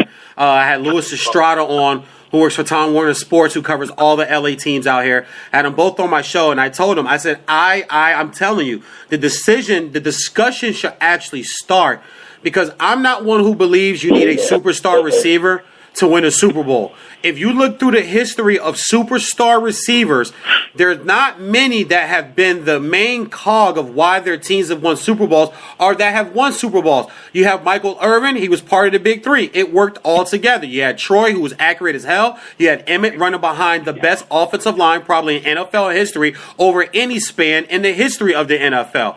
And then you had guys like Jerry Rice, who was a main cog. But you look at guys like Tim Brown, no Super Bowls. Randy Moss, no Super Bowls. Chris Carter, no Super Bowls. Terrell Owens. And I'm looking at the guys with the most catches and the most yards in NFL history list. No Super Bowls. Marvin Harrison has one. But I'm not a firm believer. The Patriots, they win Super Bowls without, like, Deion Branch was a Super Bowl MVP one year, if people don't remember that. You don't need a big-time number one. The Steelers won one when they had Santonio Holmes was their number one, and they let his ass go just as fast as they could. And then Mike Wallace was the next up guy. They let his ass go just as fast as they could, too. The years the Giants won Super Bowls, they had Super Mario Manningham and Plaxico. Plaxico, in my opinion, was on the downhill of his career. He wasn't the Plaxico of Pittsburgh or the Plaxico of his early Giant career. So I'm not sure you could categorize that as like a bona fide. But I'm talking to TOs, those type of guys. I just don't believe you need one of those guys to win a Super Bowl if you can run the football and you can stop the run and you have a quarterback that does not turn the ball over. If you were Jerry Jones, would you really consider, because you can get a lot for Des Bryant right now, and your team is going to continue to go. You don't have that voice in the huddle over the young quarterback. You don't have that vision of the upset veteran receiver talking to the quarterback on the sideline, which can really affect camaraderie and chemistry on the team. And I started this discussion a month and a half ago at the beginning of the year when we found out about the injury after week 2. And today I'm flipping through the channels. Colin Cowherd's talking about today. And these other people, I'm like, dude, I'm ahead of the curve again. I've been talking about it. If you were Jerry Jones, would you consider it and would you do it? I think what I would do is I would still take a wait-and-see approach. I think there's a lot being said. And, I know this is a little off topic, but it's the same thing with Carson Wentz. Everybody nowadays about quick decisions, instant gratification, small sample size.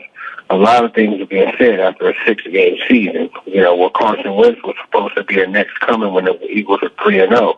What people don't realize is the Eagles beat the Browns, who are probably the worst team in the league. They beat the Bears, who's probably the second worst team in the league. They beat Pittsburgh, whose defense just isn't very good.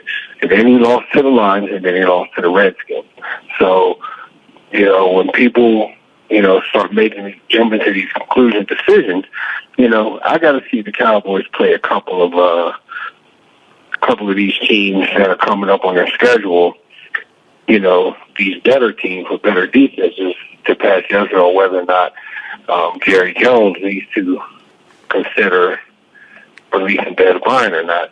No, there are teams that win the Super Bowl that don't have a top big play receiver, but it doesn't hurt to have one. And I think when you have a young quarterback, having that type of big play receiver can also help you. Des hasn't been healthy, so I don't think Prescott's really gotten a good chemistry with him yet, and he'll probably get once he gets healthy. But, right now also, if you look at what they have and how they're moving the ball, just having a Des Bryant on the field, even if he's not catching the football, if he's just lined up on the field, that's going to make life easier for, your running game and your Cole Beasley in the slot, even easier than what it is right now. I'm looking at Dallas' schedule. Philly, they're on the bye this week, so they're going to get some rest. Guys are going to get rested up. They're going to be able to sit and relax. I love Dak Prescott. I like him in Mississippi State. I love the decisions that he makes. I like to call it he gets it moves. He was invited to do something earlier about 3 or 4 weeks ago. I posted and he turned it down. to spend time doing something else or to stay with the team or study or do some film study back in Dallas, I tweeted, this is what I call a he gets it move. This week, it was a bye week, he got invited to Jimmy Kimmel and to Jimmy Fallon's show, turned them both down to spend time with his grandmother. I call that a he gets it move. So the kid already shows that he gets it. He gets what it means to be an NFL quarterback. He gets what it means to be Dallas Cowboys NFL quarterback. He's only got one turnover, and the fact that they're being able to turn the ball and hand it to Ezekiel Elliott, who I'll just say it like this, I didn't think he'd be where he is right now because at Ohio State, with those great linemen, there's a lot of holes where he doesn't get touched against Illinois and Indiana and Purdue and Penn State and those schools before he's 8-9 yards down the field. He has a jump cut. He's great at picking up the blitz. He's been a great blocker. And I think that's what helps them. But when it comes to Dez Bryant, I just thought about it. Like I said, it was over a month ago I brought this up. If you move Dez Bryant right now, you can actually get a first-round draft pick for him probably, and a player that can probably want to get out of a situation that he's in right now and get to a place to where he feels like he can win. But I pulled up Dallas's schedule. So they're on the bye right now. They'll get some people back. They still don't even have everybody healthy. Their defense is better than most people thought it was going to be. Most people thought that defense was going to be Swiss cheese and you were going to just be able to do anything on it. That defense has been playing really well. But when I look at Dallas' schedule, what I like the most is even their upcoming stretch. They have a bye. They just beat Green Bay. They have Philly at home. They have Pittsburgh, Cleveland, who you just called the worst team in football. They have Pittsburgh, who you just said their defense is very well. Baltimore's already had to fire the offensive coordinator. Can't move the football. That's at home. Redskins, they've already beat them at home. I mean, at Minnesota, but once again, people love Minnesota. I can use the same thing you're using. Who have they beaten, though? People love Minnesota, but, I mean, and I don't like using the who have they beaten because you play who you play. You don't get to make your schedule. This isn't college. You play who you play, and it just is what it is, man. No team makes their own schedule. The NFL makes your schedule. College, you can schedule VMI and Georgia Southern to get some brownie points or get some work in for some younger guys. Giants, Tampa Bay, Dallas, and then they end with Philly. When Romo went down, I went on air and said I still like them at 12-4. Even without Romo, because they can run the football, and their defense has been able to stop the run. If you move Dez now, man, you move to the future. Because I believe Romo's done. You cannot play Romo when he comes back if Dak and the team is still winning. Romo's got to sit. Your opinion about Romo? Yeah, that's a tough one for me. You know, I'm not a Tony, and I call him Tony Oh No. I'm not a Tony Oh No fan. But I feel for guys that lose injury. I really do. It's hard, but obviously the number one in high school, in college, the number one goal is win. They don't care about you as a person. You're a commodity. All they care about is winning. So, actually, only like 420. There's some fish in there for one. You got to win. So when you look at that and you say, okay, what gives the Cowboys the best chance to win? And I think if they're still winning when Romo's ready to come back, you have to stay with Dak Prescott. You can't rock the boat. Now, let's say the Cowboys lose 2 of their next 3 or 3 of their next 4. Then you have the much harder decision, better conversation. Because now you're like, okay, we've lost to a couple teams we probably should have beaten. Teams are starting to figure Dak out, or he's hitting that wall, or whatever the case may be. Then yeah, you maybe go ahead and come back with Romo. But if Cowboys go 3-1 in their next 4 games, or 2-1 in their next 3 games, and Romo's ready to come back, I think you got to stick with the rookie. I just think you just can't mess that up. I agree with you, man. How's the family doing? How's my beautiful nieces? How's your lovely wife? And how's your son? Everybody's doing well, getting on my nerves, but that's what they're supposed to do. So it's hard living in a house full of women. But truly, aren't your poodles all female too, except for Bam Bam, right? Bam Bam's the only guy. It's just you and Bam Bam, and you even got female dogs in the house. Yeah, it's rough, man. But you know what? I'm blessed to have a beautiful, strong wife and 2 daughters excelling in school and excelling in sports. So they're staying out of trouble, so I can't complain.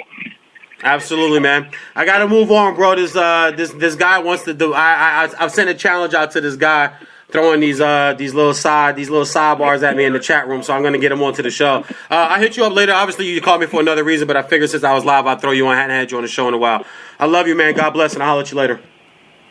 All right, love you too, bro. All right, pimpin'. There it is, man. My big bro. That's actually like my blood break, bro. Like him and me came out of the same mama. Like we're from the same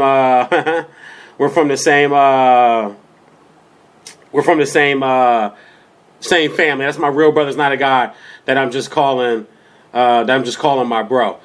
Want to bring on my man, that ninja. I see you up in here, man. I put a challenge out and then you pop back up in the chat room. What I miss? I don't even think you was really gone, bro. I think you was from. I don't even know if you was really gone. But I gotta take a quick break. I'll come back. I'll throw the number out to you. Call in and we'll get some of this debate. Now, I definitely want to talk about this Mike Vick thing that you mentioned, and I definitely want to hear your opinion on why you just singled out Tannehill instead of everything else around him, but you didn't do that for Jameis Winston, and you went about everything else around him, man. Get some music popping back on here, man. Throw that Ghostface back on, man. We ain't heard that Ghost in a minute, man. Put that Ghost back on. Everybody sit tight. We still gonna talk Josh Brown, guys. I'm still on this white privilege NFL thing. I don't like it because there's a player that did the exact same thing he did who cannot get a job. And here it is, the NFL kind of slapped this guy on the wrist, man. And hey, I'm sorry. I'm the big vanilla color card. I got a deck of them, and sometimes you got to play them things. Also, again, out also this weekend. Again, speaking of Jameis Winston and his weapons, Doug Martin is out again with the hamstring this week. Sit tight, guys. We'll be right back. VJs on Sports.com and Spreaker.com. Flag the car down, take me to, go till they come down. Kill off quick, back up, hit the bitch dog, turn downhill like the Molly Spliff. Run, I will not get bagged on the rock. Run, see what happened to they bad with they cops. Run, they am shit, plan shit, destroy evidence. Fucking case, I'm not coming home when I'm 56. Die with the heart of Scarface and take 50 licks before I let these crackers throw me in shit. Bounce if you a good kid, bounce through the bird hop curse, swerving can serve. These cocksuckers got nerve. Heard I was killing shit, they must got word that I told the chief from Rich Paul I don't wanna merge. Run, if you sell drugs in the school zone. Run, if you getting chased with no shoes on. Run, fuck that, run, cops got guns, they giving out life like by the tons. Run, if you ain't do shit, you hit that next felony, nigga, it's like 3 zip. So, run, have fences, jump on the benches. When you see me coming, get the fuck out the entrance. Run, fuck that, run, cops got guns. Motherfucker. I might gotta take my shirt off. Yeah, kid. I like that one. Go in. Yo, it's Task Force Tuesday. The Knox is in the black car. I got 500 packs in my backyard. Clear 12-12s that look like stuffed shells. I'm cutting niggas' throats on the sales while they puff L's. Don't leave nothing unbagged. Shave everything. I learned from the OGs to save everything. They come by one more time, they gon' hop out. They too deep and one is a bitch. She getting knocked out. Then I could get rid of the pack, but I just copped this pretty chrome thing, so I'm dipping with that. Downshifting on them like I got gears on me. Besides that, I got about 5 years on me. Scared to death, running like I got beers on me. My Tim start feeling like they Nike ears on me. It's hard for me to slow down, it's like I'm on the thruway. My belt's in the crib on the floor by my two-way. Now I'm trying to hold my hammer up in my pants too. If they don't kill me, they gon' give me a number I can't do. Rather it be the streets than jail where I die at. And I'm asthmatic, so I'm looking for somewhere to hide at. But they too close, and I got this new toast. Imagine if I would've let off a shot or two. You know what I gotta do. Run, if you sell drugs in the school zone. Run, if you getting chased with no shoes on. Run, fuck that, run, cops got guns, they giving out life like by the tons. Run, if you ain't do shit, you hit that next felony, nigga, it's like 3 zip. So, run, hop fences, jump on the benches. When you see me coming, get the fuck out the entrance. Run, fuck that, run, cops got guns. Motherfucker, fucker.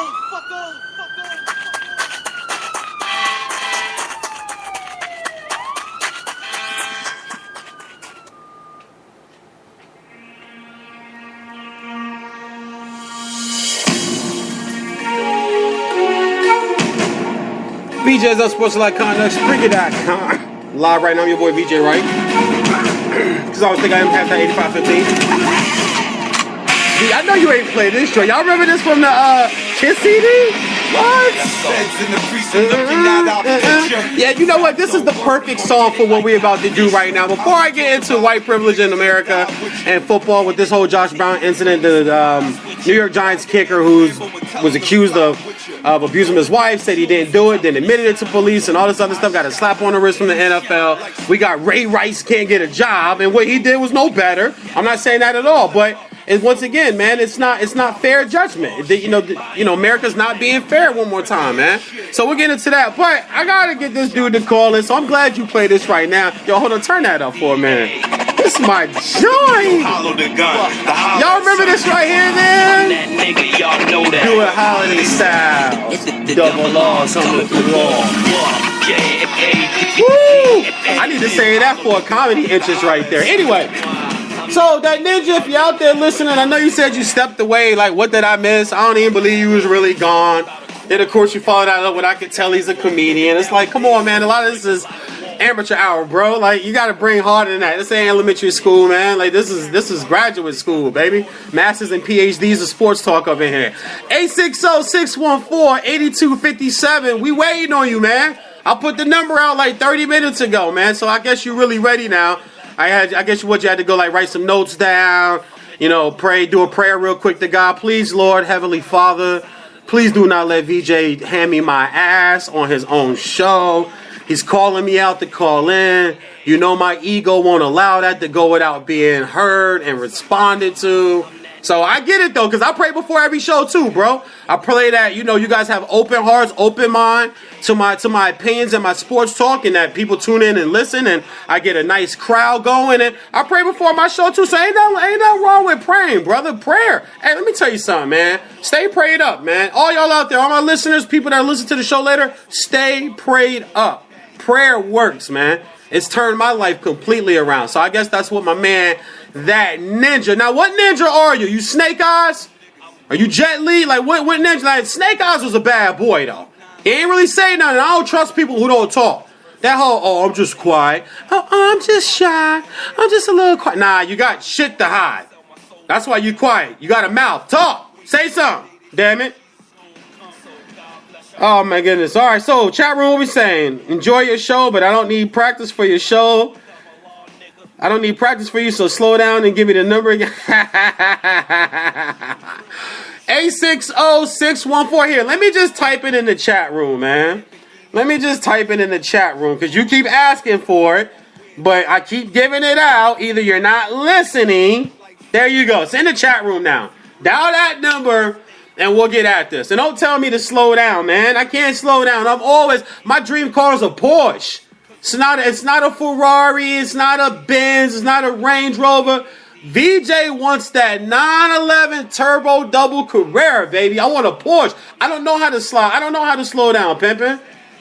I'm sorry, man. I don't know how to slow down. You know what I'm saying? Slow down. Everybody, slow down, slow down. I'm just trying to pull your cape, man. That's all. I'm pulling on Superman cape. That's all I'm doing. That's what I do. You know what I'm saying? My man Reggie Dollins sends Lawrence in the building. G.I. Joe reference all day, baby. I'm an 80s baby, man. I love G.I. Joe. That's why I was mad that the movies was mad corny, because I'm such a G.I. Joe fan.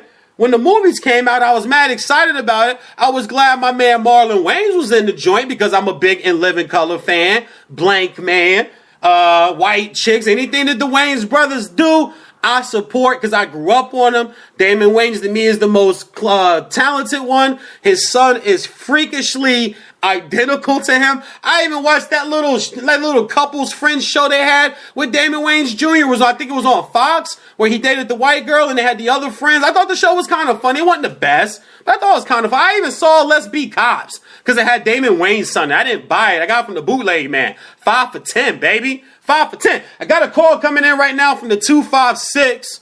Not sure what area code that is, but I have a feeling who this might be. So, welcome to VJ's on Sports Like Conduct. You're live on Spreaker.com. You on the mic. You got the floor, man. What's your beef? I don't hear nobody. What's going on? Don't hear nobody. Hello? Hello? You're on the mic. 256-682-7102. Who is this? This, that, and that. You don't want to talk? Did I scare you? What's going on? All right, well, I'll hang up and maybe they'll try to call me back. Maybe they had a bad connection or something going somewhere. My man Reggie Dollar in St. Lawrence also says, yes, sir, Transformer movies off the chain. They did butcher the G.I. Joe movies. The Transformer movies were okay. The first one, outstanding. Second one, good. 3 and 4, good but long. And I was trying to figure out why it took so long for them to bring in Grimlock. That was my thing. They brought the Dinobots in, and I did appreciate that. But why did it take so long for them to bring in Grimlock? But I thought it was cool they had Optimus Prime riding on it with the big sword. I didn't like the way they made Megatron, because Megatron never transformed into the gun, and that's what Megatron was. So I didn't think that was pretty dope. I didn't think that was dope about the movies. But that 256 is coming back into the building again. You live right now, VJs on SportsLikeCondoSpeaker.com. You on the mic. You got the floor. What's your beef? Hey, look out, VJ. This is that ninja, bro. That ninja, what's going on, brother? Blessed to have you on the show. How you doing, man? I'm good, man. Enjoying the show, man. Hey, glad you called me that one time, man. I had heard about the show once, but I didn't start following you until after you gave me a call. So, good show, bro. Nah, it's all good. Oh, go ahead, man. No. It's on. You got the floor, man. You know, you've been listening to the show, man. You disagreeing with my Jalen Hurts, Michael Vick reference. You pointed out Tannehill, but you didn't want to point out the problems around him, but you point out the problems around Jameis Winston. I think they're the same damn quarterback, you know? So, I mean, you got the floor, bro. Okay. All right. Well, as far as Tannehill, let me get full discretion. One, I wasn't really arguing with your point.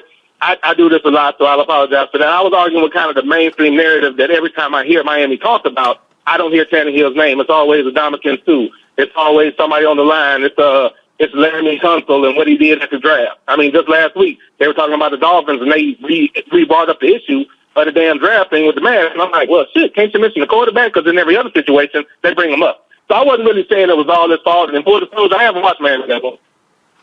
So I haven't watched them enough to have the opinion that you have. So I'm not saying it's all on him. I was just saying that as far as mainstream coverage, they leave his name out of it. But a guy like Jameis, I'm not saying you were doing this. If something goes wrong with their team, it's going to be on him. And I think really it should be more upon a new coach that they have that has never proven himself to be a good head coach. So, Tannehill, I'm not going to argue that point. Factually, it's not always on the quarterback. That's something I always say on my show. It's about football, the organization, the GM, the line, the play calling, the situation, moving parts, people staying hurt, dumb luck. I mean, there are a lot of things to factor in as far as the team's success. And I haven't watched them enough to criticize them like that outside of highlights of interceptions at crucial moments, which they can do with anybody if they produce and slice it up. So I can't say that Tannehill sucks, but I will say that if they're going to criticize the team, he should be part of the conversation. Now, as far as Michael Vick and Hurts, now Hurts a beast. Now, don't get me wrong, but I think that's too much credit too soon. Is he Vick-like? Can I see it coming? Sure. Can I see it coming? Sure. But Vick never had a squad like Alabama behind him. If he would have, they damn sure would have won a national championship. He really carried that fucking team to a damn championship. And I don't necessarily like to use that phrase. It's kind of asinine. It's a team sport. But him and Cam Newton came about as close as you can to actually carrying a damn team somewhere that wasn't necessarily as good as you may have thought because of their ability. So I just think that that's too lofty praise for him right now. My argument is to go, nobody's going to look at a white dude tearing it up and say, damn, he reminds me of Tom Brady. People just don't get that credit that quick. I think it's too much credit too soon, considering what Vic did in college. And the things he did in the pro, but he really never got into a team that could utilize his skills towards the end of his career. But I think it's just too much too soon. I'm not saying you don't have a point. I'm just saying too lofty, too quick. Do you not remember how good the special teams and defense were for Virginia Tech when Michael Vick was there? But to your point that he doesn't have the team Alabama has, I'm not sure I agree with that. And the national championship game, nobody's beating Florida State that night. Nobody. You remember, they're coming off the year where Winky got hurt late in the year, had the neck fusion surgery, and they had to start redhead Marcus Outzen in that national championship game against Tennessee. T. Martin, Peerless Price, Jamal Lewis, those guys won that game, and it was a close game. They didn't blow Florida State out. Florida State just couldn't move the football. So they were coming back that following year with a lot to prove. Peter Ward, they kicked Lavernius Coles off the team earlier that year. I mean, Sebastian Janikowski missing curfew because that championship game was in New Orleans. You had Sebastian Janikowski caught drinking out on Bert. No one was beating that Florida State team. That was a team of grown-ass men. And Michael Vick still lost by 20. And I get what you're saying. He kept them in it. But that defense and that special team, those 2 years Michael Vick were there, those were top 10 units. Those weren't just, kind of come along with me and win. And when I say Jalen Hurts reminds me, I'm not calling him Mike Vick. I'm not giving him lofty expectations. Yeah. But when I'm watching this game Saturday against Tennessee this past Saturday, and when he's sweeping around the corner, and by the time he gets to the 10, the 4-3 guy, the 4-4 Tennessee guy, it's not even close to him. And he's just skipping into the end zone and flipping the ball to the ref. It's almost like his young moxie that matches Michael Vick. Like Michael Vick expected to be that great young. This kid looks like he expects it. It's not a surprise to him. It's almost like, dude, you guys are late. Myself, Saban, Kiffin, everybody here that's been seeing me since like last year when I was a senior. This is not new to me. And I thought it was smart for Saban to play him now because now he's guaranteed to have to be there 3 years instead of trying to redshirt him 1 year and then possibly playing him next year. And then the second year he leaves. I thought that was, some may call it shrewd, but I'm looking at Saban like Saban's like, you know what? We're going with the true freshman. And they don't have the weapons they've had before. They don't have a Julio. They don't have a Mark Ingram. They don't have a Derrick Henry. They don't have those guys right now. That offense, as the year goes, I just think is Jalen Hurts, and I thought we saw that with Michael Vick his freshman year, week 1, week 2, week 3. Then people started to pay attention. Week 5, week 6. By week 6, week 7, he started making those plays where you started to go, He was never confused with being a very accurate passer, right? Even in the NFL, career completion percentage 57%, which you'll frown on all day long, no matter who the quarterback is. So even as a pro, Michael Vick never came around to being a great passer. I'm just talking about the moxie, the swag, the running ability, the attitude, the temperament. When I watch that kid play, I'm telling the rest of the nation, Urban Meyer better have something really good behind JT Barrett, because if Alabama don't win it this year, that kid's going to win the Heisman next year, and they're going to go undefeated and win the national championship, or at least play in the game against Michigan, I believe, next year. Well, I agree with that 100%. As far as I've been saying this for years about Alabama. If you've ever listened to my show on some older episodes, I said if Alabama ever figures out that if they put a complete, when I say complete, I call what the mainstream calls dual threat, or some people might call mobile quarterbacks. I call them complete because they can process information, they can use their arms, they can use their legs. So as opposed to their single threat counterparts, I call them complete quarterbacks. But when I said when Alabama ever decides to put a complete quarterback in the game, along with that recruiting, along with that coaching, along with the weapons they have, they'll damn near be unbeatable because they'll have that other option of taking out. And that's what killed Tennessee. I mean, they were dead anyway, but any delusion they had of a comeback was gone every time that man bit the corner and grabbed another first down or ran for another 6. And that's going to be deadly, and it's only going to get better as the year progresses because he's going to get better and more comfortable with the passing game. So, I mean, I agree as far as Alabama, and this really kind of puts them over the top. I thought that having to play a Deshaun Watson, having to look at Lamar Jackson, having to worry about a Josh Dobbs at Tennessee is one of the reasons Nick Saban made that decision. Probably one of the smartest coaching moves he's ever made. I was wondering when they were ever going to figure that out. Quite frankly, I didn't want them to figure that out because it's really going to make that game tough. At my school, The Ohio State University, when I tell you we struggle with a complete quarterback, I mean we struggle with a damn complete quarterback. Almost every bad loss outside of those ones in Michigan State I can think of, unless you're going back to the damn Cooper years, it was against a fucking quarterback that could move. Hell, Northern Illinois almost beat us last year with a damn white boy that's running all over us. I think he had 200-plus fucking yards. So we have a really hard time maintaining that extra element as far as the quarterback position. But no, Jalen Hurts a beast, man. And I hate that Alabama figured it out, quite frankly. I still didn't believe it until I saw him in the game. And then he messed around and had the interception. I said, oh, here it comes. They're going to jerk him out. And they left him in. I said, shit, that's a problem. That means he's dedicated to him. And as you said, he's going to be there for 3 years. He's only going to get better. That's rough sledding in Alabama because they haven't had that in a long time. Maybe it was there, but they chose not to play it. And now they put him in the game. So, I mean, you have something like that. You definitely have something with Jalen Hurts. I'm going to put you on the spot. Hey, man. Go ahead, sir. I'm going to put you on the spot as a Buckeye. Tell me what you see and what you think when you watch Michigan groom and get better and better with Harbaugh there. I mean, there's concern because Michigan's always a tough game anyway. Even before Harbaugh was there, I mean, it's a rival. Not the last 4 or 5 years. You guys have handed us our ass the last 5 straight years. It hasn't been close. I do, yeah, but when I'm sitting there watching that game, we still nervous, dude. We know something can go bad. We know it can go bad. And true enough, I mean, we were supposed to, though, recruiting-wise and where y'all were at, we should have been able to do that. But I understand. Okay, I'll say this. I think, like most, I think it's a little bit too much too quick. I definitely think Michigan is coming. I definitely know they're an improved team. I don't think y'all are there with us yet. Maybe it's the fan in me. I don't think you're there yet, but I definitely know it's coming. Talent-wise, I hate the fact. Well, I don't hate it. I mean, well, yeah, I hate it. I'm a fan. I don't necessarily care about y'all being good. So I hate the fact that y'all did get a good coach. I thought that, when he came and they were saying Michigan's going to be contending right away, I said, well, that's too much. I think we had a few years ahead of y'all as far as recruiting. So, but as far as like a fan and liking the fact that we've been beating the hell out of y'all lately, I don't care for it. I definitely believe in his ability to coach, and I know y'all going to improve as a squad. I know that, Charles Woodson came from Ohio. I know that the best coach is Bo Schembechler. Everything good. Desmond Howard's from our two Heisman Trophy winners are from the state of Ohio. From Ohio. Exactly. So now we got to contend with a guy that can recruit. So I don't like that more than anything. Maybe he can snap some of those key recruits again, because like you just said, it's the best team out of the state. So, I mean, that's the part I really hate about it, because at the end of the day, you need talent. If you got talent, you can execute on the field. If you can execute, then that's going to be a hell of a game to deal with at the end of the year. And then we got Michigan State right before that, probably our two toughest games of the year, so I really understand that. You guys are going to blow Michigan. You guys are going to blow Michigan. I predicted Michigan State would have 3 losses this year. They already got 4. That's not the same program. I think I'm gonna be honest with you. I think the coach there, I think he's burnt out. I hate to say that about a guy, because I hate to act like that I'm in the know. But when like you said, with Harbaugh being in Ann Arbor now, the recruits that used to go to Michigan started to go to Michigan State. Michigan State was going to the Rose Bowl. Michigan State was winning the Big Ten. For a good 4 or 5 year span, it was Ohio State and Michigan State. They beat you guys at the Horseshoe last year. They beat you guys there last year. I remember vividly. It's a different recruiting thing now that Harbaugh's there.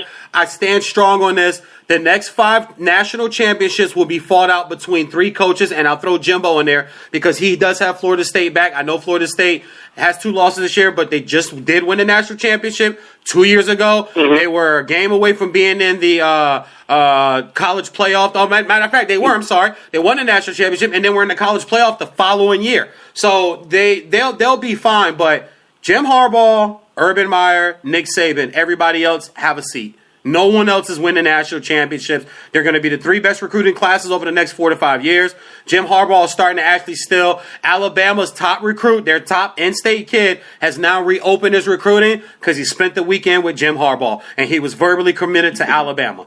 So that tells you right there. And it's the same guy Urban Meyer was going after. And I love the fact that Ohio State's good. See, I'm different from most Ohio fans. I don't want Ohio State to be bad. I want them to be good because it makes the win mean that much more. As a teenager, you don't think that I didn't like beating you guys 3 out of 4 years when you guys had 0 or 1 losses under John Cooper? And those were years Michigan had 2 losses going into the game. I can bring up the Ty Streets quick slant from Brian Green. Yeah. Dude, I'm a computer, man. I'm a human computer. I can bring up the Did you really have to bring up Cooper, though, man? Did you really have to bring up the fact that he lost y'all every fucking year, man? The man got fired. He was 121, 9-1, but he was 0-8-1 against Michigan, and that's exactly why he got fired.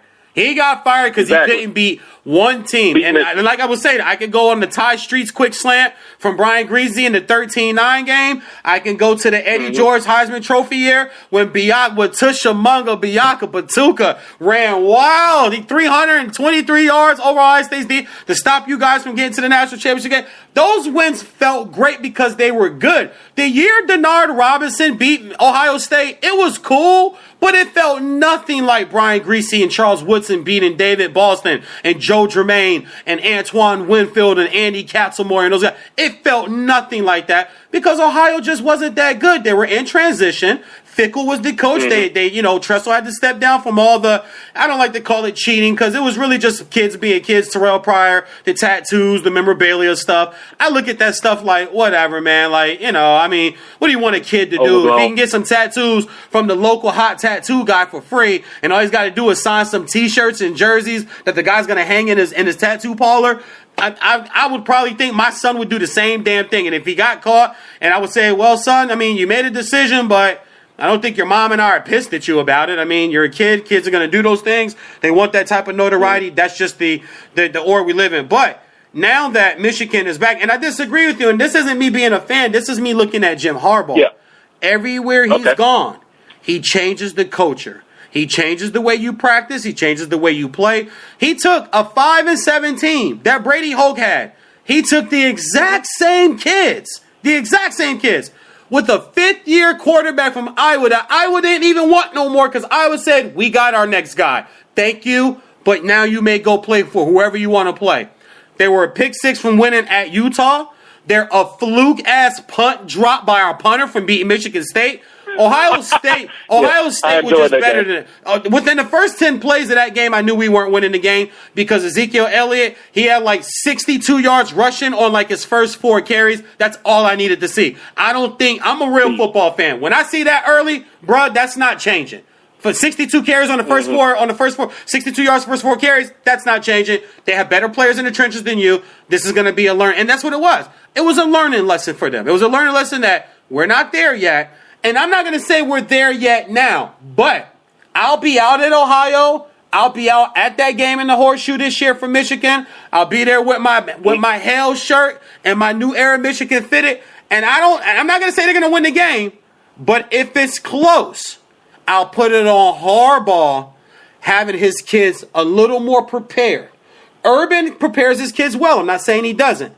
But Urban also lives off a lot of just having just the better athletes. I don't think that's the case this year. They don't just have flat out from 11 to 11 better athletes than Michigan. That was last year. All those guys you guys had last year that were just flat out better, they're all getting NFL paychecks every Wednesday between September and January right now. They don't wear the Ohio uniform anymore. And I love JT Barrett. I've always talked up JT Barrett, just like when Troy Smith was there. See, I'm the kind of fan, Ninja, that there's always an Ohio guy I like. There's always a player I look at and go, damn, I wish we'd have got him. I can go back to Antoine Winfield. I can go to Eddie George, who I played against in high school because he went to Fort Union Military Academy. I played for Fishburne Military Academy. I played against Eddie George. You got guys like when Teddy Ginn and Santonio was there. I like them. I thought Troy Smith was just a consummate professional college player. I thought he was really good. And even Braxton Miller. I hated playing against Braxton Miller because all he did for 4 years was run all over Michigan. Just embarrassing us. But he was a guy I looked at and I said, man, I wish that kid. Even when he flirted with transferring. Remember when he flirted with transferring? And they brought up Michigan. I remember my girl asked me, going, would you like that, honey? I said, nope. Hell no. Yeah, as a fan, but as a football guy, I don't want no damn fuck guy on my team. You a fuck guy first, you stay a fuck guy forever. You don't get the Yale hell. You don't get the Yale champions of the West. You don't get the Yale victors, damn it. You stay with the big brown, you hang out with the bald white dude painted silver and red with the big brown nuts around his neck. Because that's what they like. They like to wear nuts. Big brown nuts around your neck. Motherfucker. Okay, let me ask you this on that same note. Do you remember that lineman y'all had when Rich Rod was there and a lot of players were saying they didn't like the culture of the team and they were starting to leave? Yeah. We got one of y'all's good old linemen. Yeah, He's coming to be a Buckeye. Yep, absolutely. I sure do remember. Now, did he pan out for you guys? I didn't even pay attention. Was he well for you guys? Did he pan out for you guys? He did all right. He wasn't looking like my man with Carolina the other night with a dude running around him like he wasn't there. He wasn't looking like that or anything like that. So let me ask you this, man, on a couple of notes you were just making. Sure. Now, as far as the elite coaches and where they're gonna and the teams that are gonna be viable, do you think? Well, one thing. I believe he belongs in the conversation. What about Bobby Petrino? And if not, why do you think he's not viable? Because I think he's an offensive genius. I think if he was in LSU, you wouldn't believe how much better that quarterback would look. And I think if he was to go to a school like that, which I don't think he is because he's in a pretty good situation, I think the very first year they would contend. I think he's that good of an offensive mind and a coach. But what causes you to hesitate or not put him on your list as far as the elite coaches and maybe having a team up there? Because they won't win a national championship. And if he goes to LSU, then you have to convince me that he could have convinced Teddy Bridgewater to come to LSU, or he could have convinced Lamar Jackson to come to LSU, because it's the only thing that's going to fix that quarterback situation if he'd have been there. And I think the LSU quarterback situation gets a little overrated. They had Mettenberg. They had a guy. He couldn't stay healthy. They've had Jamarcus Russell. This thing that Les Miles can't recruit quarterbacks, it's a myth. It's not true. But when you get a guy in, it's really the offense. It's Chan Gailey down there trying to run the offense with a guy who he can't do it with. I just had my brother on. If you were listening, I was talking about Lane Kiffin. The reason why Jalen Hurts going to be just fine. The reason why the other quarterbacks of the past that has been there have been fine. He knows how to call plays to keep his quarterback comfortable and keep him in the box and what he does. They'll only try it against Southwest Louisiana Tech or the Citadel or VMI. They're only going to try certain things. They're not going to try that at, just like Tennessee last week. They set him up all game long. Run right, run right, run right, run right. Oh, he keeps it round, touchdown. Run right, run right, run right. Oh, Jalen Hurts keeps it again, round the corner, touchdown. Run right. Next thing you know, he knows what he's doing. So unless Petrino's going to get those kind of kids to come to LSU, then I think you have a valid point. I'm talking about guys who are going to win national champion, and he had his opportunity. He was up in the Clemson game. They got conservative, and real talk, his quarterback started to turn the ball over, and that's why they lost that football game. And you let Deshaun Watson. I don't remember. Let me think about this. Didn't Jackson have a fumble? Didn't Jackson have a fumble in that game? Nah, maybe it was a strip. I don't really recall that. I guess it was standing out to me at 17, not going for that first down. I guess him running right out of bounds instead of making one little jab step and getting that first is what sticks out in my mind in that game. Now, hold on for a second. My argument with you is I believe if he, and you're probably going to call me crazy for this, I think the quarterback they got right now, you wouldn't believe how good he would look if Petrino was his coach. They're trying to be the square peg into a round hole. Now, I agree with you on the coordinator. I think he's garbage and he should have been gone already. He doesn't use the talent he has for what it's worth. But I'm telling you right now, if Lamar Jackson didn't have Robert Petrino, Lamar Jackson would look like Lamar Jackson. I think if Les Miles coached him, everybody would be saying this kid is a bust and LSU doesn't have a quarterback. I feel that strongly about his inability to develop a player. Now, on another note that you were talking about as far as like these elite coaches and who's going to be in the championship games, well, not as far as the coaching. That was another point. I was trying to remember where you were going because we were still talking. You brought up all those horrible John Cooper years. Man, those are terrible memories. He could do everything. He could do everything but beat y'all, man. Exactly. Oh, yeah, I know. That Denard Robinson game, maybe it didn't mean as much to you, but that shit hurt.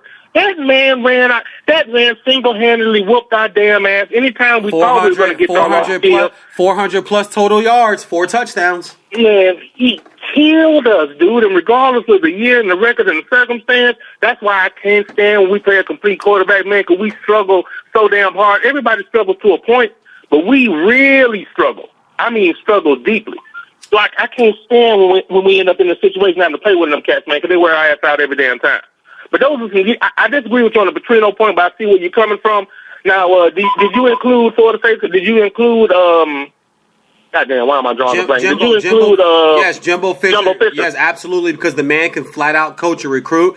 He has a national championship already. They have if I'm not mistaken, the number 2 or 3 class coming in next year. Kids want to go back there again, just like it was when Bobby Bowden was there, the top players. And they have one of the best players in the nation. He's just hurt right now, and he plays both sides of the football. They have one of the best running backs in the nation. He's breaking in a new young quarterback. The defense has some injuries right now. That's why guys have been able to move the football on them. But I think they will be up for Clemson, and I'll wait till that game comes up. But I'm telling you right now, I'm leaning 75-25 picking Florida State to beat Clemson this year, and that's going to give Clemson their loss. Yeah, I think they'll beat Clemson. 75-25? 75-25. 75-25. I'm leaning Florida State to beat Clemson, the Clemson Tigers, this year when they play. Absolutely. Now, is that a result of the close games that Clemson has been playing? Say that again? Is that a result of the close games Clemson hasn't been involved in this year? Absolutely. Yep. Because that's another point I want to touch with you with the would've, could've, should've. This is why I like would've, could've, should. This is why I like it, though. And I'm a different guy, man. This is why my sports talk is different. This is what makes me successful, I believe, is that I think differently about the average things that people all just go with the flow. Well, would've, could've, should've. Woulda, coulda, shoulda doesn't matter about the past. You're absolutely 100% accurate about that. Because they won, you win, you move on.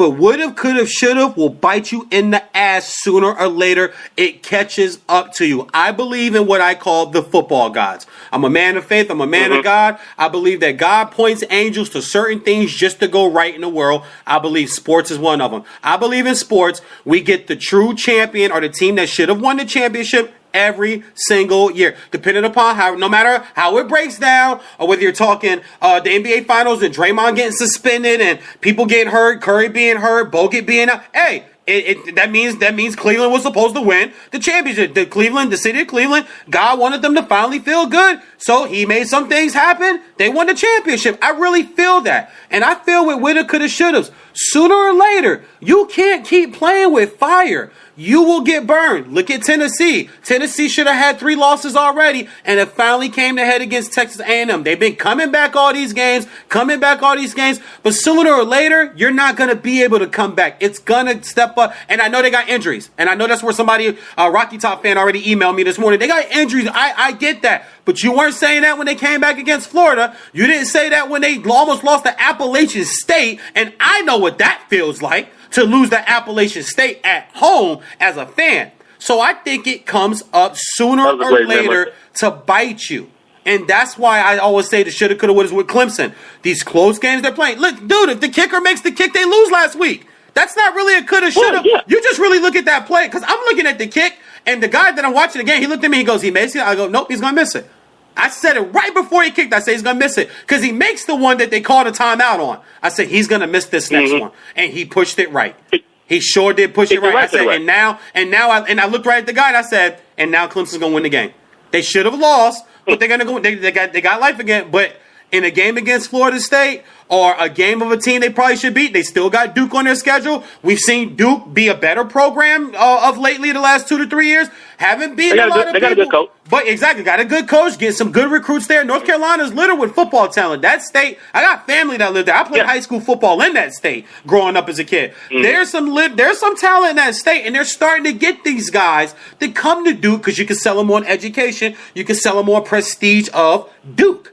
So that's a game that I'll look at, and it'll be close. Look at NC State. NC State's been kind of battling people. They embarrassed Ohio State the prior week and held Notre Dame held them to 3-point, embarrassed them. So I look at Clemson, and because, and you're right, the shoulda, woulda, coulda will catch them because of the close games they've played. They're going to lose one of these games. You know why Alabama won't lose? Tell me who played them close.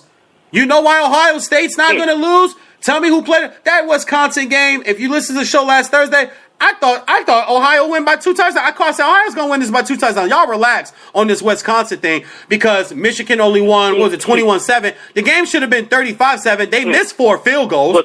Michigan missed 4. That's why I look. That's how I judge teams when the woulda, coulda, shoulda. It doesn't mean much for the past, but it definitely means something for the future. Now, I say my only issue with the Florida State being a team to do it is right now their defense is hot garbage, and people are running through that shit like water. Oh, damn, I need to renew my pistol, man. I almost forgot. My bad, I digress. People are running through that damn defense like water, man, so I don't see them being able to stop a Clemson offense. I mean, worst-case scenario would be a shootout, bang-bang type game, depending on if Cook is healthy and if Francois can play well. Now, you reminded me of another question I meant to ask you. You were talking about the elite coaches. Do you consider Urban Meyer an elite coach? Because I don't, and I'll tell you why. But do you consider Urban Meyer to be an elite coach? I think he's right below that. I consider Urban Meyer an elite coach, and I'll preface it with this: I'm not an Urban Meyer fan. I didn't like the way Florida was handled. There was a lot of mess going on down there, and it ended up costing a few people their lives, i.e., the whole Aaron Hernandez incident. The stories that come out about Aaron Hernandez having guns and drugs in his dorm room. There's no way the coach doesn't hear that or hear these rumors. You were quick to Jennings off. He was quick to send away Cam Newton, but some other guys got a pass. These bar fights that happen there. You got the Pouncey brothers walking around with free Aaron Hernandez hats. When a guy obviously clearly murdered 3 people, I don't think it's smart to walk around with a triple homicide suspect, said player's name hat. Tim Tebow was kind of like the little baby Jesus there and was able to mask over a lot of things. There was the incident with the reporter that was caught on film at the practice where he was kind of really punking the guy and bullying him. I didn't like that. But if all that aside, and last but not least, the whole I want to go and be with my family, my health, I think that was Nick Saban running his ass out of town, just like Jim Harbaugh ran Pete Carroll ass out of the Pac-12 and ran his ass up to Seattle, and then went to San Francisco and almost ran his ass out of the NFC West because San Francisco started beating the Seahawks and going to Super Bowl. So with that, and see, people don't look at things like that. But with that being said, he's an elite coach because plug and play quarterback, national championship. Plug and play running back, leading runner in the Big Ten. You guys have the leading rusher in the Big Ten. Ezekiel Elliott gone? No problem. Plug the next guy. That's coaching, brother. Number one, first round pick lineman. First round pick defensive lineman. First round pick defensive backs.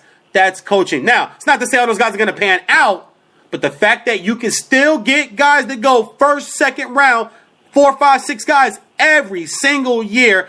I don't want to hear what anybody else has to say. To me, to VJ Wright, that's called coaching. And when you can do that, it makes you elite.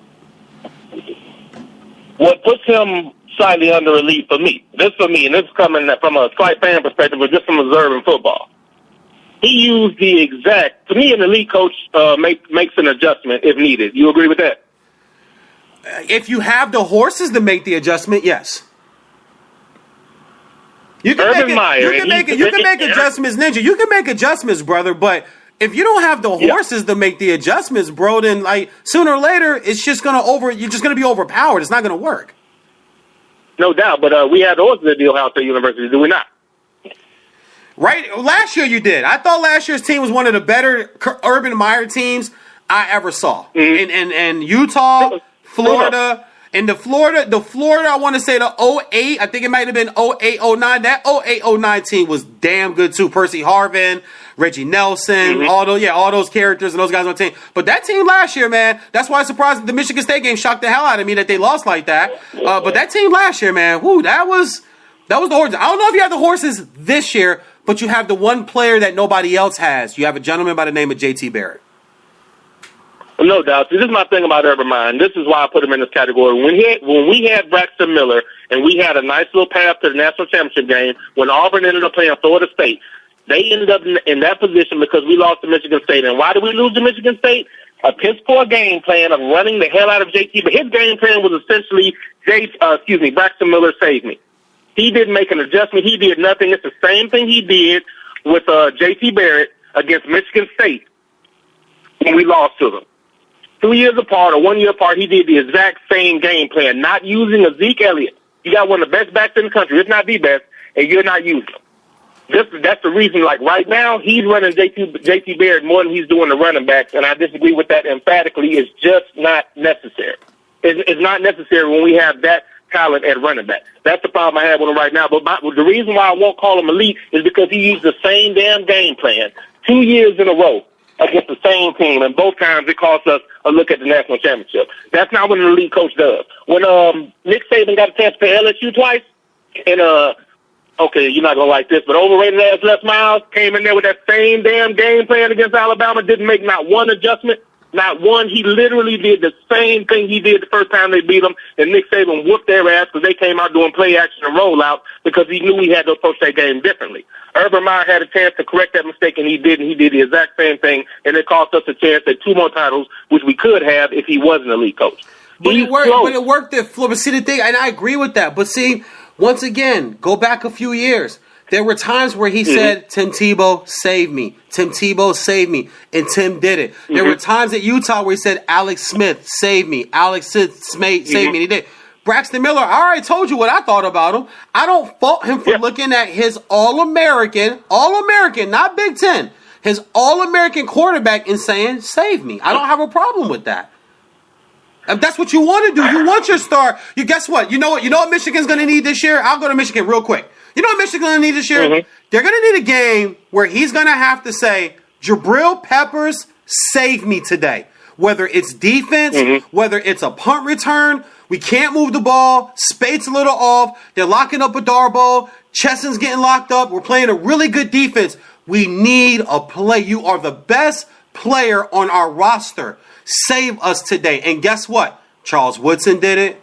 Troy Smith did it. Desmond Howard did it. Tim Tebow did it. Jameis Winston did it for like 7 straight games. There were games where they were, and Jimbo Fisher would just go save me, young man. Freshman, 18-year-old freshman, Kevin Sullivan. Hey, Johnny Football, do me a favor. Please go save me today. Adrian Peterson, Bob Stoops. Hey, young man, we're giving it to you 35 today. Please go win this game for us. I just don't have a problem with a coach asking his All-American, best player, popular kid on campus to save him on a Saturday. Guess what, man? That's his job. His job is to have one of those games. In my opinion, like I'm still waiting on that game from Jabril. We need it. Jabril got to give it to us. And JT's going to have to give it to y'all later this year. There's going to be a game he's going to say, go, hey, JT saved y'all Saturday. JT saved y'all Saturday. Yeah, he did. In the same voice, I think he's put in that position. Dude, Samuel is a fucking freak. Weber is a damn good running back. Use them and take away about 7 or 8 of them unnecessary fucking carries you're doing with your damn quarterback. Now, to your point, that's why they should have gave the ball to Zeke Elliott. Because like you said, get the ball to your best damn player. That's who the hell they should have gave the ball to. Zeke Elliott, instead of running JT against Michigan State, and they were clocking his ass, so they were keying on him. You should have gave that ball to your fucking dog in that terrible ass weather so we could have kept pushing on to the damn championship game. I think that was a damn coaching mistake. I get what you're saying about that's what a great coach does, but I think you also have to recognize this shit ain't working. As far as plugging in the quarterback, 12 Gauge is underrated in my opinion. If you watch him play, he didn't fluke his way to that shit. He played ball. Tom Herman was a great coordinator to use his abilities. Teams weren't expecting us to throw that damn ball down the field. But that man has an arm, and we had receivers to go get it. So they formulated the game plan where they used his strength. He was gone that following year when we didn't fucking use our strength. We lost Tom Herman. That's why we lost that damn game. We lost a coordinator with the ability to have the vision. To me, coaching is using your talent and getting the most out of it. And when you see it to a half of football, that shit's not working, I think you got to stop. And I see that mistake coming again with the way he's running JT now. It's not necessary when you have the type of running backs we have. Samuel needs more touches because he makes magic happen when he gets that fucking ball. So I understand what you're saying because you're going to ask your star player to do that. But in the same breath, when you see that shit's not working, man, you got to switch it up a little bit, especially when the switch up is something as simple as handing the ball to one of your fucking running backs. Especially when it's that damn simple. Well, I hope he does it. I hope he does it late in November on the Saturday after Thanksgiving. I hope he does the same thing that you saying he do. I hope that he think just because the game is in Columbus that we ain't packing that defense and Harbaugh. Like I said, man, I'll be there. Vince Wright and these guys are from the X squad here, and they've already told me if I come out there, they got me, and I'm holding them to that. And I'm telling y'all, because I know they listen right now. If I fly out to Columbus, Ohio, and I gotta watch the shit from a sports bar, I'm blocking every damn body. I'm not friends with nobody no damn more. I'm blocking everybody, damn it. If I gotta fly out to Columbus and I gotta hang around grown men with big brown nuts hanging around their damn neck, and I gotta watch KKK band with their little cross and their little stupid beret, their little stupid ass berets that they wear. You ain't serving no special forces in France. What the hell are you doing? This is Columbus, Ohio, man. Put something damn thing in a stupid fight song and a stupid colors. And I actually really do respect the program. I know I'm just BSing, man. I respect the program, and that's my thing about rivalries, man. To me, the best rivalries is when you respect the other franchise or you respect the other pro. I respect the hell out of that program because, and I dated a girl from Worcester, Ohio once before, and her entire family used to look at me cross-eyed every time I said something about Ann Arbor or said something about the state of Michigan. Her father was a defensive coordinator for Worcester College, and he used to call them that school up north. He never would even, and you notice, I normally say Ohio. I won't really say Ohio State. I noticed that. Yeah, I've noticed that. Exactly. I say Ohio. You notice I've said that school up north a couple of times. I know exactly what you mean. It's real. Okay, I don't know, full disclosure, I probably haven't even told you this, man. I was actually born on campus. That's why I'm a Buckeye fan. I was born in Columbus. You were born there? I'm familiar with the culture. Oh, I'm sorry. Yeah, I was born on campus, sir. Oh, I'm sorry. Oh, that's funny. I'm that's sorry. Funny. You were born on their campus. Wow. Man. Yes, sir. Born on campus, sir. Man, when I meet you, I'm gonna give you a big ass bro hug. When I meet you, I'm gonna give you a big ass bro hug. I'm sorry to hear that, man. Damn, you were born on that campus. They probably played the little dumbass fight song for you guys. How does the how does the fight song go? Isn't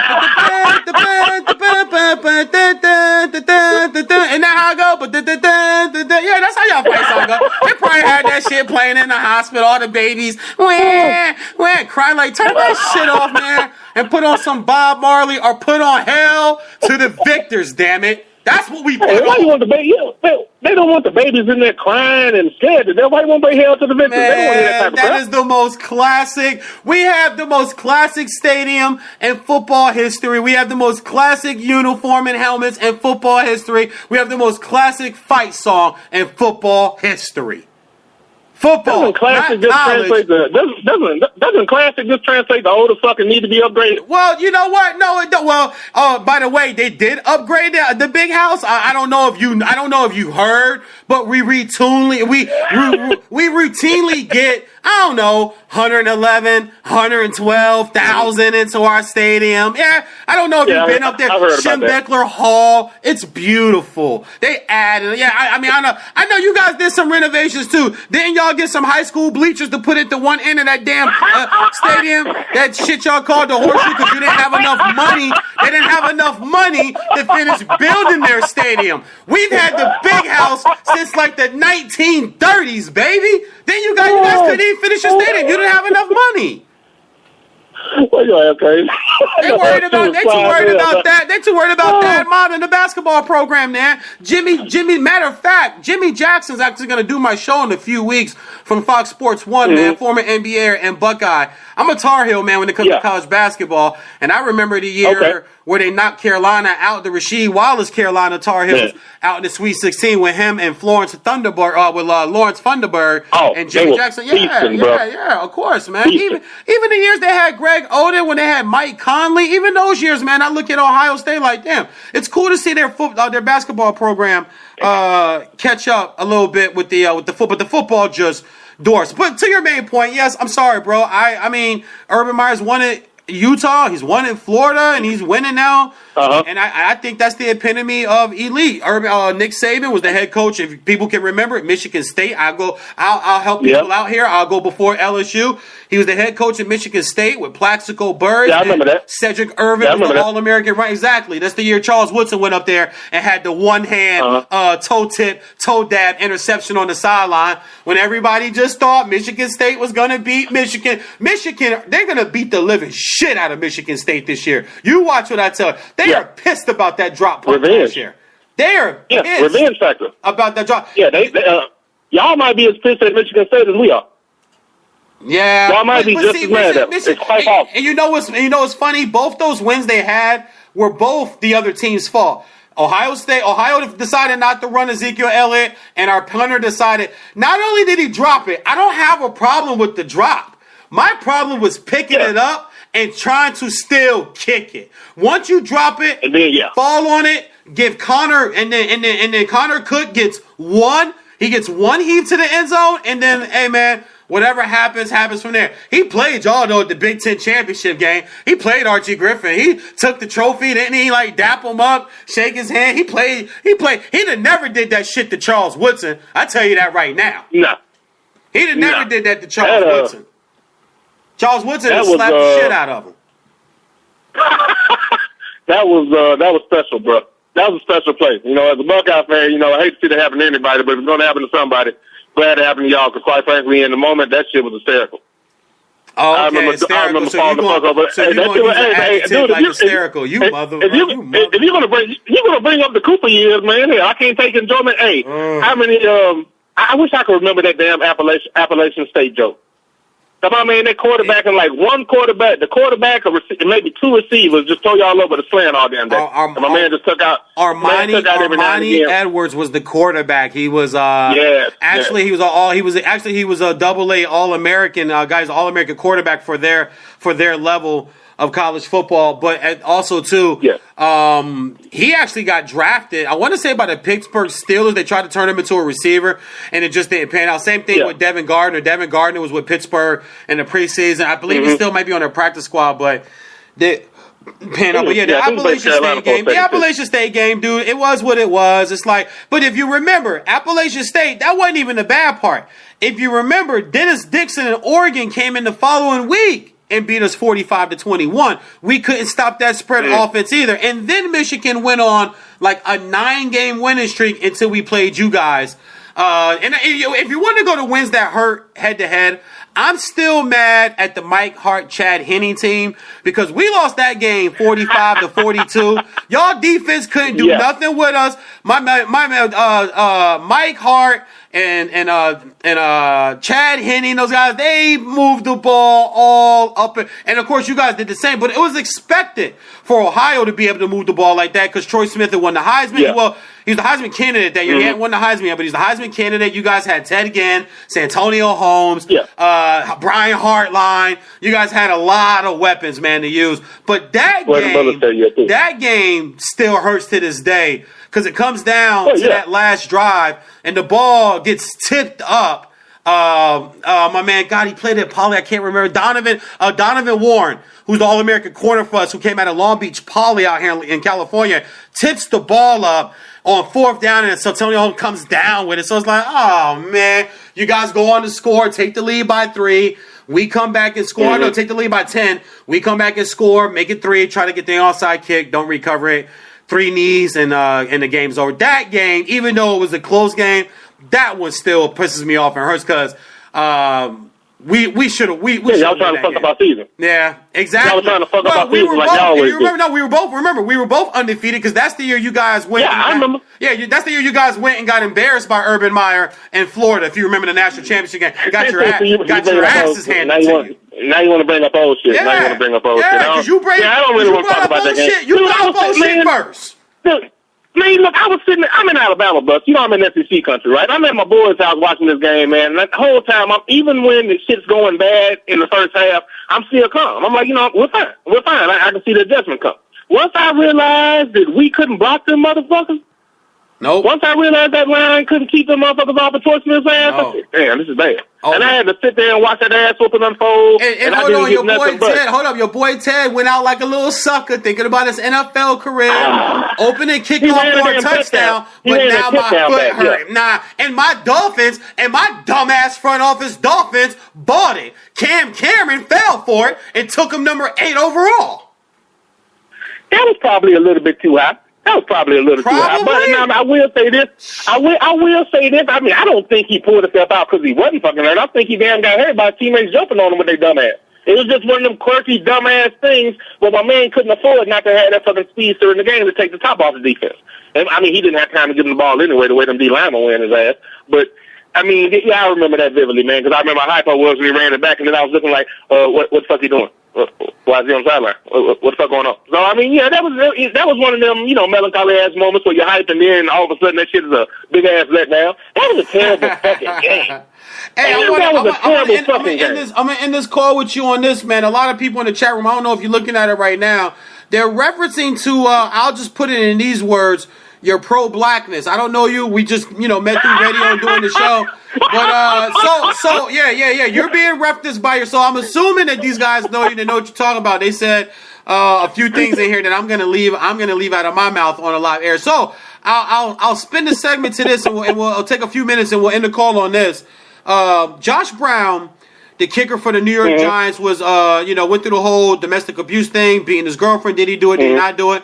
Now the story comes out that he told police that he abused his wife and that he beat his wife and things of that nature. I'm all for dudes keeping their hands inside. I'm all for everybody. My mama used to say, how about we all keep our damn hands to ourselves? I ain't big on women slapping men. My lady know you better not damn near think you gonna slap me in my damn face, okay? All right, you want to act like a man? I'm not going to say, you going to treat one, but I'm just saying, you want to act like a man? Like everybody in their damn marriage and relationship, everybody keep their damn hands to themselves. Argue, say what you going to say. Somebody go take a drive, go cool down, go to your girl house, drink a bottle of wine. You go to your home house, smoke an L, play a game of Madden, whatever. But everybody keep their hands to themselves. But we've seen the slap on the wrist kind of for the white kicker. But Ray Rice, the black guy, can't get a job.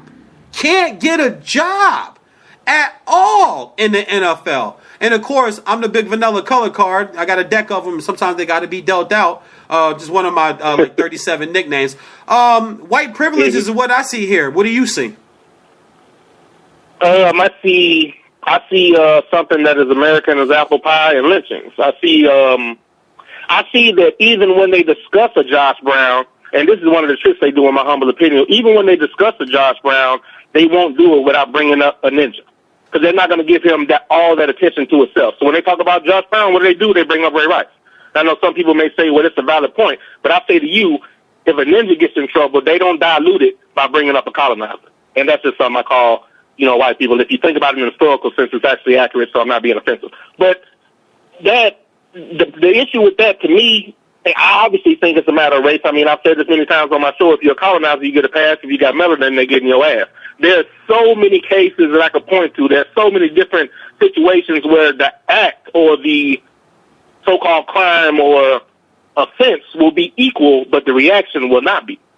A quick example, Greg Hardy went through a trial in court and got punished by the NFL, but the press felt like he got off too easy or they felt like he did something wrong. They did not stop covering him. As a result, this man is not in the NFL right now. Johnny Manziel hit his girlfriend twice in front of people, one time busting a fucking eardrum.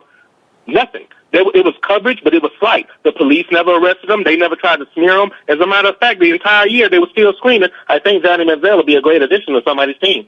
So the whole time, they were never on him. And it's consistent, and it happens all the damn time. Let me see, there was Ray Rice, there was Greg Hardy. That whole situation with Brock Turner. The sports media knew what happened. He was a swimmer. He was an athlete. He went to Stanford. He raped somebody with actual eyewitnesses. There were never eyewitnesses in a rape case. They actually had eyewitnesses that had to get him off of the girl, chase him down, and hold him till the police got there. They weren't offended by this. They didn't cover it. They didn't talk about it until it was a verdict day. And then he got a light verdict, and they were even light on that. He got out in 2 months. They're not talking about that. My point is, if they really cared, if it was equal across the board, in my opinion, it seems like the media is unwilling, incapable to cover black people properly, or they're simply bad at their job. Now, I don't think anybody can be that bad at their job conveniently every time it's a ninja. Well, so I think it's one of the other two. It's done on purpose. I mean, if you just watch all you gotta do is watch 13th on Netflix. I already knew, a lot of us knew, but it just really solidified it. But I mean, continue. But yeah, it's done. It's done on purpose. Yeah, it's definitely done on purpose. And what frustrates me more than anything, I'm not surprised by what they do at this point, but I hate the fact that so many people take it in and take them for their word and don't hold them accountable when they don't cover a story like Brock Turner, but then you want to give me every detail about something sketchy on a civil trial with Derrick Rose. When there are texts that were withheld, when there were people saying that she was just trying to get money or she wanted to get at him, and that doesn't get mentioned, but you're trying to vilify him, but I never hear about it Brock Turner. So to me, if you don't have integrity or display it, you can't question somebody else's. And the media, to me, is showing us over and over again they have no integrity and they don't have any real interest invested in covering us properly. So in this case, I mean, it is what it is. They already knew about this case. But since this women's group brought it up, now the press and the NFL have to act like they care. And what does the point of the network do? They try to attack the NFL as if, how dare you, NFL, not handle this? Press, you didn't handle it. When it's something you're offended by, you stay on those people's ass and you don't let it go. They didn't do it in this situation because it doesn't pull their heartstrings, and they're not offended when somebody looks like the majority of the people working in the field does it. That's all I can come up with from the things they've done over the years, the consistency and the many examples of things that they've done that I could bring up. I mean, the media just doesn't cover us properly, either by choice or by that. This is an argument with me, my wife, and a lot of my friends. They actually believe that they don't know what they're doing. Like, I don't see that I'm biased. I'm so privileged that I don't get that I don't treat you fair. I just don't believe it because they seem to have perspective in every situation when it's somebody that looks like them. So, I mean, when I see that, I see more of the same, man. I see America. I say, look, that shit right there is American as fucking apple pie and lynchings, man. It's normalcy to me. Sad, but it's normalcy. And the one thing about it that really pisses me off, not them, because they're going to do what they do, I hate the fact that people fall for it and regurgitate it the next day and treat it as the gospel when you should hold them accountable, because more times than not, the hypocrites, and if you're paying attention, you can see them leaning one way, letting one person slide and attacking another. And if you do that, you can't question anybody's integrity because you don't have any, in my humble opinion. Hey, man, appreciate you having me on, man. Go ahead, bro. No, I'm a proud member of NABJ, National Association of Black Journalists. I was in their convention in D.C. this year, marketing myself to networks and things like that. I'll be in New Orleans for it last year. And one of the seminars I went in and sat down was the narrative of the media controlling the image of African Americans. It was a great seminar. They had a panel of people up there speaking. I forget my man, Mr. Gordon from BET and TV One with all those different shows he's got. He was there and spoke. Got a chance to meet him, And I went in there when I was reading all the different signs. Oh, what seminar I want to go. And when I saw that, it's like, wow, I speak about this. I speak about, don't let the media create the narrative for you. And the reason why people fall for it is because they're just so used to it. They're so used to believing everything they see on TV, everything they see on the news. That's why you can just put things out there and people will go for it. When they had the Dallas shooting of police officers, I was very upfront about saying, I'm not sorry about Dallas. I believe in cause and effect. Nobody would want to kill police if for so many decades the police officers weren't corrupt, raping women, molesting children, hiding evidence, being part of the judicial system and the arrest system that arrests for numbers, arrests for money, keep black people in jail, make their bill higher because they pretty much just can't afford to get, like, I'm a firm believer, 50% of the black men that are in prison or in jails right now is because they can't afford to get out. Simple as that. It's not that they really committed a crime. You had the young man, I forget his name, but the young gentleman who hung himself recently, not too long ago, who was in Rikers Island for like a year and a half. You got an 18-year-old kid in Rikers Island, and you never charge him with anything. You drop the charges and release him. But the mental damage, the damage has been done, and the narrative that America sees is that black men are violent, and black men are loud, and black men are aggressive, and that we're animals, and that we're second-class citizens. We have never in this country ever, on any level, ever been treated as equal citizens across the board, ever, in over 500 years that this country has been, that the Spanish, that the European explorers came here. We have never been treated equally. So it's not gonna, in my opinion, it's not gonna start now. It's not, people say, well, there's change. There's no change coming, guys. The money's too big. The money's too deep. The root of evil is too deep. You would have to change the entire media mainframe. You would have to change the entire police department and police force mainframe of the country and the entire government mainframe of the country. Like, everybody's got to go. You got to fire and get rid of everybody, and you can't do that, so they'll never do it. So the narrative that you speak of, I agree with. And we totally agree the same. I just wanted to get your verbal thoughts about it. But I think it's a shame on how things get reported. It's just like the Stanford swimming rapist, and I don't call him by his name. I call him the Stanford swimming rapist because that's what he is. But the way that people want to say is they call the swimmer from Stanford Brock Turner. No. Call him a rapist. Call it a convicted rapist. And that's what that man is. Exactly. But you're not afraid of him. And just like my man, and just like I was working out the other night listening to some old D-Block and Styles P, and I haven't listened to I'm Black in a while by Styles P. And he's got a bar in that song that rings so true where he says, you don't have to be scared of me, mister, because you don't really to be scared of my sister. The way they've been raping our yeah, it was deep, yeah. And I've heard that song before, I just haven't heard it in a while. Yeah, the Styles P joint, I'm Black with I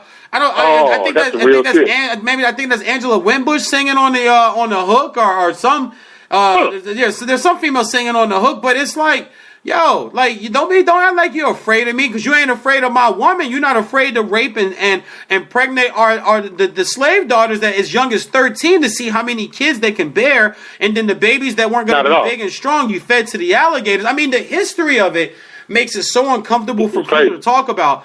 But I'm a guy that tells you straight up and down, man, I am comfortable with making people uncomfortable. And I'm not talking about touching you or getting in your personal space. I'm talking about sitting down, making eye contact, and having a verbal discussion. Is police brutality and police rape, is that uncomfortable for you?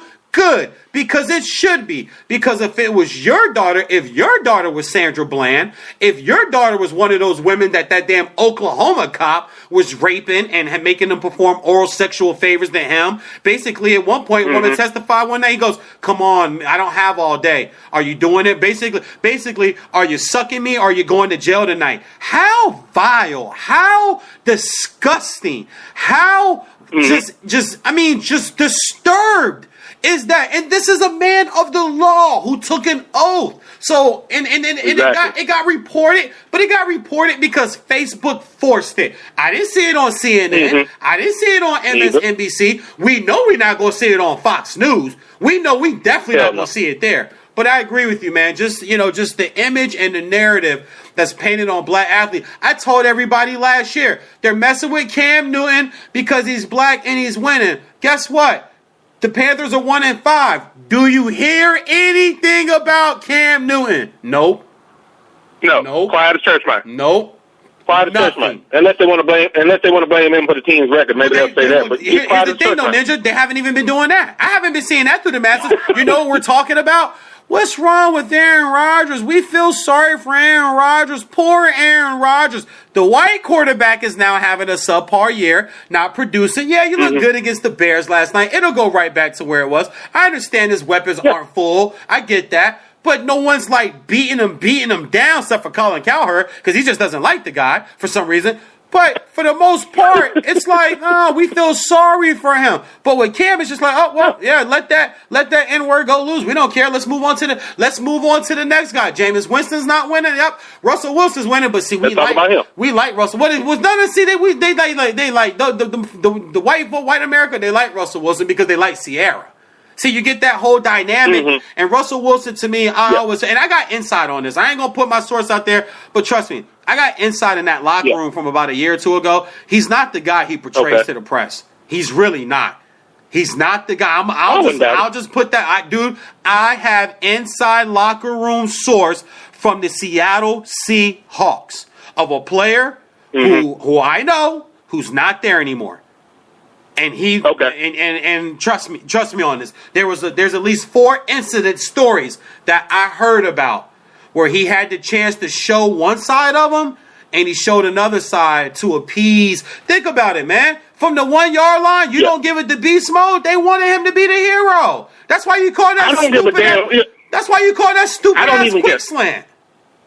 Yeah, I don't care what you call it. Whatever they call, I don't hear that shit. Whatever the damn power right dive, whatever the fuck it's called, 26 power, I'm giving that shit to Lynch. It was obvious what should have happened in that moment. Yeah. And if he scores, what the fuck can you really do to me, bro? What can you really do to me because we just won a damn another Super Bowl? What, you going to suspend me or something?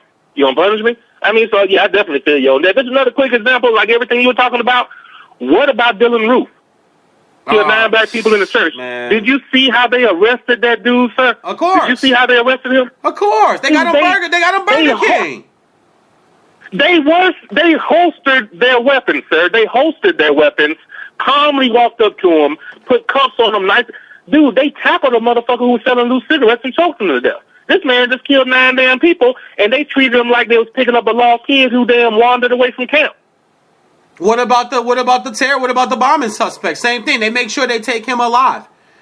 And also, exactly, too, in your neck of the woods, sorry to cut you, in your neck of the woods, wasn't there just another young kid shot and killed by police just a few days ago in Cleveland? I just saw the story. Somebody just hit me up about it early this morning. One of my very mentally self-conscious young ladies, my friends. As a matter of fact, she'll be at my show supporting me at Sal's Comedy Hole doing my stand-up thing tonight. I gotta get a cheap plug in there. She'll be there but she hit me up. She's like, I know you might have seen this, but just in case you didn't, because it's on no news outlet. Another unarmed kid shot and killed by Cleveland police officers just a day or two ago, right?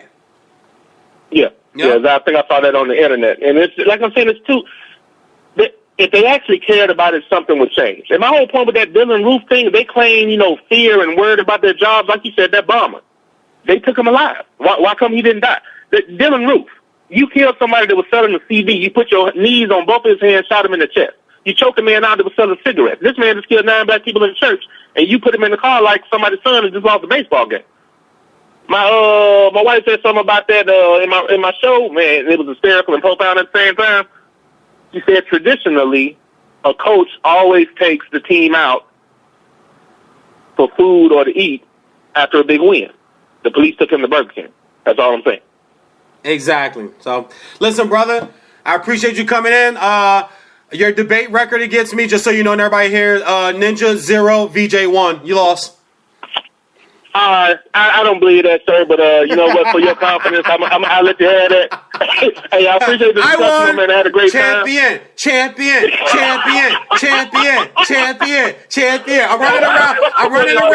I'm running around the playground with my hands in the air, right? But with both fists in the air like Rocky. Champion. With all my friends, with all my little bandwagoners running around by champion. That's right. Buy me ice cream from the ice cream truck. Pay for my ice cream today. Hey, VJ. Yes, sir. Hey, VJ. Sir, I hope you didn't take this ass whipping personally. Appreciate the time, Yo, man. let me I'm gonna get out here on that one. Yo, great reference. I always ask this question, and I'm gonna ask you. Very simple. Harlem Nights or Boomerang? Ooh. Harlem Nights or Boomerang? Okay, look, I'm gonna go Harlem Nights because there's just too many important. What is wrong with y'all? Listen to me. No, hold on, man. Listen to me, man. There are too many classic and important comedians in that movie, and that movie was underrated. It was really a great story and extremely funny. Boomerang's not far behind. I know that you know this because you sound like you must be a real Eddie Murphy fan. Oh. Boomerang is a classic-ass fucking movie. It's so underrated it's not even funny. But, man, dude, there are just too many. You got Red Fox, Eddie Murphy, and Richard Pryor in the same fucking movie. In the same fucking movie. It's hard for me to fucking vote over that. It's hard for me to vote over that. But, I mean, it's not by much. It's not by much. But if you ask me between the two, if I had to pick one, and this isn't an easy choice either, man, because I really love Boomerang. Damn, this isn't an easy choice, man. But if you ask me right now in the pinch without time to having to sit here and contemplate, I'm saying Harlem Nights. And see, that's what most people say. But Boomerang, and just let me go through Boomerang real quick.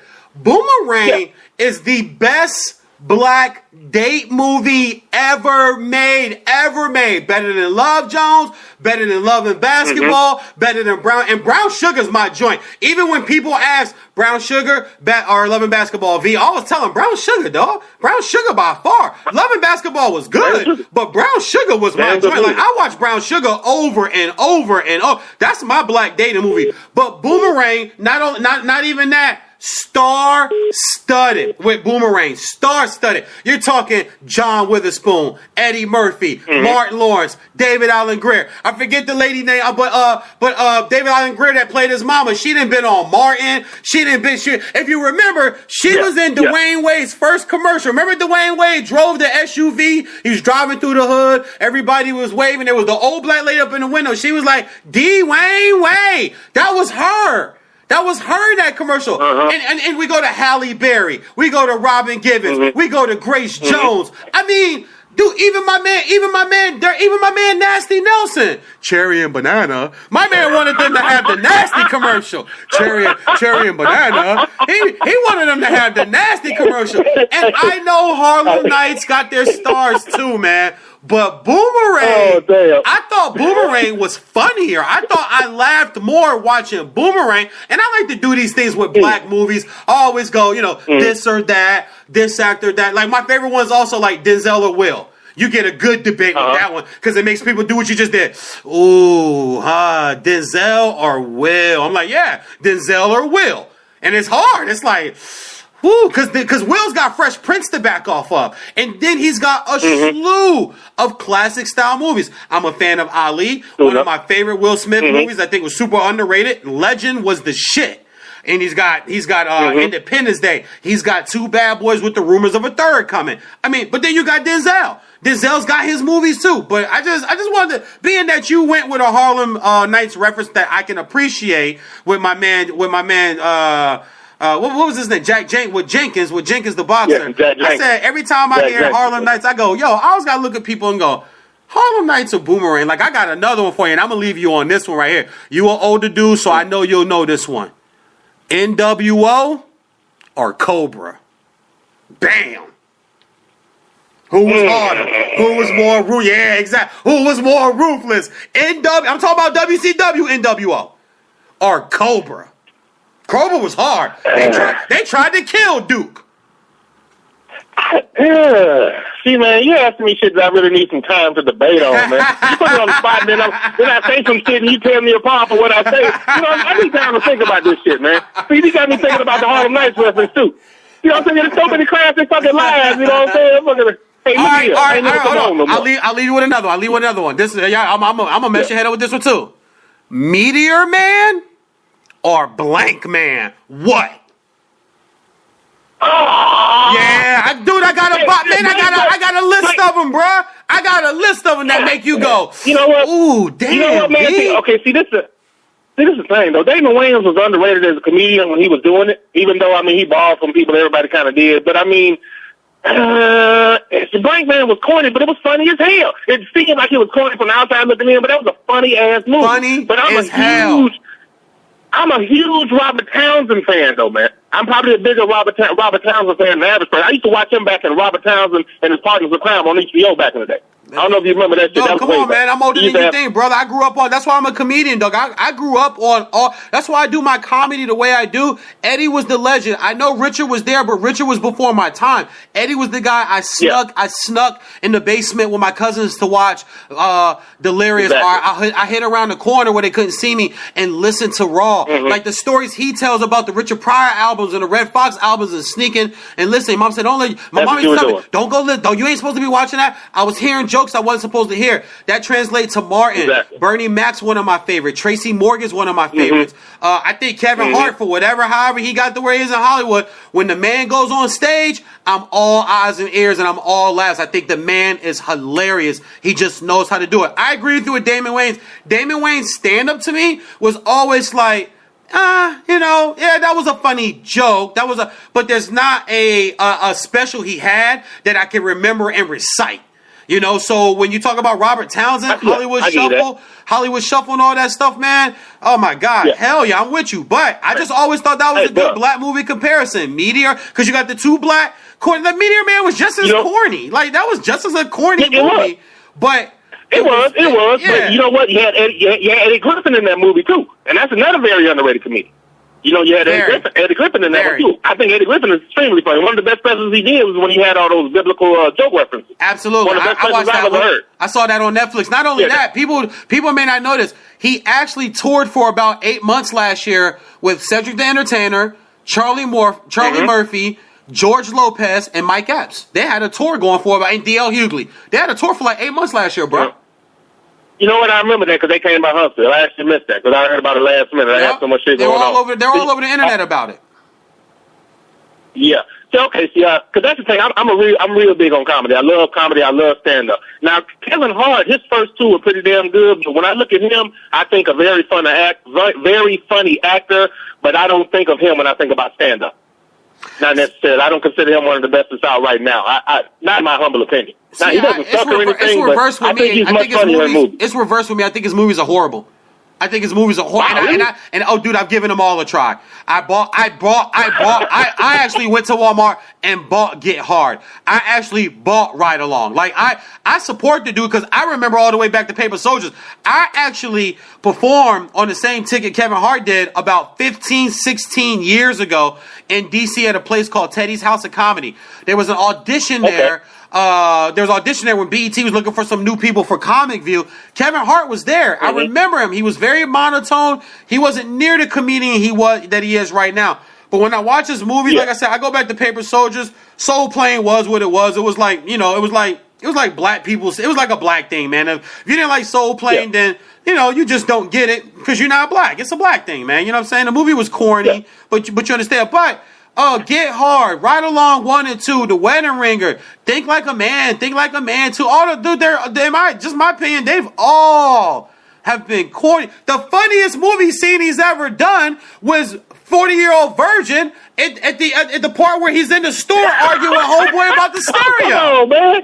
You break down his movie career to one damn scene. Man, that's the funniest damn scene he did. He told homeboy straight up. He's like, now I'm not your nigga. He said, you somebody nigga wearing this nigga tie. He told homeboy, listen, let's move on without any confrontation amicably. Kevin Hart said, wait. See, right now you using a lot of big words, and I don't understand what they mean. So I'm gonna take them as disrespect. Watch your mouth and help me with the sale. Like, that was a funny ass scene, man. Like, when I think of his movie being funny, but his stand-ups, Little Grown Man, seriously funny. I haven't seen What Now yet, but Laugh at My Pain, all that stuff. I just think they're all good, man. I think when he gets on stage, he does a great job at talking about regular shit that everybody is doing. So I'm excited to see it. But that's a guy today I just think is good. Listen, I gotta run. I appreciate the love, man.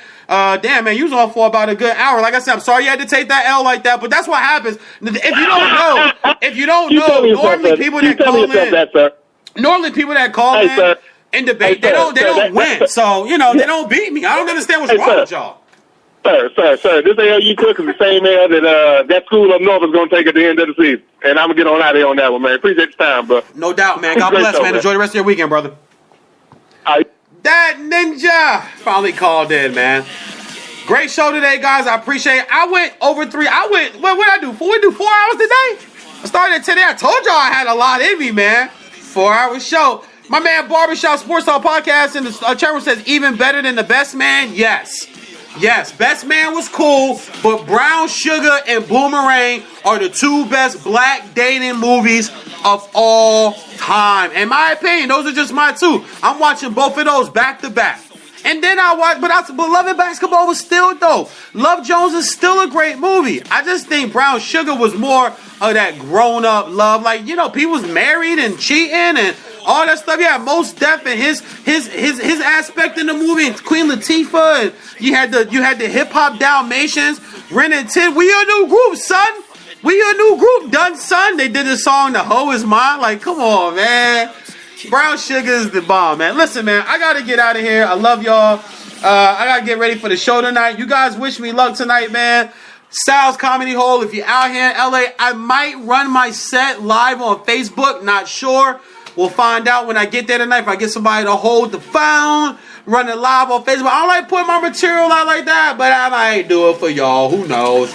We'll see. We'll see what's good. Listen, man. VJs on Sports Like Conduct. Barbershop Podcast, Sluggo, Greco. My man Kesey finally jumped in there. Vince Wright was a little late. Vince, I picked the Eagles over your Vikings. You missed that one. Got to go back and listen to it, brother. My man Reggie Dollars and Cents Lawrence in the building. He got loose. He just started talking all types of shit. My man Dwayne Davis, Raynell Anderson in the building. My man Louis Estrada, Greco. Listen, you guys got all my picks. I'll see y'all Monday. God bless. Enjoy the weekend, guys. Hug somebody today, man. Don't walk around with your face all twisted up, man, looking all crazy. Hug somebody. Smile, man. Smile, hug somebody. Take care of each other, guys. God bless. I'll holler at y'all. Feds in the streets are looking at our picture. If rap don't work, we gon' get it like I Fisher. I was taught to ride with them niggas that'll die with you. Headed OT and bring you some pies with you. Buy your man a Lambo and tell him to fly with you. Or throw the nigga jewels and tell him to shine with you. I shine, you shine. Like Smith and Wesson, you don't wanna feel a ghost or the kiss of death. Tub still lift up, so do the sink now. Pablo Escobar shit, buying the clink now. Dead president shit, robbing the brinks now. 100-shot Tommy gun, hell of a mistake now. J-A-D-A. That's the P.O. hollow the gun, the holla at son. I'm that nigga, y'all know that. Holiday style. The double R's coming for war. J-A-D-A. That's the P.O. hollow the gun, the holla at son. I'm that nigga, y'all know that. Holiday style. The double R's coming to average day, you smoke about a quarter. And everything is bad for a nigga nowadays, so we drink a lot of water. Talk about you so rich, nigga, you so bitch, that your parents probably think they got a daughter. Yeah, we the boys that bring all the terror. We persevere through all the errors.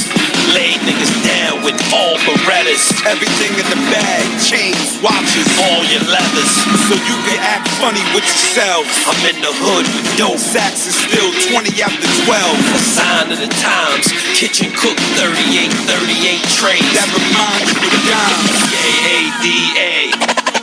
That's the P.O. hollow the gun, the holla at son. I'm that nigga, y'all know that. Holiday style. The double R's coming for war. J-A-D-A. That's the P.O. hollow the gun, the holla at son. I'm that nigga, y'all know that. Holiday style. The double R's coming for war. Yo, hustlers, entrepreneurs, anything to do with the hood, that's what we're responsible for. Back you down, knifing you up, stomping your jaw. Bail a nigga out for stealing something out on a tour. And they making technology to try to screw niggas. I'm good long as an old gun and kill a new nigga. Y'all dudes with 9 lives got 1 life left. And controversy sells, but it ain't like that. So pop him in the head till his brain start to fizz on. I ain't sell my soul to the devil, I bought his from him. Waiting on the day they say Jesus gon' come. So God bless y'all niggas, cause I'm sneezing with my gun.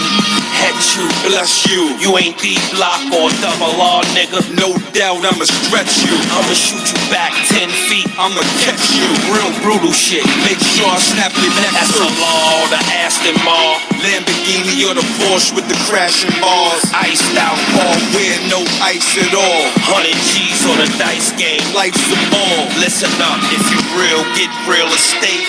We the best in the game, that ain't a real debate. And they never had AKs peel they face. Cause it's written in the stars for us to seal the fate. Time to escape. AADA. That's the P.O. hollow the gun. The holla at something. I'm that nigga, y'all know that. With holiday style. The double R's coming for war. Yeah, P.O. hollow the gun. The holla at something. I'm that nigga, y'all know that. With holiday style. The double R's coming for war.